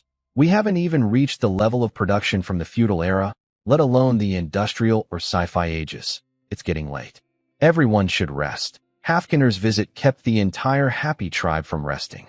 Yigu had already returned from outside in the early morning, and now it was probably around 3 or 4 a.m. Soon, it would be daylight. Everyone went back to their animal hide beds to sleep, and Yigu and Bai Mengli also returned to the chief's residence. "Yigu, Lying on a soft fur bed, Bai Mengli suddenly called out. Yigu opened his eyes in confusion and looked at her. Under the bright moonlight, Bai Mengli's delicate skin looked even more fair and tender. She blinked, her eyes full of worries about the future. "Do you think we can go back to Blue Star? I miss home. I wonder if Dad and Mom have traveled through, met a good chief, or awakened their talents." Yigu gently pulled her into his arms. We will definitely go back. When we do, I'll ask my uncle and aunt for permission to marry." Bai Mengli reached out her small hand from under the blanket and covered Yigu's mouth. "Don't make promises you can't keep. This is my life goal." Yigu embraced Bai Mengli. Their warm bodies, both naked, held each other on a soft, plush surface. "What if we can't go back?" Bai Mengli asked. "We will go back. I mean, what if we can't? If we can't go back, then let's settle here, have a family, and raise a child. We can tame the Silver Moon Wolf King to be our pet. Use a whip vine as a slide for the child." As Yigu spoke, Bai Mengli suddenly lowered her head, blushing. "Yigu, actually, I was in a risky period that day. In this world, there is no contraceptive pill and no protection like Durex. There are no safety measures at all." Yigu held his beloved even tighter. "If we have a child, then we'll raise it. Lin Weiwei and the others can teach it about culture. Zhao Ling'er can help it exercise. Hua Xiaofang can teach it crafts. And Zhou Xiaoyu can teach it music. And us? Of course, we'll go on a honeymoon." Feeling the steady heartbeat from the man's strong chest, Bai Mengli pressed close to Yigu, a smile on her face. In a sweet dream, she slowly fell asleep. Outside the Happiness tribe, the traveling merchant Haverkino just left the tribe's gate. He looked up at the sky, making sure there was nothing unusual, then let out a long breath. "It's just some unimportant news. The administrator probably won't blame me. It's not easy to come out. I can't leave empty-handed." I need to earn something back. Sigh. I was worried and scared, and I only earned 20 tribe coins, which isn't enough for my travel expenses. Haverkino opened his map. There's a small tribe nearby. Let's go see. Haverkino's feet glowed, and he moved quickly toward the Xiongfeng tribe. Hua Huangshan was awakened in the middle of the night, alert and watching this unexpected visitor. Who are you? A human merchant, Haverkino. Sorry, our tribe has no money. Seeing that the visitor was a merchant, Hua Huangshan relaxed. Traveling merchants are no longer a secret among the tribes. Many have encountered them. Hua Huangshan told the truth. Xiongfeng tribe has not a single coin. All their resources are managed by Yigua. Anyway, the Happiness tribe sends supplies for their daily needs, so they don't need to keep money on hand. The Happiness tribe also throws away outdated tools, like the primitive creature decomposer and some leftover meat. These items are worth much more than the money the Xiongfeng tribe pays to the Happiness tribe. Everyone in Huhuang Mountain and the Xiongfeng tribe not only supports this offering relationship, but also actively defends it. They all know they survive because of the big tree of the Happiness tribe. Haverkino heard this and waved his hand. It doesn't matter if you have no money. Do you have people in your tribe? People? Yes, including me. There are 9 of us. Wow. Only 9? That's a bit difficult. The smaller the tribe, the harder it is to buy good people from them. Haverkino hesitated for a moment and finally said, I'll buy one of your people for 110 tribe coins. How about that? Isn't it a good deal? Get lost. Huahuang Mountain threw a stone from the lookout tower, then picked up a stone spear, ready to turn into a fierce warrior. Haverkino moved quickly to dodge the stone. Are you crazy? If you don't want to sell, then don't. Why are you hitting people? Obviously a primitive person, so savage. He shined his feet and quickly ran away. Walking through the dark forest, Haverkino felt very annoyed. He asked 2 tribes in a row but couldn't buy any primitive people. What's wrong with these primitive people? Why won't they sell anyone? I've offered 110, but they still won't sell. He angrily checked his watch and called a contact. Hey, Harris, how's it going on your side? Great, bro. The primitive people here are the best I've ever met. Huh, I just came from a place called Victoria Tribe. The chief sold me 20 primitive people for only 80 tribe coins each. When I go back and sell them, I can make over 10,000. What? Only 80 tribe coins for one person? Yeah, these primitive people are useless in the tribe and just add to the trouble. The tribe chiefs are eager to send them away. That's more like it. That's a normal primitive tribe. Haverkino was heartbroken. His own failure was painful, but hearing about his brother's success was even more discouraging. Harris was clearly very excited and kept talking nonstop. This is the 3rd tribe I've left, and now I'm heading to the 4th. Brother, my collar is almost out of supplies. Can you lend me some? I only brought 80 pieces this time. No problem. No worries. I'll lend you 20, but you have to tell me where you found these tribes. With such a big business, you can't handle it alone. No problem. There are tribes everywhere here. Let's share the food. I'll send you the coordinates right now. Haverkino opened a map and saw that Harris was actually on the same planet as him. However, Harris was on a different continent on the planet, located to the west of Haverkino's continent. I'll come now. Haverkino immediately took out a scroll, crushed it in his hand, and disappeared in a flash of light. The next morning, in the Happy tribe, Whipvine straightened up and used its vines to tap the big drum in the tribe's yard. It was made yesterday by Xiaofeng and others using wood and leather. Wake up! Wake up! Stop tapping. Bai Mengli pushed open the window of the chief's house and called out to the outside. Soon after, the other girls in the tribe's main hall stretched and came out one after another. Not feeling well rested, they said. Didn't sleep well. I want to sleep a little more. It feels like I only slept 3 or 4 hours. Ugh. Whipvine woke up too early. Who suggested that Whipvine be the alarm clock yesterday? So annoying. I'm going to say goodbye to sleeping in from now on. Sob. Under the girls' resentful gazes, Whipvine swayed its vines and moved closer to them. Its vines bent as if asking whether they still wanted to play on the slide today. But none of the girls paid it any attention. Good morning. The door of the chief's house opened, and Yigua led Bai Mengli out. Good morning, the girls replied weakly. Where are we going today? Lin Weiwei asked. Head south, Yigua replied. The exploration of the Happiness tribe previously covered more than 6 or 7 kilometers in the east, west, and north directions. Only the south remained within the initial 1-kilometer exploration area. Everyone packed their gear and set out. The exploration team was reduced to only 7 people. The rest stayed in the tribe to work. Yigu led the team southward. The south was a dense forest. Yigu held a magic map that showed the area wherever he went. Sometimes, they saw a few wild animals jumping in the trees, some of which were dangerous creatures trying to attack the team, but Zhao Linger easily handled them. The magic map could automatically record the terrain within 100 meters around Yigu. The path was all forest with no change. They didn't know how far they had traveled when Yigu noticed the land starting to change. The terrain was gradually rising. Maybe there's a mountain to the south. The trees were thick and blocked the view. But Zhao Linger climbed to the top of a tall tree and looked into the distance. She didn't see the mountain they expected. Instead, she saw a tall mountain reaching into the clouds in the southwest. The mountain is in the southwest. The land is rising overall to the south. Maybe our tribe is in a basin, surrounded by highlands. They kept climbing, and the trees around them became fewer, replaced by small bushes, then wide grasslands. Finally, in the afternoon, they reached the southern edge. It wasn't a highland, but a cliff. Below the cliff was an endless sea. The weather was clear today, with no clouds or fog, giving a perfect view. Standing on the cliff, the exploration team could see far around. The sea in front looked like a bay, stretching endlessly to the east. Looking south, they saw the continent on the other side. It was a completely different world from their own land, yellow land and tall mountains. The two continents faced each other across the sea. Under their feet was forest, and on the other side was a desert. The two lands were connected by a tall mountain, which was the mountain in the southwest. It reached into the clouds, and its top was unseen. "Chief, look. Over there, there's something pink." Zhao Linger pointed southwest. Across the distant sea, a soft pink patch stood out among the yellow sand dunes. "It's too far away."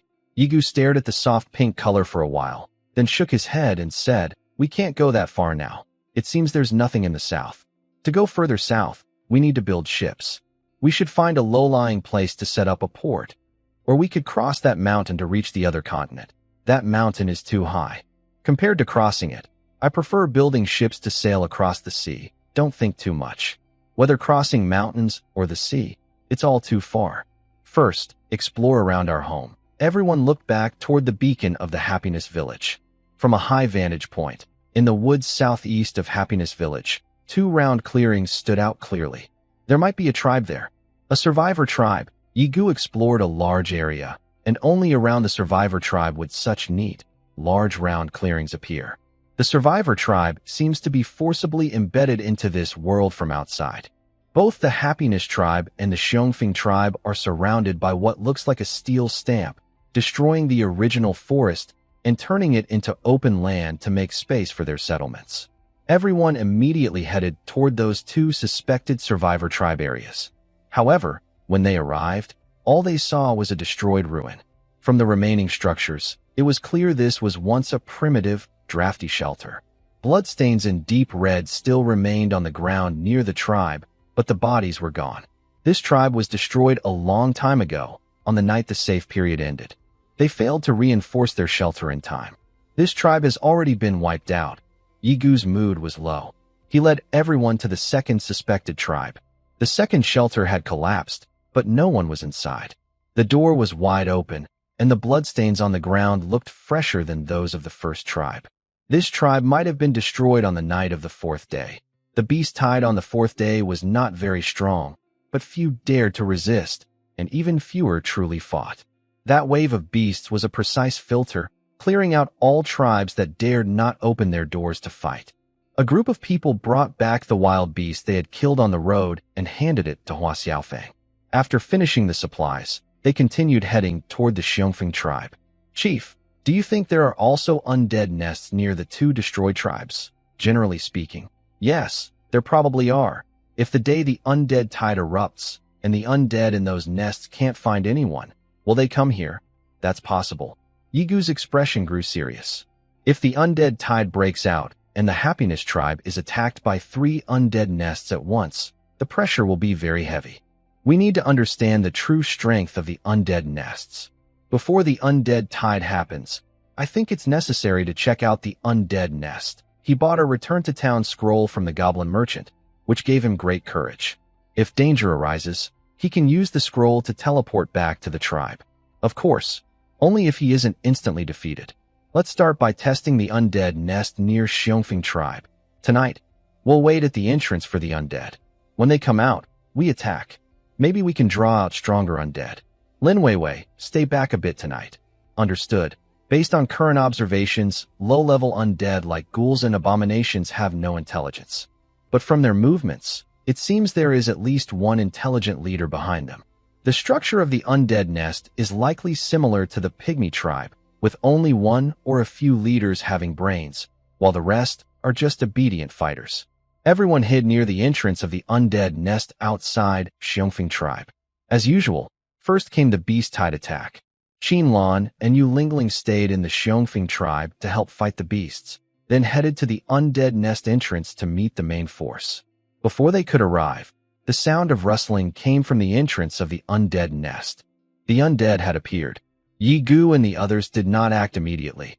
They patiently lay in the bushes, waiting for Lin Weiwei's message. Last night, more abominations appeared among the undead, and tonight, new undead have joined the ranks. Soulfire Knight, dangerous creature. Undead, once a knight, until the Lord cut off his head. Combat power, 350, skills, Soulfire. During a deadly attack, her health was locked at 1 point, and she entered a Soulfire state, spreading out and dealing 10 magic damage per second to nearby enemies. Besides the Soulfire Knight, there were 5 abominations and 10 zombies. Compared to a few days ago, this team was much stronger. These undead could cause great destruction to any tribe except the Happy tribe. Only one Soulfire Knight. I can handle it. If I defeat the Soulfire Knight, the others are easy. Zhao Linger instinctively clenched her hammer. Wait a moment. Wait for Qin Lan and the others to return. Facing such strong enemies, we must fight with all our strength and finish quickly. After receiving Qin Lan's message, Yigua gently nudged Su Xiaoxiao, who immediately understood. Next, a bright light shone. The battle team used the light as a signal and rushed out from the bushes where they were hiding. Zhao Linger raised her big hammer and jumped to strike the Soulfire Knight. The huge hammer hit the head of the Soulfire Knight, but the flames flickered briefly and quickly recovered. Her hammer passed through the flames and struck the knight directly. Although called a knight, the Soulfire Knight had no horse. It looked more like a headless warrior. Zhao Linger's strike nearly reduced its health by a quarter. The hammer was powerful but heavy. After her attack, the Soulfire Knight immediately stabbed her with a black, curved sword. The sword pierced through Zhao Linger's body instantly. The intense pain shocked her brain, and her body froze. Yigua quickly followed, swinging his staff to push the knight back, pulling out the black, curved sword. Linger! Yigua hurriedly hugged the injured Zhao Linger. It hurt so much, she had tears in her eyes and moaned while lying in Yigua's arms. Go fight the others. I'll handle this one. Yigua released his grip, stepped forward, and protected Zhao Linger behind him. But soon, Zhao Linger, holding her big hammer, charged again. Under the shining light, her wound healed quickly without leaving scars. Although the pain was deeply imprinted in her heart, she did not retreat out of fear. Zhao Linger quickly recovered from the pain. The holy light healed her injuries, but the adrenaline in her body did not disappear. At this moment, adrenaline took control of her body. How dare you fight back? I will crush you to death. Her small body raised a giant hammer and swung it at the Soulfire Knight's chest. The powerful impact caused a deep dent in the knight's chest, but it seemed to feel no pain. It quickly raised its black, curved sword again and stabbed it into Zhao Linger's body. Stop fighting back. It really hurts, Zhao Linger shouted, enduring the attack of the Soulfire Knight, and once again raised her giant hammer. Meanwhile, in the distance, a blue lotus flower bloomed in the air and instantly pierced into the Soulfire Knight's body. Under the combined attack of the hammer and the blue lotus fire dart, the Soulfire Knight's health bar dropped to almost 0. Linger, retreat quickly. The blue lotus earth fire and soul fire burst out simultaneously. The blue and cyan soul fire exploded outward from the knight's body. This fire attacked all nearby units indiscriminately. Even the nearby monsters were burned by the soul fire. Zhao Linger's body was covered in soul fire. She let go of her hammer and punched the soul fire knight in the chest. Finally, the last bit of the knight's health bar was depleted. Your tribe member has defeated the soul fire knight. You gain 200 tribe coins. The holy light quickly healed Zhao Linger. The flames on her body were hot and kept burning her skin. The soul fire and holy light pulled against each other. Zhao Linger's body swayed in the flames, and intense pain tore through her. Although her health remained at a healthy level, the pain was real. Zhou Xiaoyu played a harmonious melody, trying to ease her pain. Use the dragon heart quickly, Yigua shouted. Zhao Linger's mind was torn by the pain. Hearing Yigua's shout, she suddenly turned around and used the dragon heart. With the dragon heart inside her, the soul fire on her body completely disappeared.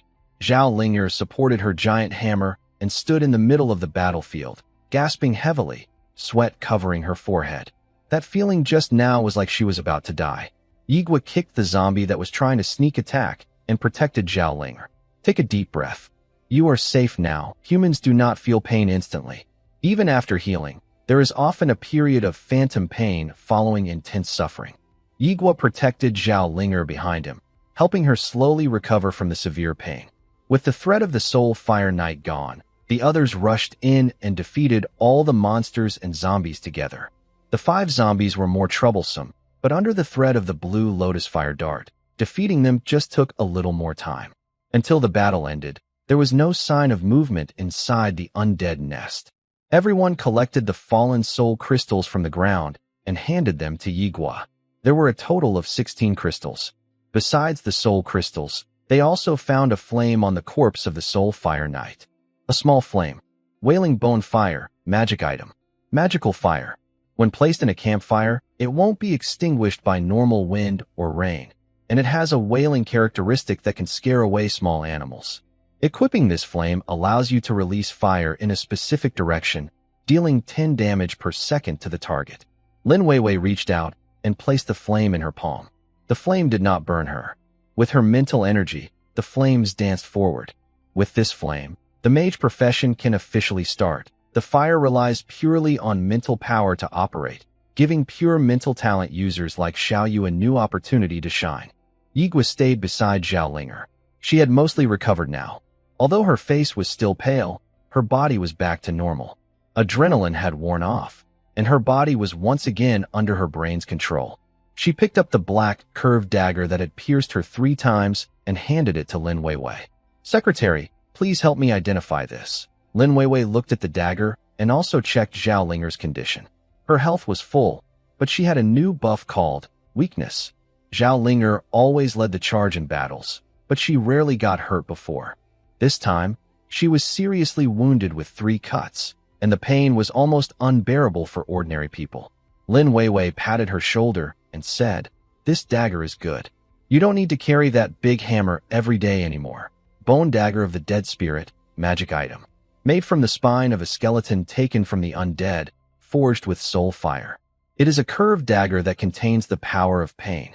When equipped with this weapon, attacking a target causes the target to suffer 300% pain and increases attack power by 45.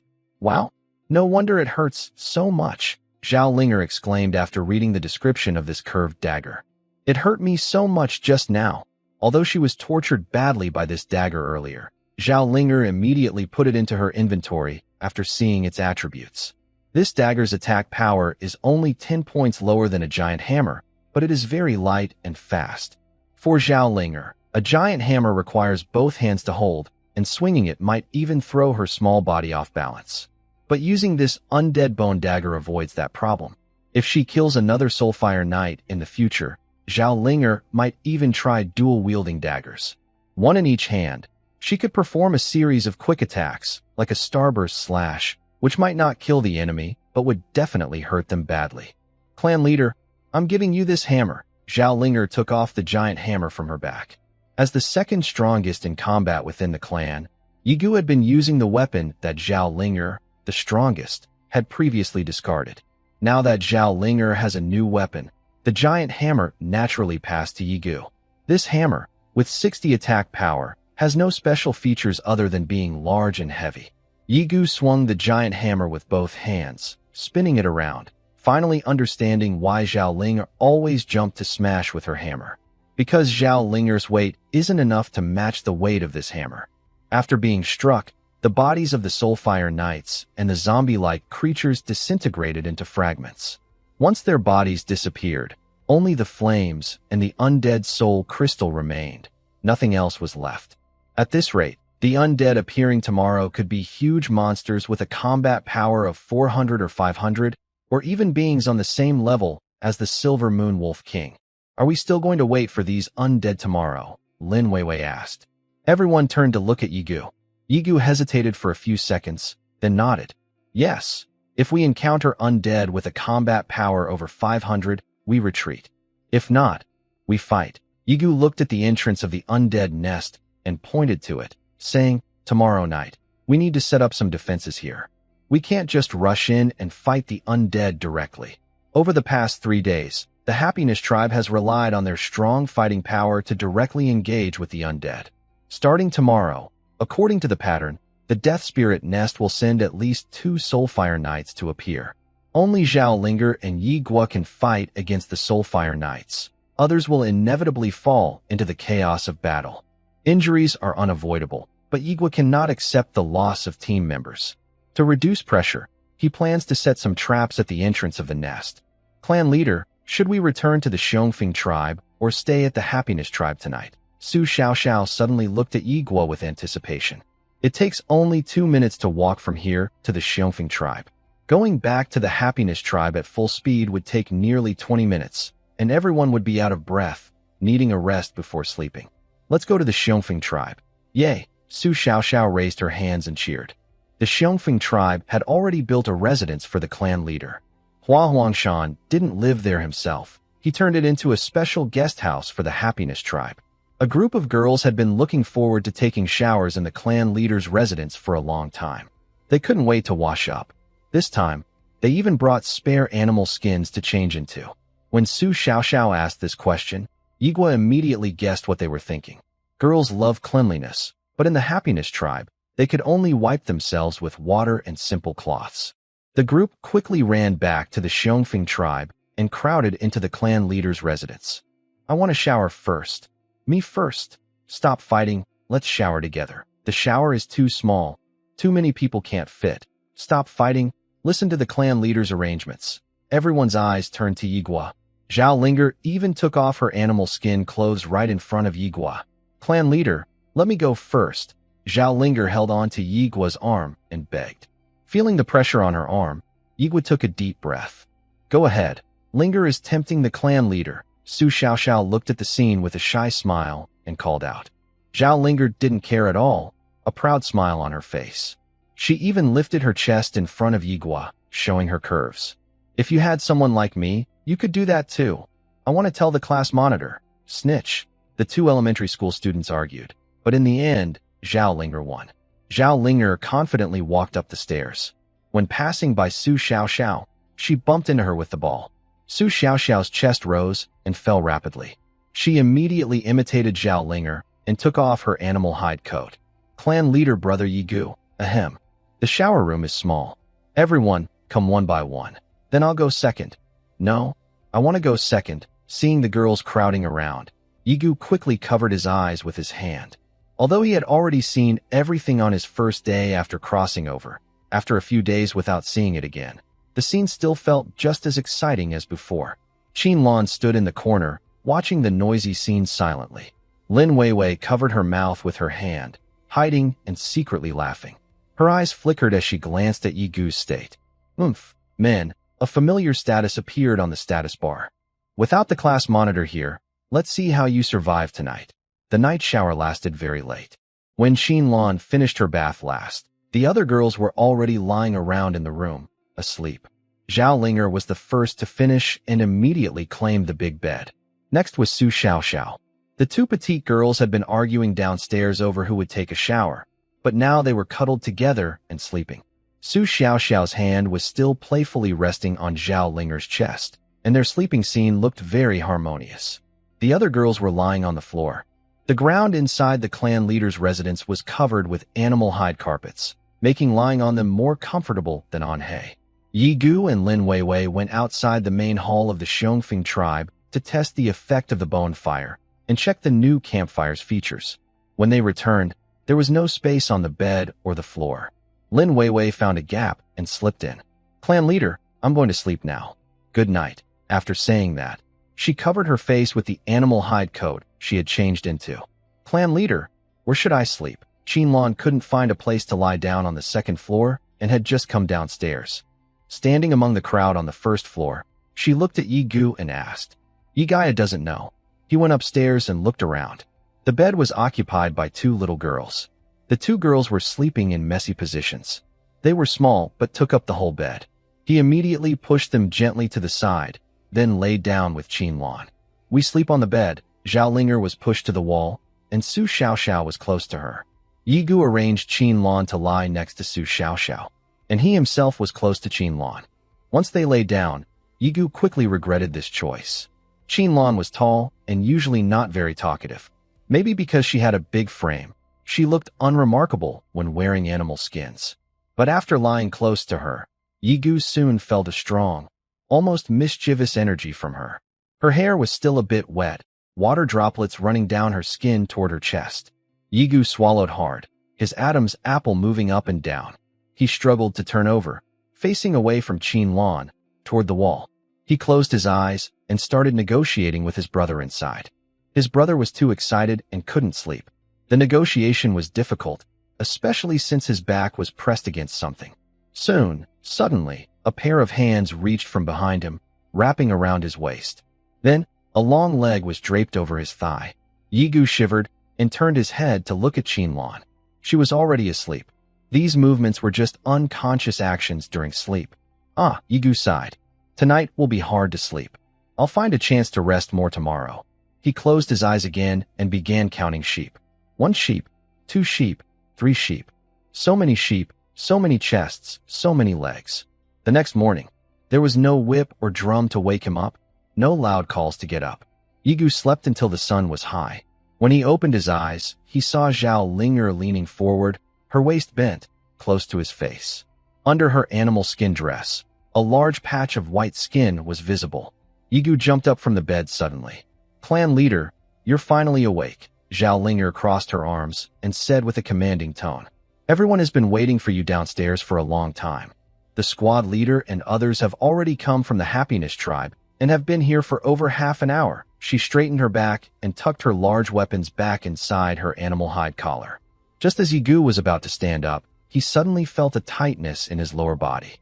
Sure enough, he had encountered Uncle Chun again this morning. Seeing Zhao Linger's gaze, Yigu quickly bent down and issued a warning. "You go down first.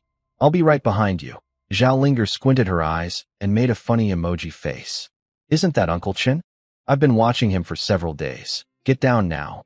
Humph, humph, humph. Zhao Linger hummed a little tune, bouncing down the stairs happily. Soon after, Yigu finished dressing and came down the stairs. The girls had already wandered around the heroic Peak tribe. Some even went outside to help carry wood. When they saw Yigu, everyone quickly gathered around. After bathing yesterday, everyone's skin was much cleaner. Their faces no longer had dirt, making them look brighter and more beautiful, full of youthful energy. Report to the tribe leader. The digging work has been explained to Mount Huahuan. He's now leading people to dig near the Lich Nest. Bai Mengli said, "We brought barricades from the Happiness tribe when we left. When the water collection team passes by here, they will help the heroic Peak tribe set up defenses." Yigu nodded. With Lin Weiwei and Bai Mengli here, he didn't need to worry too much about these matters. He looked at the sky. The clouds were thick, the weather was gloomy, and the temperature had dropped noticeably compared to the past 2 days. It seemed the cold wave disaster was about to arrive fully. Has the heroic Peak tribe prepared enough warm clothes to resist the cold? They've been informed. They've been sewing clothes these days. Aunt Xiaoping used to be a tailor and is very skilled. Xiao Fanghua even asked her for advice before. Knowing that the cold protection work was progressing smoothly, Yigu felt relieved. He turned to the girls and said, "Our plan today is to leave the heroic Peak tribe and follow the dirt road we found earlier, exploring westward." Everyone dressed quickly and set out immediately. Heading north, they first reached the side of the dirt road. According to the magic map, after passing the Pigmen tribe, the direction of the dirt road changed. It shifted from east-west to northwest. Following this road northwest for about 3 or 4 hours, a vast ocean appeared again in front of everyone. Another sea?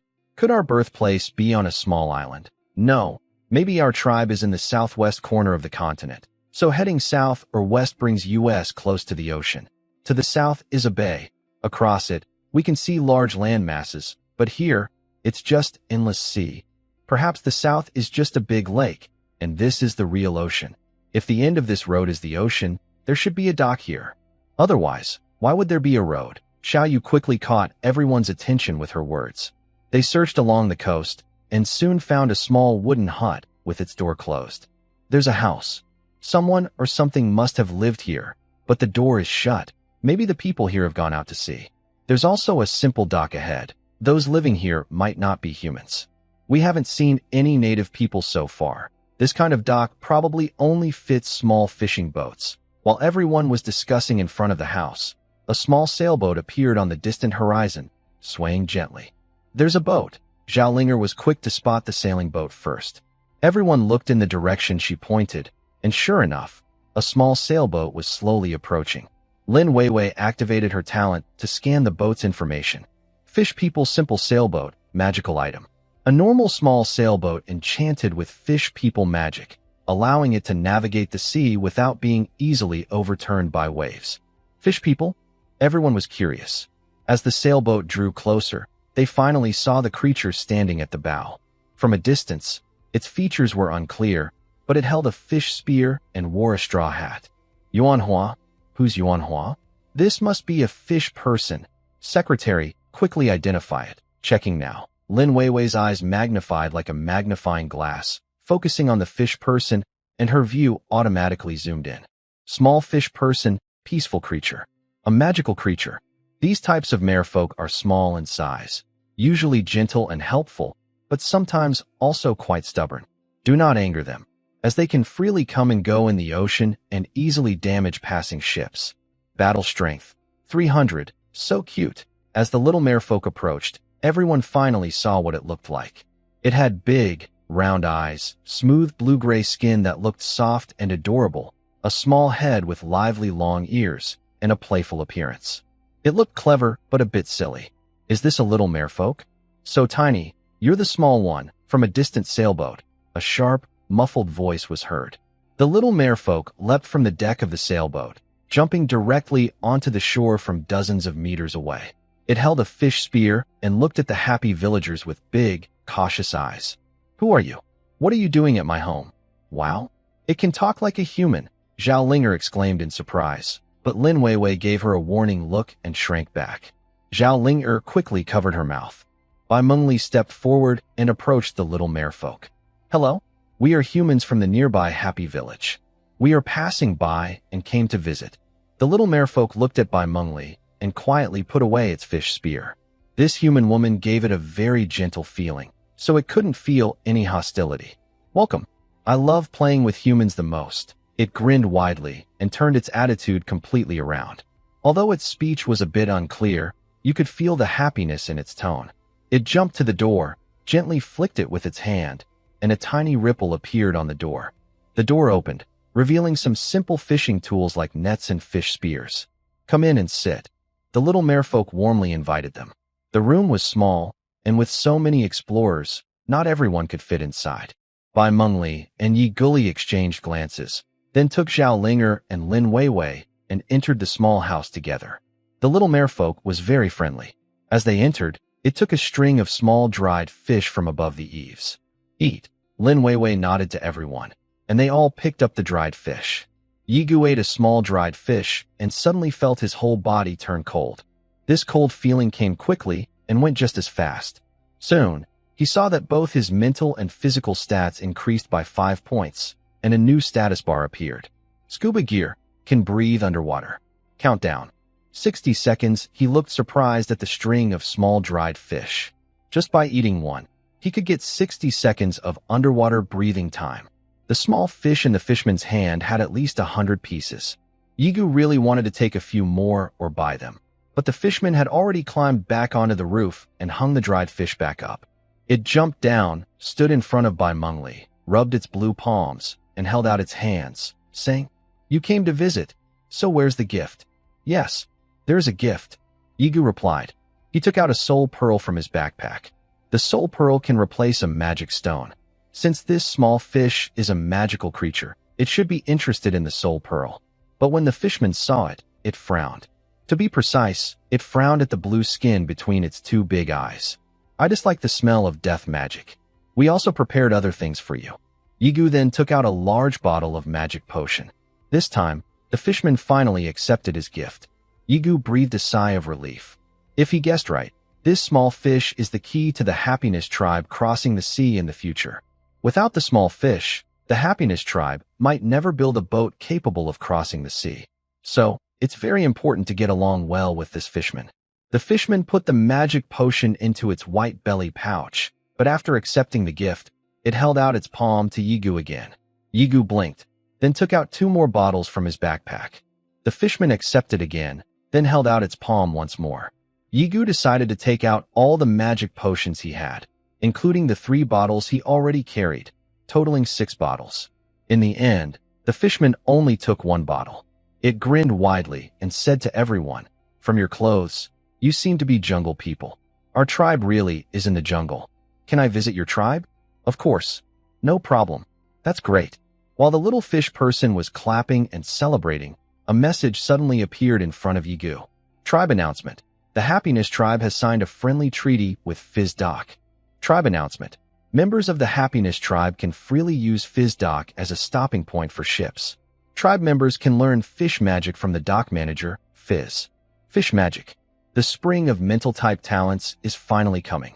Xiao Yu, who was charging the biological decomposer in the tribe, finally saw spring.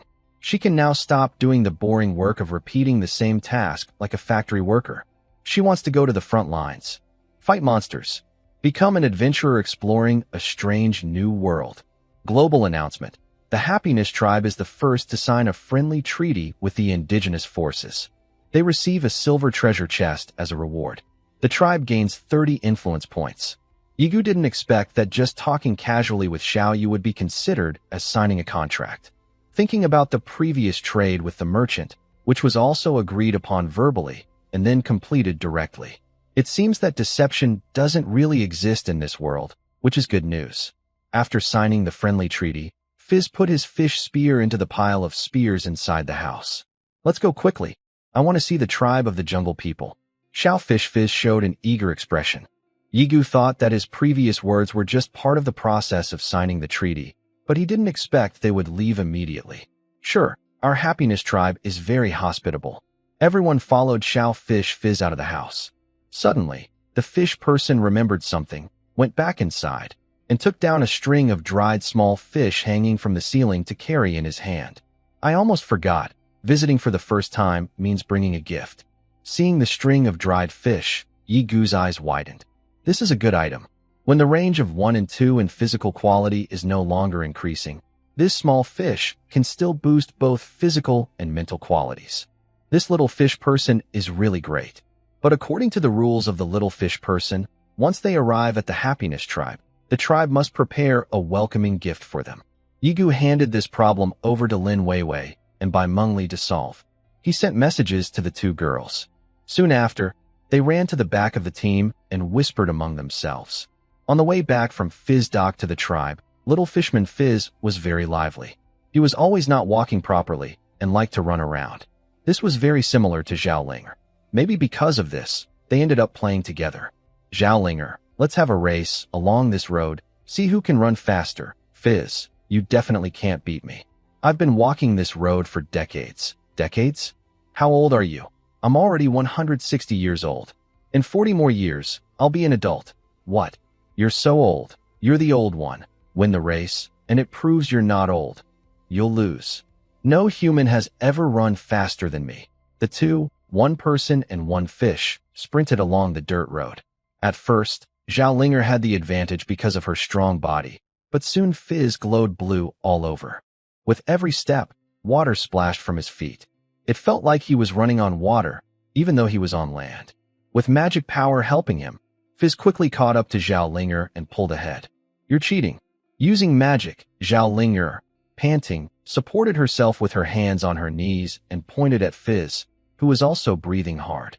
Magic is part of strength. I was just racing you, not swimming, so I was already giving you a head start. Fizz proudly lifted his chin, which had no chin. But your strength is good. I've never seen a human run faster than you. I'm a gifted fighter with a special body. Gifted fighter? Fizz tilted his head. After thinking for a moment, he suddenly clapped his hands. I remember. I met a human before. He said the leader of the Forbidden Army in the Floating City has a special body too. Floating City? That sounds fancy. Where is it? It's in the south. Just cross that mountain and walk a few more steps. But I don't like climbing mountains. I usually take a boat. Why do you take a boat? Aren't you a fishman? I'm a fishman, not a fish. Swimming is tiring. It takes me over 10 days to swim to the Floating City. It's more comfortable to take a boat. I like boats. The two young students exchanged words, and the little fishman accidentally revealed many secrets. Lin Bin had been secretly listening. There is a floating city on the southern continent, and within it, there are native humans. From the tone of the mermaid, it seems he has visited the floating city many times. There should be other races in this city as well, making it a multicultural place. Once I have a ship, I must go see the floating city. Gaining Fitz's favor will greatly speed up the shipbuilding project. Yigwa secretly sent a message to Zhao Linger, asking her about mermaid magic. In the next second, Zhao Linger, our clan leader, asked me to learn mermaid magic from you. Fitz turned to look at Yigwa, who nodded awkwardly. Sure, but you're too slow to learn it easily. How is that possible? I got into a top university.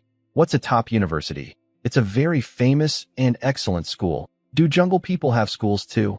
Zhao Linger scratched her head. Never mind, I won't ask. Jungle people probably don't have good schools. When you go to the floating city, you'll see what the best magic schools are. Of course, I recommend you go to the warrior school, Fitz said. Now, I'll teach you a simple magic. Consider it my reward for winning the race earlier. It stretched out a smooth blue hand and placed it on Zhao Linger's hand. A blue glowing ring appeared under Fitz's feet and spread toward Zhao Linger. Soon, the ring surrounded both of them. Zhao Linger blinked, curious about the change under her feet. Her inner mental energy seemed to sense a direction, guiding her to control her mental power. Her feet began to ripple with waves. These ripples centered around her 2 feet and radiated outward. With her mental energy flowing in, Zhao Linger felt her body lighten, as if she was floating in water, supported by buoyancy. But when she moved her legs, there was no resistance from water. It felt like only the buoyancy remained, without any resistance, like being wrapped in a reverse gravity field. She ran a few steps, and her speed increased significantly. However, this magic consumed a lot of mental energy. With Yigwa's Saint Body Boost, her mental energy doubled, reaching 24 points, with over 200 points of mental power. But after just one round trip, she suddenly fell to the ground with a thud and immediately fell asleep. How silly, Fizz muttered nearby. Yigu carried Zhao Linger on his back and slung her over his shoulder. What kind of magic was that just now? Yigu asked. It was a simple floating magic. I used this magic to save only 0.1 of my mental energy with each step, but she probably needs 10 or even 30 or 40 points of mental energy. She's too clumsy. Fizz honestly expressed her disdain for Zhao Linger's magical talent. Yigu asked curiously, can you tell our magical talent? That's obvious. The same magic, some people need a lot of mental energy to use, while others only need a little. You can see it at a glance. By now, the team was almost at the Happy Tribe. Yigu sent a message to Xiao Yu, asking her to bring 2 more portable power banks to the tribe's entrance to greet them. Later, you should actively ask the little fish person to teach you magic. Yigu gave this task to the 2 girls. When they arrived at the Happy Tribe, Hua Xiaofeng was already prepared to welcome them. She used a flying spirit carving knife to carve a fish on a stone, making about a dozen such stones and surrounding a pile with them. Yuan Xiahe carried a tray with 4 bottles of magic potion. This was the highest level reception the Happy Tribe had ever had. Fizz seemed to have received enough magic potion and was no longer interested in it, but it was very curious about the stones carved with fish patterns. Give me 2 of these stones. I'll teach your tribe's fish people magic. No problem. All these stones are yours. Fizz happily hugged the stones and jumped into the water with them. The stones changed patterns in the water, and the fish appeared so real that they seemed alive. Fizz swam back and forth in the tribe's pool, playing with the stones. "Chief, can these fish people really be teachers?" Xiaoyu, who was following Yigu, looked worriedly at the little fish person playing with the stones. "Just think of it as Zhao Linger," Yigu replied. He asked Hua Xiaofang to find a large stone, carve a big fish on it, and then asked Xiaoyu to hold the stone and go find the little fish person to learn magic. This trick turned out to be very effective. The little fish person immediately taught Xiaoyu a set of mermaid magic, including buoyancy magic, breath-holding magic, and water flow control magic. Xiaoyu's magic talent is clearly 10,000 times better than Zhao Linger's. She tried each of the 3 spells one by one, still looking energetic and not showing any signs of tiredness. Under Fizz's guidance, Xiaoyu quickly mastered water flow control magic, able to shape the water into various forms in the air. Lin Yue checked Xiaoyu's status and found that after practicing mermaid magic for so long, she only used 1/3 of her blue energy. Compared to Zhao Linger, Xiaoyu's magic energy consumption is even less than 1/10 of Zhao Linger's. Zhao Linger should stick to the pure warrior path. We can't expect her to become a battle mage. Fizz was very happy with this visit and generously handed out small fish snacks to each member of the Happy Tribe. With the enhancement from the Holy Body, everyone in the tribe gained 2 to their physical and mental stats. Xiaoyu, Hua Xiaofang, and others learned mermaid magic from Fizz. After testing their magic energy consumption, Xiaoyu surprisingly was not the lowest. Bai Mengli became the most talented magic user in the tribe. Her magic energy consumption was astonishingly low, almost on par with Fizz, the mermaid. Using mermaid magic, Fizz's blue energy cost is like a human using their innate skills, very low. Yet Bai Mengli, even as a beginner, could match Fizz's blue energy use. Even Fizz was amazed. Perhaps because of the spirit of all things effect, Fizz felt a natural closeness to Bai Mengli. It recommended, when you go to the floating city in the future, the Grand Mage there will definitely take you as a disciple. Fizz didn't stay long in the tribe and left by the afternoon. A new location was unlocked on the Happy Tribe's map, Fizz's dock, and the magic mentor, Fizz, was also unlocked. "Chief, the plan for the Business Mutual Aid Association is ready. It's roughly like this. Look, I sent you a message." After seeing Fizz off, Lin Yue came to Yigu and reminded him to check the messages. She organized the structure of the Business Mutual Aid Association into words and sent it to Yigu. "Okay, let's proceed with this plan. Tell those few over there to stop playing in the water. Don't let them fall asleep from playing. Have them come over to help with the contact." Yigu pointed at a few girls playing water games in the tribe and spoke. Soon, Xiaoyu and others were brought before Yigu. "Chief, what's the matter?" Xiaoyu had just discovered her magic talent and was excited. "I want to set up a business mutual aid association. From now on, you and Lin Weiwei will be our tribe's liaisons. Lin Weiwei will organize and coordinate the tribe's internal members, and you will handle external contacts." "Oh." The young girl showed strong reluctance. "Chief, I want a new position. I want to join the exploration team. I want to become a great mage's assistant. I want to go to the front lines. I don't want to stay in the tribe as an office worker anymore." Yigu raised an eyebrow. Wow, she learned a couple of fishman magic tricks and got cocky. Xiaoyu does have some magic talent, but it's not enough. The fishman magic taught by Fizz mainly enhances herself or controls small water streams, basic magic. The only attack-type magic is the water bomb. It summons a water bubble that explodes in front of the enemy, causing mental damage equivalent to 0.7 of magic power. Its power is similar to firecrackers used during festivals, but Yigu didn't want to crush Xiaoyu's confidence. He looked around at the others. "Do you all want to become great mages?" "Yeah." The girls nodded eagerly. "All right, tonight you'll go out with me to ambush the undead. People teach what they can't learn and do what they can't do. Once learned, it's easy." These girls, who spend every day in the tribe cutting meat, chopping wood, and powering machines, clearly haven't seen the dangers of battle. They're willing to give up their relaxed clerical work and go on an adventure. "Tonight, we'll ambush the undead. I'll have the exploration team eliminate the high-level undead, leaving some low-level ones for you. If you can handle those, I'll allow you to join the exploration team as interns." "No problem." The girls' faces were full of confidence.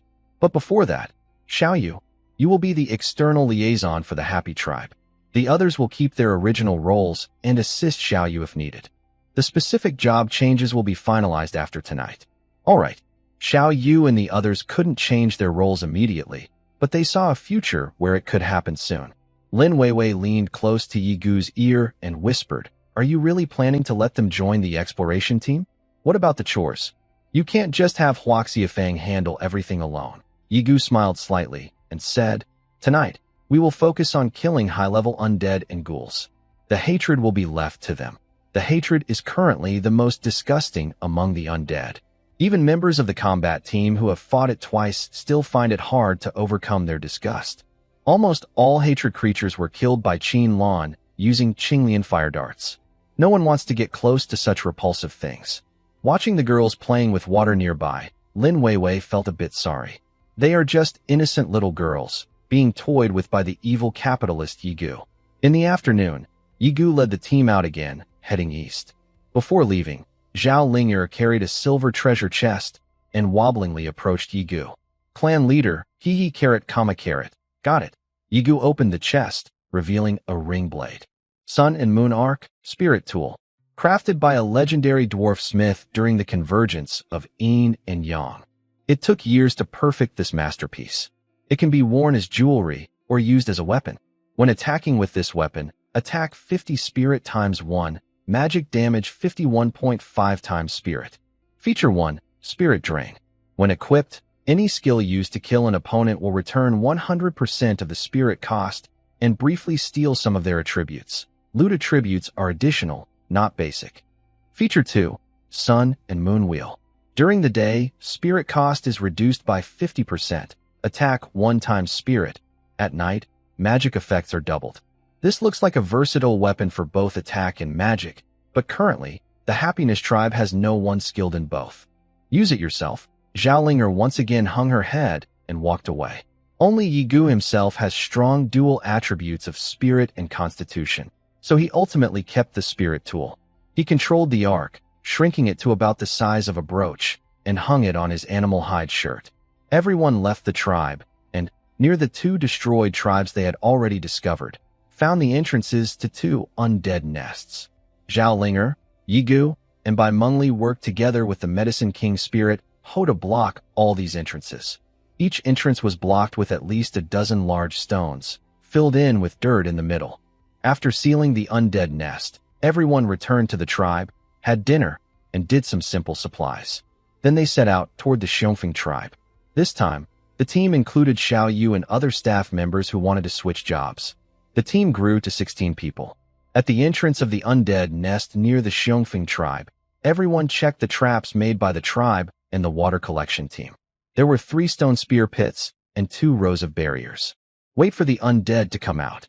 Qin Lan will attack first, lure the undead over. Stronger undead, like Soulfire Knights, are usually quick, so let them step into the traps. Then the others can use the barriers to fight the Soulfire Knights or ghouls that cross the traps. As long as Xiaoyu is careful, there shouldn't be much problem. Xiaoyu followed the team, nervously asking, "What about me? Stay far away? Wait somewhere distant. Don't cause trouble. When the fight is almost over, I will call you to come and harvest. Don't worry, there will be a place for you to show your skills." Xiaoyu and the others, new to battle, were placed 200 meters away to avoid panicking or messing up the formation. Yigu and the other members of the combat team stayed near the barriers, about 100 meters from the entrance of the undead nest. As the night beast tide ended, the undead nest soon showed signs of activity. Lin Weiwei immediately reported the undead lineup. 15 zombies, 7 ghouls, 3 soul fire knights, and 1 undead siren. Lin Weiwei quickly sent the attribute panel of the undead siren. Undead siren, dangerous creature. Undead, born from accumulated resentment. Its body exists between reality and illusion. It has strong mental interference abilities and is a powerful support unit in the undead camp. Combat power, 100, skills, resentful spirit form. The undead siren's body exists between reality and illusion, immune to 50% of physical damage, but its resistance to magic attacks drops by 50%, and it takes 30% more magic damage. Rage Roar, The undead siren emits a roar that can shake the soul, increasing the attack power of all nearby undead. Death Whisper. Before dying, it lets out a roar that curses all enemies within 50 meters. The attack from the undead can trigger a curse effect, dealing an extra 15 points of damage to enemies affected by the curse each time they are hit. First, kill the support. After seeing the description of the undead female ghost, Yigu immediately made a judgment and said to Qinlan. Qinlan's blue lotus fire dart ignited a blue lotus flame and shot toward the undead female ghost. At the same time, Zhou Xiaoyu played the Broken Sky and Earth Harp, sending 2 sound waves toward the ghost, one wide and one narrow. The damage from the blue lotus fire dart is physical, but the burning afterward is pure magic damage.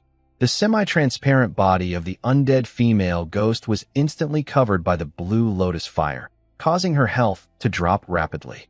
The sound waves from the Broken Sky and Earth Harp hit simultaneously, adding to the damage from the fire dart. With their combined attack, the undead female ghost was quickly reduced to almost no health. Although Zhao Linger and Yigu were over 100 meters away from the entrance of the undead nest, each held a stone spear and threw it at the ghost. The stone spears dealt low damage, but the ghost's health was already very low, just a little more to go. Just as it was about to be burned to death by the blue lotus fire, the ghost suddenly trembled violently and let out a sharp roar. It's a death cry, not a hate roar. Lin Weiwei observed the state of the undead and quickly said, "Not a hate roar is enough?" No one in the Happiness tribe was within 50 meters of the undead female ghost, so this death cry skill was essentially useless. Your tribe member killed the undead female ghost. You gained 50 tribe coins. The reward for killing this undead female ghost was much higher than the usual 100 combat power targets. The reward for killing undead is generally high, and this ghost was probably a rare type, so the reward was even greater. After a round of attack, the Happiness tribe members instantly killed the ghost at the entrance. The remaining undead all spotted enemies in the distance and charged toward the Happiness tribe's position. The fastest was the 3-headed Soul Fire Knight. Each of the 3 knights charged forward with a sword, completely unaware of the trap beneath their feet.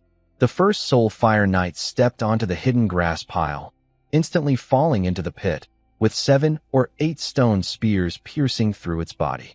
This damage was not enough to kill the knight, but it prevented it from fighting for a short time. The second Soul Fire Knight also fell into a trap. Only the last one was lucky, following behind the second and jumping over the pit directly. However, this Soul Fire Knight had no intention of saving its allies. After crossing the trap, it continued charging straight toward the crowd in the Happiness Village. Take this! As the holy light shone and the background music played, Zhao Linger charged out with her undead curved dagger.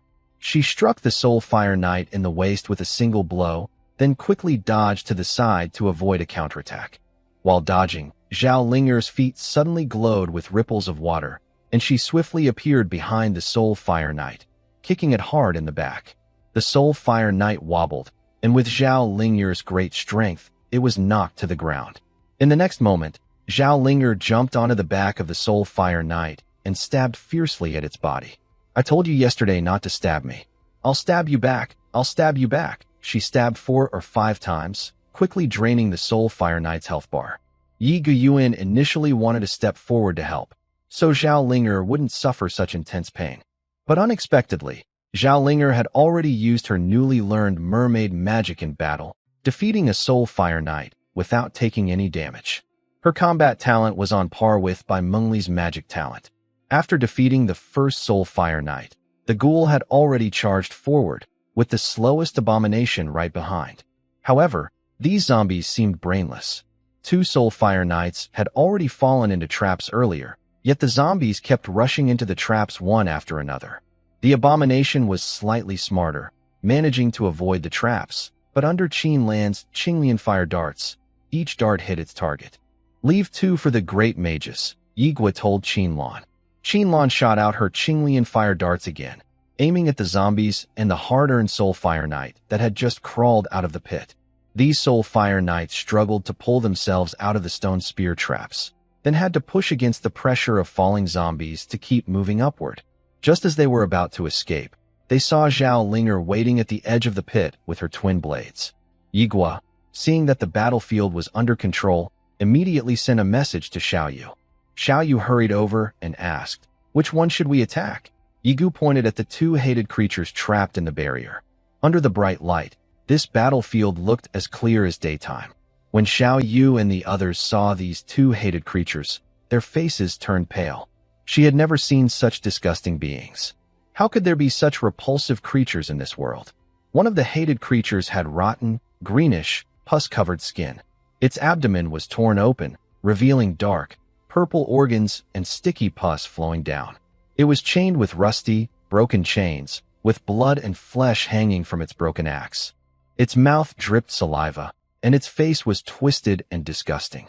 Its crooked head had a cloudy eye hanging outside the socket. Its mouth oozed foul-smelling saliva. Every step it took caused rotten flesh to fall off, and it emitted a nauseating corpse smell. The battle team had just finished defeating the last zombie on the field and was now gathered at the edge of the pit, finishing off the zombie and the Soulfire Knight that were still barely alive. The hated creature swung its chain, trying to break free from the barrier that held it. "Come on, attack now," Yigu urged. Xiaoyu and the others suddenly snapped out of their shock, trembling as they pointed their hands at the hated creature. Explosive water ball. A water bubble the size of a fist formed in her hand and slowly floated toward the hated creature. The battle team had finished fighting and was watching the mages perform. "Do you have to shout to cast attack magic?" Zhao Linger asked. "No. I can also cast explosive water ball." "Then what is she shouting for?" "Maybe to make it look more powerful." The water bubble slowly reached the hated creature's face and then burst. The creature's health bar showed a slight change. The burst water covered its already disgusting body with liquid. Now, its body was not only oozing greenish pus, but also reflected light, making it look especially shiny. Just looking at it made people want to vomit. "Keep casting skills. The barrier's durability is almost gone." Yigu stood beside Xiaoyu and the others, urging them. At that moment, one of the barriers finally couldn't withstand the hated creature's attack and shattered loudly.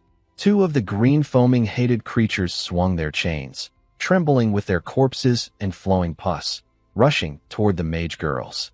Xiaoyu's face turned pale, and her body trembled uncontrollably. Explosion. Water ball. The bubble caused 30 points of damage to the monster. However, the monster had already rushed in front of Xiaoyu. The foul, toxic fog instantly filled Xiaoyu's nose. She suddenly felt weak in her legs and collapsed to the ground. As the blood-stained chain was about to hit her face, Xiaoyu instinctively raised her hands to block it. "Help!" In the next moment, a giant hammer rose from the ground and struck the chain directly. The hammer blocked the chain and continued forward, smashing the monster's face with a loud bang.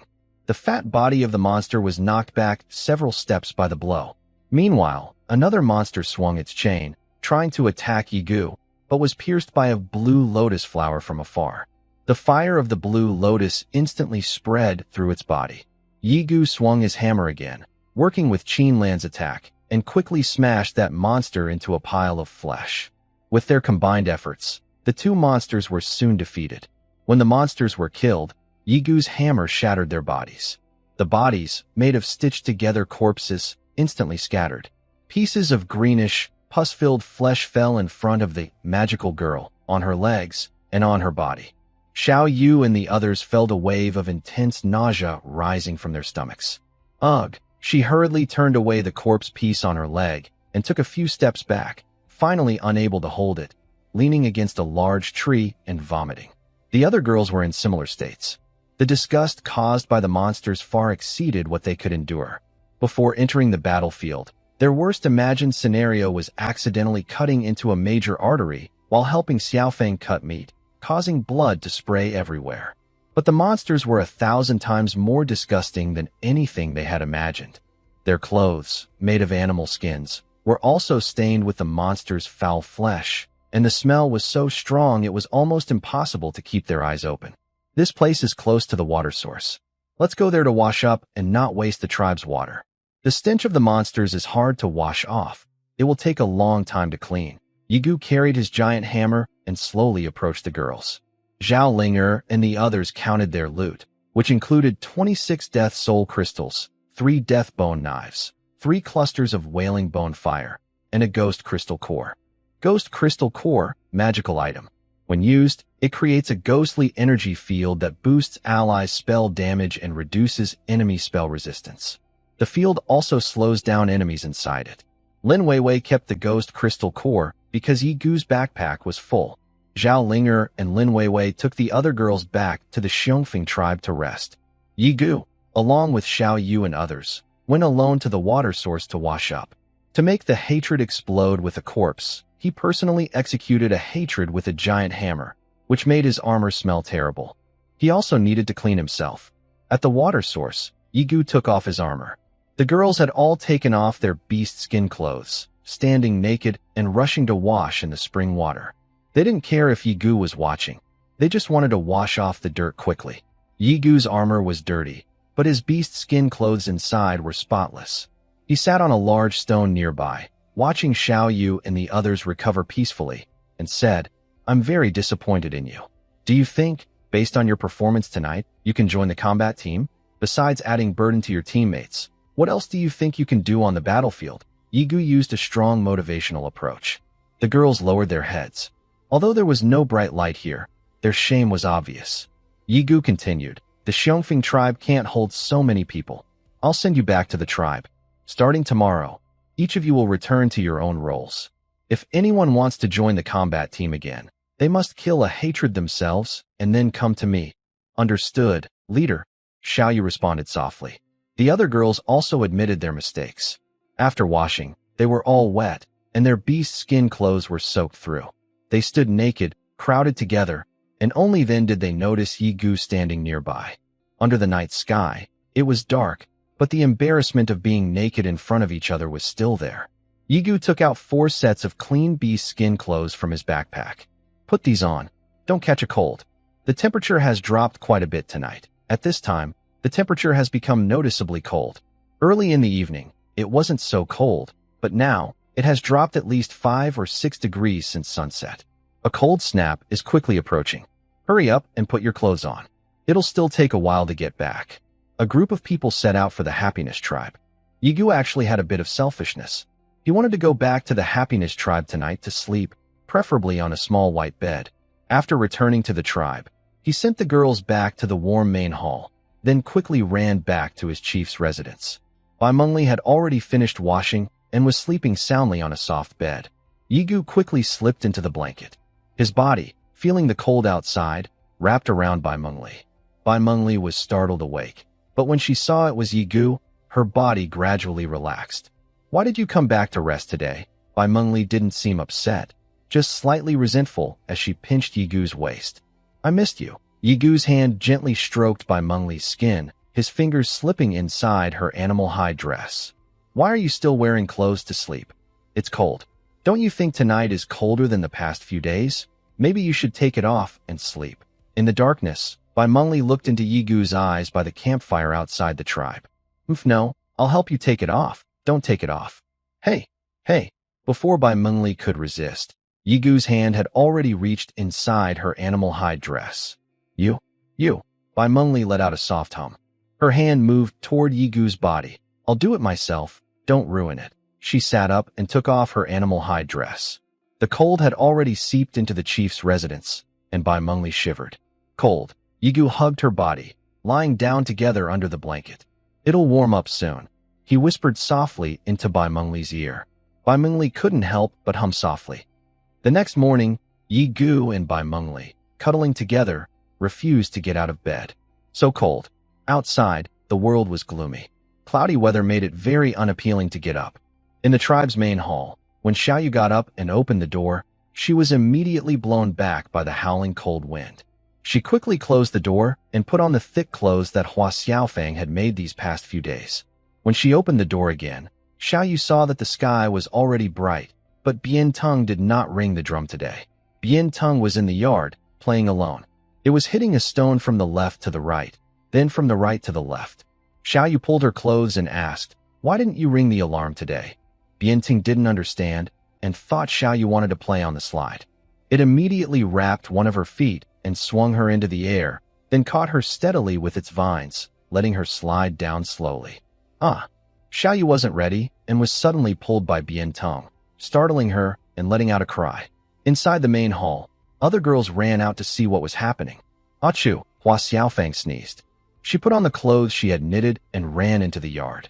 Seeing Bien Tong playing with Xiaoyu, she wrapped her clothes tighter and ran back into the hall. "It's so cold today," she said with a trembling voice. The temperature dropped so fast. Yesterday it was at least 10 degrees, and today it's probably 0. Look at the water pool. It's already frozen. Everyone gathered at the door, looking at the water pool inside the tribe, which was covered with a thin layer of ice. The temperature is already below 0. By the way, why didn't Bianting wake us up today? Did it get frozen silly? Hua Xiaofang looked toward the leader's residence. The door was tightly shut, and Bai Mengli hadn't gotten up yet. She shook her head. This temperature shouldn't bother Bientong. It's still playing with Xiaoyu. Bientong not ringing the alarm must mean someone gave it new orders. By the way, did the leader come back last night? Yes. The leader escorted us back. So, it looks like the class monitor will sleep until noon today. The girls exchanged meaningful glances. The temperature dropped so much. I wonder how the situation is over at the Male Peak tribe. Don't worry. Zhao Linger and the others left yesterday with thick clothes. Plus, they have strong bodies and can resist the cold better than us. Today, Bai Mengli rarely stayed in bed.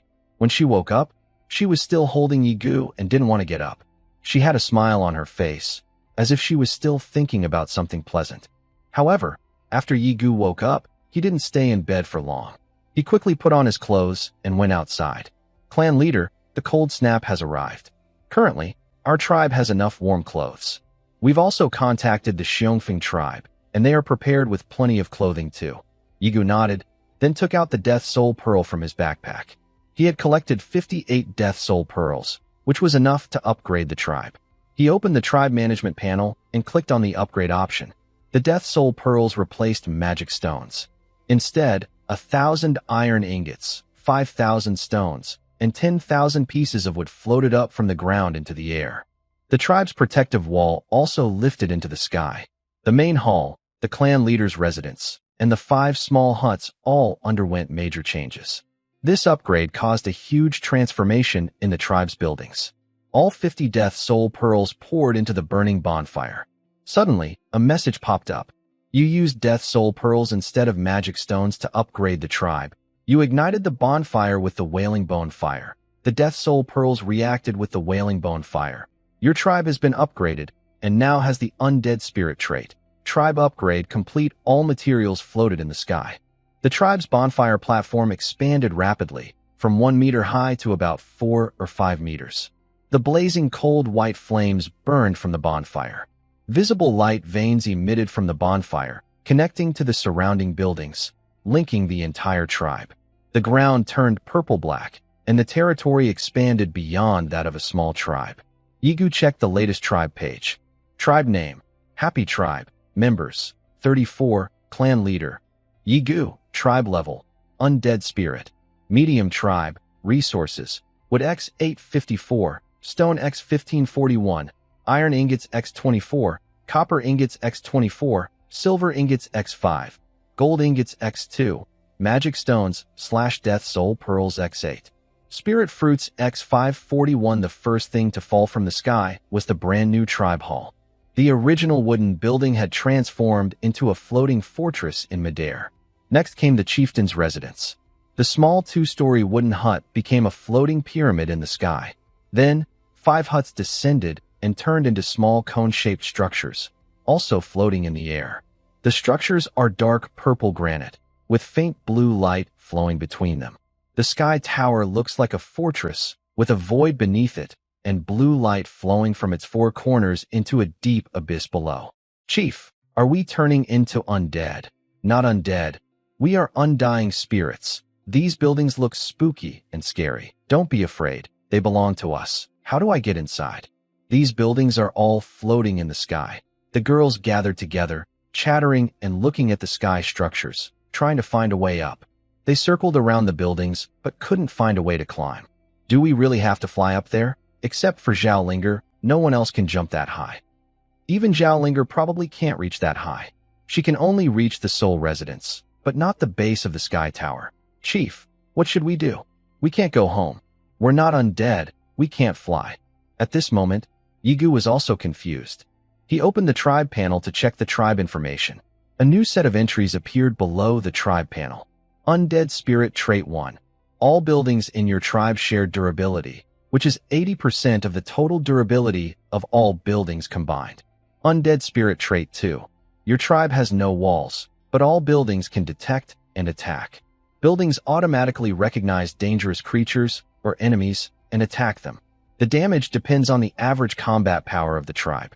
Undead Spirit Trait 3. The undead territory is a separate space that isolates external environment influences, keeping internal conditions at suitable levels. Undead Spirit Trait 4. Your tribe needs to consume 5 magic stones or death soul beads daily to maintain basic operation, with unlimited freshwater supply. Investing 50 magic stones or death soul beads at once allows the tribe to operate beyond normal capacity, increasing building durability to 200% and doubling attack power. Yigu took out 5 death soul beads, and with a thought, these beads automatically flew into the bonfire. In the next moment, a black-purple barrier spread out from the fire, enveloping the entire tribe. The harsh cold outside was cut off, and the space inside the barrier became warm.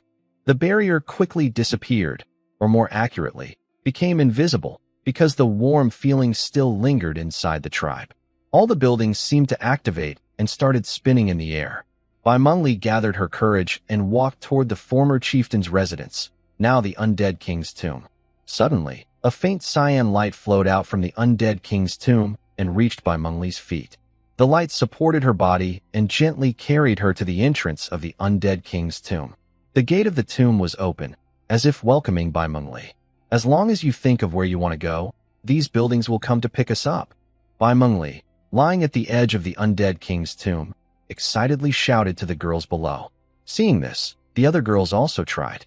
Streams of light shot out from various buildings, guiding the girls into the air and safely delivering them to the entrances of different buildings.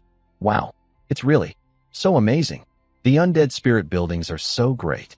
I don't even need to walk anymore. In the girls' amazement, Yigu shared the immortality trait to the tribe channel. Hua Xiaofeng exclaimed happily, all buildings now share durability. We can live separately in the future. Buildings can also attack automatically, so we won't need guards at night anymore. The whip vine can retire too. Huh? Where's the whip vine? Wow. The whip vine has mutated. The whip vine was originally just a long, smooth, greenish-blue vine, even fun to slide down for the girls. But now, the vine's color changed from greenish-blue to gray-black, and it was covered with thorns, looking very dangerous. But it was only dangerous in appearance. After Bai Mengli communicated with it, everyone realized that the vine's true nature hadn't changed. It didn't know why it had changed like this. It was also getting familiar with its new body. Maybe understanding its new form, the vine slowly retracted the thorns on its surface back inside, turning back into a smooth vine. Apart from the color, everything else was exactly the same as before.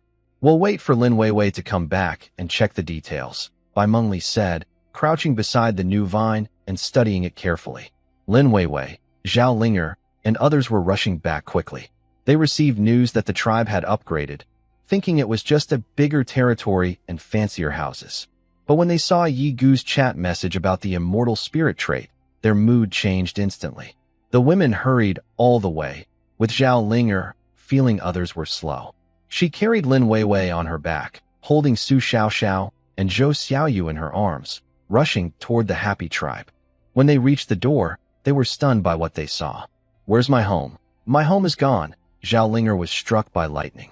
Until they saw the edge of the biggest building, where Hua Xiaofeng and Bai Mengli were leaning over, waving at her.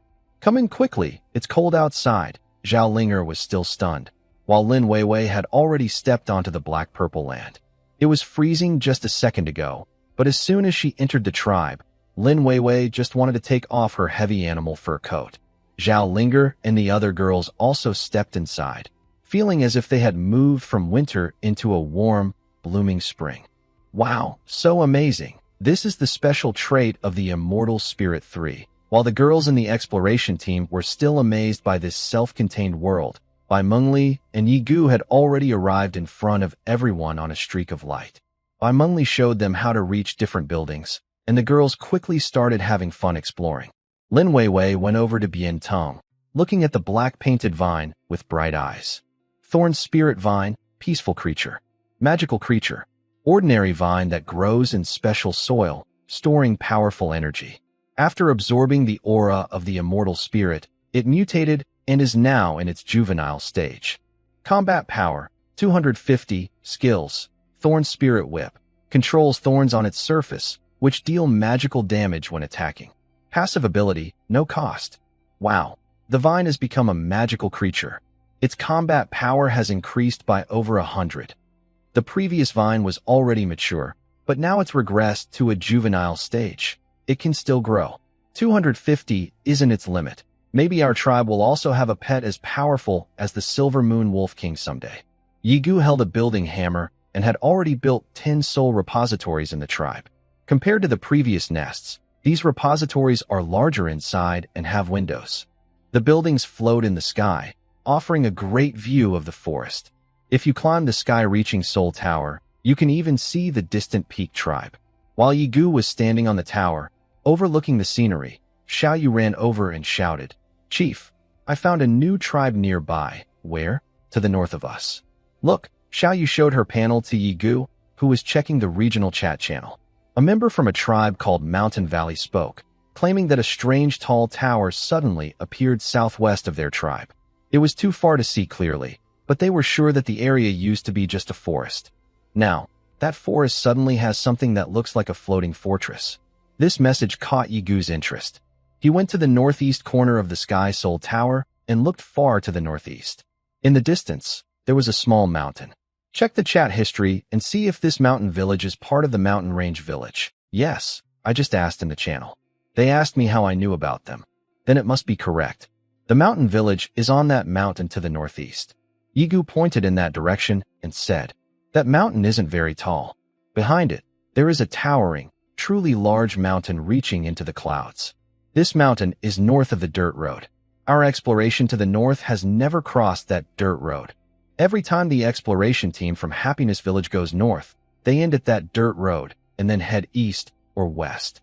Now, standing on the tall Sky Soul Tower, Yigu finally saw all the surrounding scenery clearly. As he guessed before, Happiness Village isn't on a small island, but on the southwest corner of a large continent. To the east and north, there is vast land. Yigu saw the goblin shop in the distance. From there, heading east, the dirt road goes into the mountains. What's inside those mountains? Only by entering can it be known. "Chief, where should we go today?" "North." The exploration team from Happiness Village can only continue north. To the west and south is the ocean. To the southwest, there is a tall mountain blocking the way. That mountain is taller than any in the northeast and looks very difficult to cross. Heading east to the goblin shop is already the limit of the team's stamina. If they want to return to the village before nightfall, they can only go as far as near the goblin shop. The weather is very cold now. No one knows if the temperature will keep dropping during the day or if it will fall sharply again at night, like last night. Considering all factors, exploring north is the safest choice. Let's go. Notify the exploration team to stop playing and get ready to leave. The water collection team's tasks are canceled. The village's freshwater resources are unlimited, so no one needs to fetch water anymore. Yu Lingling will return to the combat unit, and the others will be assigned to Hua Xiaofang for internal chores. Xiaoyu, how is the progress of the Business Mutual Aid Association? Xiaoyu immediately took out a prepared animal hide covered with notes and data. By last night before going to bed, there were 11 tribes that had applied to join the Business Mutual Aid Association, and each had paid a week's membership fee. Only 11? That was the data from last night. When I woke up this morning, more than 30 tribes wanted to join, and I haven't had time to reply to them yet. When Xiaoyu said this, she lowered her head. This morning, she was whipped and forced to play on the slide. Then she was busy experiencing the new form of the tribe and forgot about the important matters. But Yigu didn't make things difficult for her because of this. Yigu smiled and said, "Tribes that have survived until now are usually not full of fools. Normally, they would be very stubborn and refuse to pay even one tribe coin. If it weren't for the cold wave coming, I don't think so many people would apply today. Xiaoyu nodded in agreement. Yesterday, when she and Lin Weiwei announced the Business Mutual Aid Association, they were heavily criticized. Other tribes accused the Happy Tribe of money grabbing and being overbearing. Of course, after the Stone Spear incident, these tribes didn't dare to criticize too harshly. They could only sneer and secretly mock. This made it difficult to recruit members yesterday. But the cold wave helped boost the expansion of the Business Mutual Aid Association. Yigu ordered, for each tribe that joined yesterday, give them one thick animal skin coat to keep their leaders from freezing. At the same time, announced that tribes applying today must pay 11 tribe coins as membership fees daily. From now on, increase the fee by 1 tribe coin each day, with no upper limit. How many more animal skin coats can we make? At least 200 more, but currently, we only have 20 in stock and are rushing to produce more.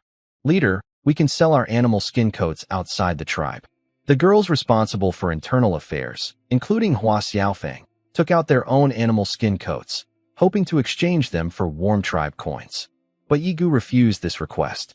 No, everyone in our tribe must keep 1 or 2 animal skin coats. The Undying Spirit ability can keep the tribe warm all the time, but it requires consuming at least 5 Death Soul Pearls daily. Yigu only has 3 Death Soul Pearls left.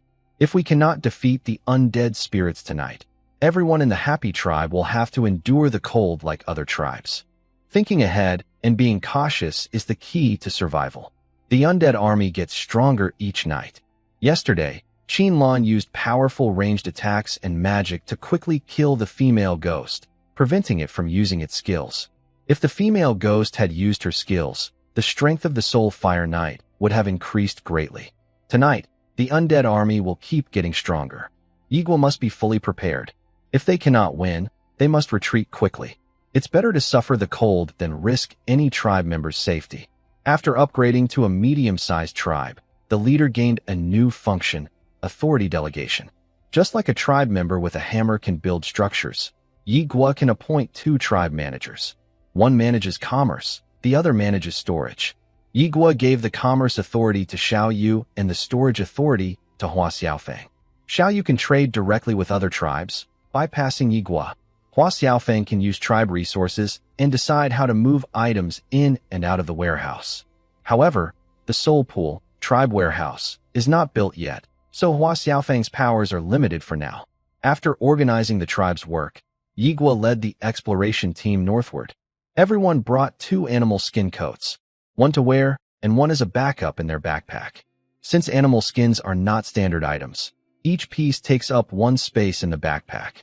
The backpack quickly lost 2 spaces, so they had to bring a cart to carry extra supplies, just in case they couldn't carry everything back. It's so cold. Zhao Linger shivered as soon as they left the tribe. You're freezing? Your body is almost 400 in strength. You could run outside naked. Hee, just trying to set the mood, Zhao Linger replied. Only Zhao Linger was still wearing a light animal skin coat. She didn't wear a sweater. Yigu also didn't wear a wool sweater because it was too thick. If he wore it, he couldn't wear his iron armor. He wore a double-layer animal skin coat underneath and an iron armor outside. With 90 points of stamina, he wasn't too cold. They traveled north quickly and soon reached the dirt road. Chief, should we build a road in the future to connect our tribe to this dirt path? It would make it easier for vehicles to pass. Pulling the trailer through the woods is really difficult. Yi thought for a moment and shook his head. To build a road, we need to wait until this disaster is over, and we must first explore the eastern side of this path. If there are strong enemies there, they might discover our tribe when they pass by. Also, we don't have transportation now, so there's no need to build a road for the time being. The exploration team directly crossed the dirt path and continued heading north. You didn't go to the small mountain on the east to look for the mountain tribe. Right now, all tribes are busy preparing for the cold winter, so they don't have time or the ability to host visitors. In fact, the Happiness Tribe might even need to give away some winter clothes. They traveled straight north and finally, in a forest, Lin Weiwei noticed something unusual. Stop! Don't go any further. Lin Weiwei suddenly warned cautiously. She looked at the bushes ahead, a glint in her eyes. 5 red shadows appeared in the bushes ahead. Then, she issued a warning. Cannibal warrior, dangerous creature. a branch of wild humans with a human-like appearance. Thousands of years ago, they were humans, but due to failed magic experiments, they became bloodthirsty and started eating their own kind. Their bodies mutated into savage monsters. Combat power 110, a new dangerous creature had appeared. Next to the cannibal warriors, there were two small, deformed wild humans. These deformed creatures were only half the height of a normal person. Some had only one arm, and some had only half a body, crawling on the ground with their upper bodies. Their combat power was only about 10, weaker than goblins. These cannibals and wild humans lacked the discipline of goblins. When they saw humans, they charged out of the bushes immediately. So disgusting, Bai Mengli frowned. Seeing such disgusting and dangerous creatures, just cut them down. Zhao Linger, holding two knives, let out a loud cry and charged forward. In less than a minute, she returned with her two knives.